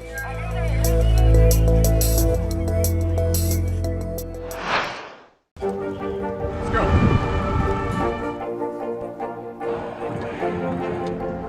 And good evening from New Orleans. There is breaking news. There you go. Today is now a podcast, available every morning. Listen wherever you get your podcasts. Good morning, everybody. Welcome to Today. Future's looking bright. Are you ready? We're going to do our part to spread the word on the importance of vaccines, so crucial for reopening America. A big day around here, a very special naturalization ceremony. Many of them doctors, nurses, other essential workers. If you are a nurse, thank you. Spring has sprung, guys, and we want to fill this season with some fun and surprise. Yes. This is the face of excitement. Celebrating Earth Day. Let's change the world. Love it! Make the most of your day with Today All Day.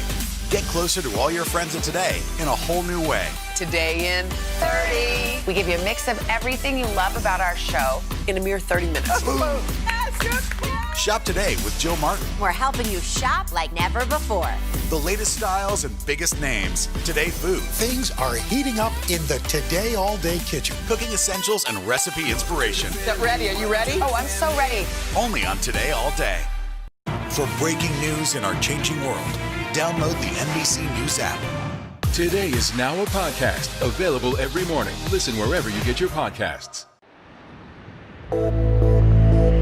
Along a coastal road is a lesson for us all. 25 years after Chernobyl, another nuclear disaster happened here, Fukushima. We're traveling to the heart of a place that visibly demonstrates we humans are entirely capable of making the same mistake twice.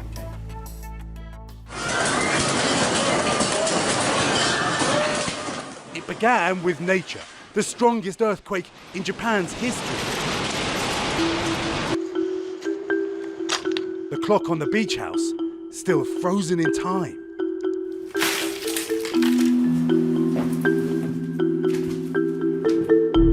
First, the earthquake struck. Then the tsunami submerged this third floor. Destruction doesn't describe it.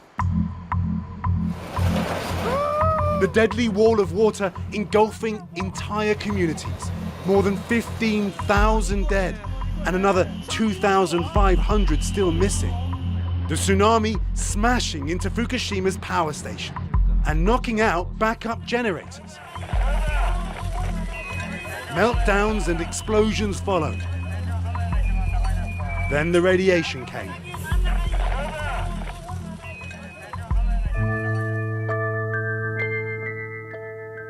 I thought someday it was going to happen, and then it happened.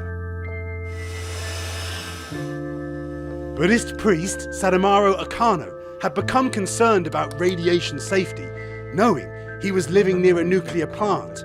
He installed a Geiger counter at his temple. Then his worst fears came true. How did you feel when you saw this? So scared. Because this is the first time to raising up the radiation levels. You'd never seen anything like this? Never ever seen this.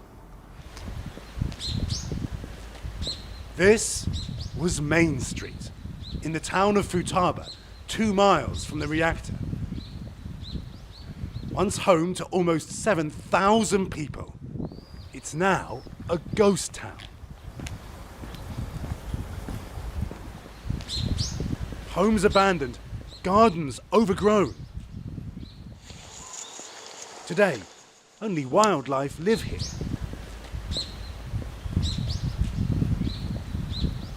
The danger is large areas of fields and forests haven't been decontaminated, like this. Our radiation monitor raises the alarm. Levels too high for people to inhabit this place. Former Futaba residents Anthony Ballard and Philip Jellyman have been coming back to the exclusion zone with special permission. Taking pictures.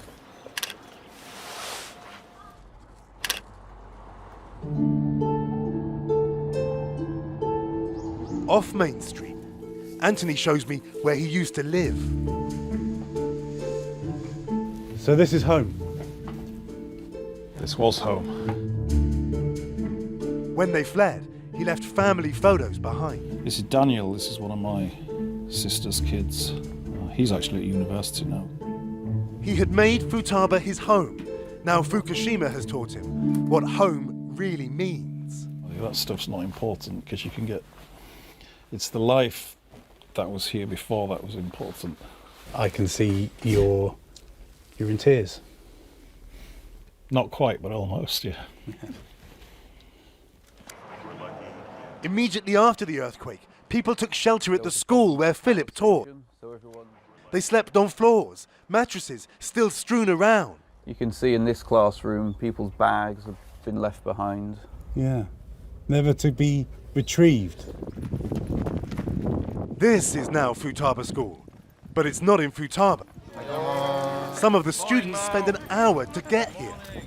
Philip and Anthony teach them English and about home. The children, refugees from the radiation.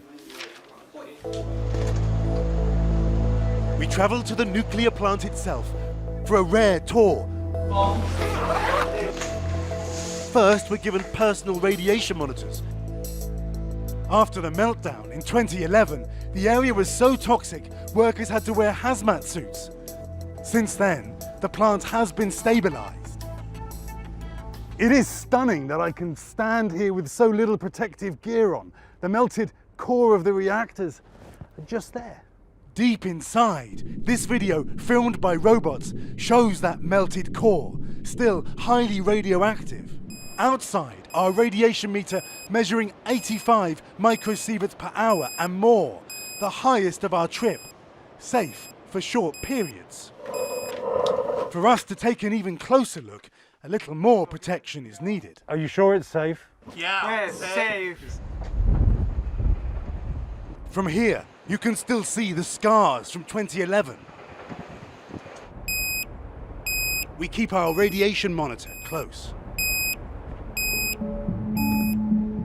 The more immediate problem, the water that is used to cool the reactors, treated but still radioactive, there's enough to fill 400 Olympic swimming pools. They're running out of space. One option, to slowly pour it into the Pacific. It is simply not contaminated water. It's a purified water. So no decision has yet been made, but scientifically, whatever the decision will be, there will be no problem. Many locals are not convinced. Do you think that they should release the water into the ocean?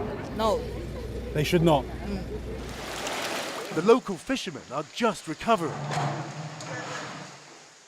Every catch is tested for radiation. It's tested, it's safe, and yet you can't help thinking, should I eat it? It's good.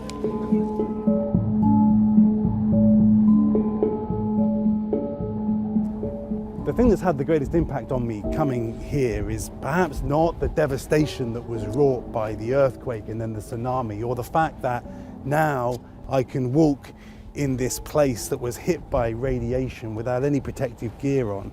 It is that the houses and stores in this street that you still see standing are here because the people who owned them wanted to hold on to them. And they wanted to hold on to them because this is home to them. People like 75-year-old Katsuhide Okada. We left with only what we were wearing. We initially thought we would be able to go home in 3 or 4 days, but sadly, that was not the case. Philip and Anthony visit Okada to deliver photos of his garden, overgrown with weeds, but he is still grateful. The good memories seem like yesterday. Futaba is still my home.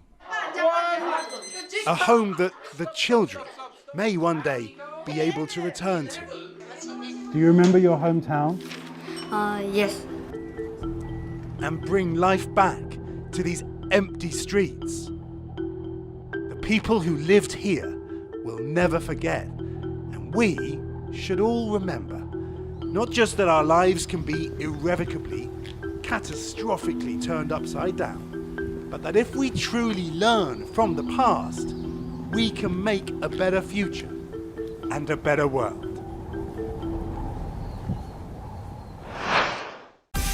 Make the most of your day with Today in 30. We give you a mix of everything you love about our show in a mere 30 minutes. Savannah and Hoda bring you what you must know. The biggest moments of the morning. One Republic! Exclusive interviews. Why did it work for you? You're right. I am more talented than the rest. And important headlines. Major medical news this morning. Watch Today in 30 on your schedule. Streaming every day on Today All Day. Make the most of your day with Today All Day. Get closer to all your friends at Today in a whole new way. Today in 30. We give you a mix of everything you love about our show in a mere 30 minutes. Shop today with Jill Martin. We're helping you shop like never before. The latest styles and biggest names. Today Food. Things are heating up in the Today All Day kitchen. Cooking essentials and recipe inspiration. Get ready. Are you ready? Oh, I'm so ready. Only on Today All Day. The Meet the Press Chuck Toddcast. Free wherever you get your podcasts. Stay connected and stream the news you need with Xfinity X5. Our top story is unfolding right now. The fast speed you depend on and a reliable connection for all your devices, whenever and however you watch with Xfinity X5. Make the most of your day with Today in 30. We give you a mix of everything you love about our show in a mere 30 minutes. Watch Today in 30 on your schedule, streaming every day on Today All Day. Today is now a podcast, available every morning. Listen wherever you get your podcasts. The Meet the Press Chuck Toddcast. Free wherever you get your podcasts. Stay connected and stream the news you need with Xfinity X5. Our top story is unfolding right now. The fast speed you depend on and a reliable connection for all your devices, whenever and however you watch with Xfinity X5. Vikings, warlords of the sea. In Northern Europe, they still celebrate their Viking roots.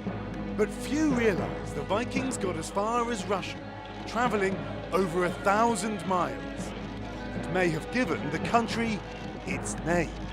So to discover who Russians really are, it turns out Denmark is a good place to start. Learning to row, you soon get the hang of it. Sort of. My flame-haired Viking friend in front of me is making me look pretty shabby, to be honest, right? Yeah. Hi, Vic. It's time to stop rowing and start sailing.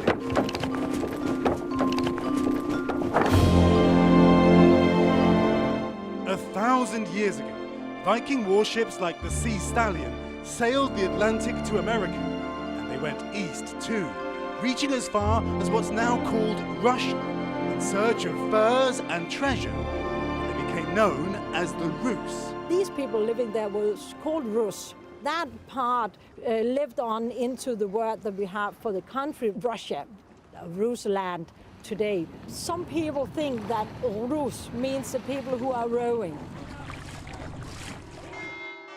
They reached what is today one of Russia's most famous cities, St. Petersburg.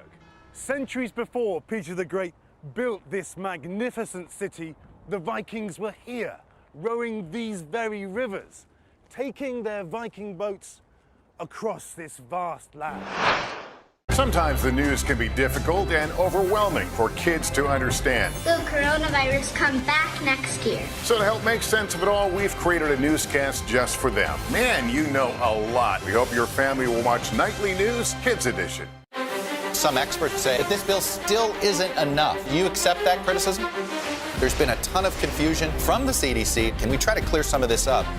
Is America safer today with the Taliban in charge of Afghanistan? If it's Sunday, it's Meet the Press. Good morning. Welcome to you today. Nice to have you with us. We wanted to surprise Ellie and make her wish come true. What do you think about coming to visit us? Yes. There's only one thing that people are saying. You are Today is now a podcast available every morning. Listen wherever you get your podcasts. Stay connected and stream the news you need with Xfinity X5. Our top story is unfolding right now. The fast speed you depend on and a reliable connection for all your devices, whenever and however you watch with Xfinity X5.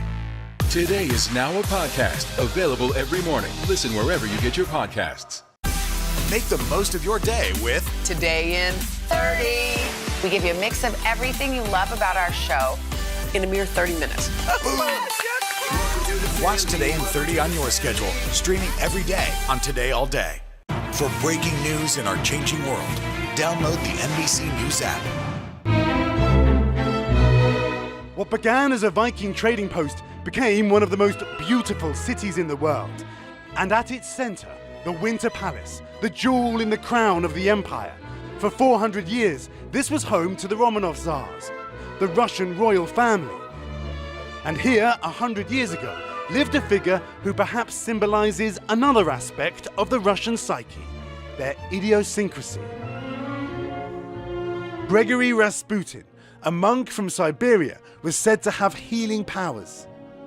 Those healing powers would bring Rasputin here to the Winter Palace, catapulting him into the heart of the Russian royal family.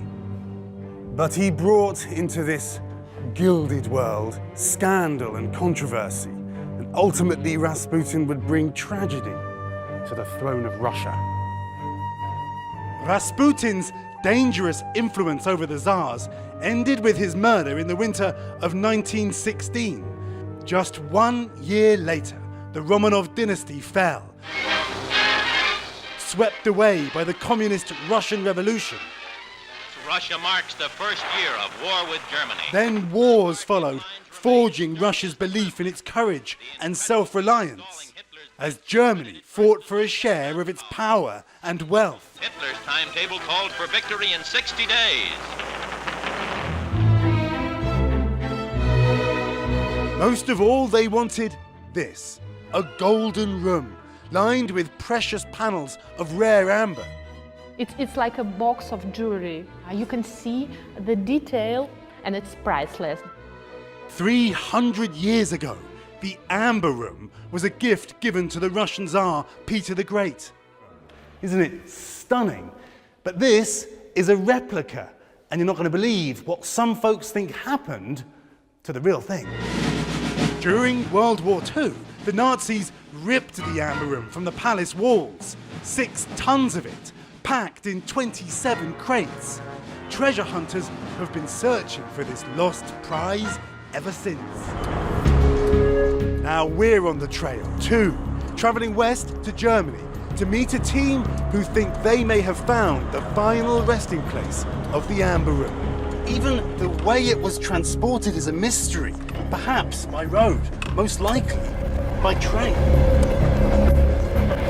It was last seen at a castle under Nazi control in nearby Königsberg, where some say it was destroyed in a fire in 1944. But was it? Here is Königsberg. In Germany, huddled around a map from the 1940s, these modern treasure hunters believe the Amber Room was moved again. From here to here to here. We think where we are now. And now they are searching for it in one of 170 underground bunkers beneath their hometown. This one under a school. Okay, here we go. Deep beneath the surface, I find myself in a vast network of tunnels. And in one, the team has come to a dead end. The tunnel has been bricked up. Are there clues here? Gas mask. It's risky work. A bomb factory was nearby. This is like thick mud. Above ground, behind this corroded gate, you can still see the remains of it. Back in World War II, Nazi leader Erich Koch, the man in charge of the Amber Room, was good friends with the factory's owner. Our team suspect he hid the treasure in his hometown. Somewhere here, 30 meters underground. 27 boxes of amber treasure. How would it get down here? This may give a clue. You can see there was a staircase here. Something big easily could have been brought down. If they find amber like this, the guys say they know they'll have to declare it. The Berlin government will say, hand it over. That's Russian property. But 3%. You'll get 3%, you think, if you find the amber room. Even 3% of the amber room is a lot of money. Incredible to think that maybe, just maybe, in there is buried treasure. While back in St. Petersburg, do you think it still exists somewhere? I want to believe. Yes, I want to believe that it's so.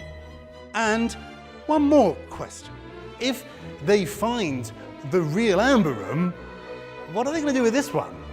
Finding the real amber room would be perhaps the ultimate route to restoring Russian pride, reinstating past glories. Oh my gosh. I see Wait, them. Today all day, you're here. Thank you for returning. We see you and we want to thank you because you guys are spending the last day of August with us. That's a good looking crowd, by the way. You are back for another episode of our digital show, Today in 30. It's another busy day here in Studio 1A. Here's what's coming up. We're going to take you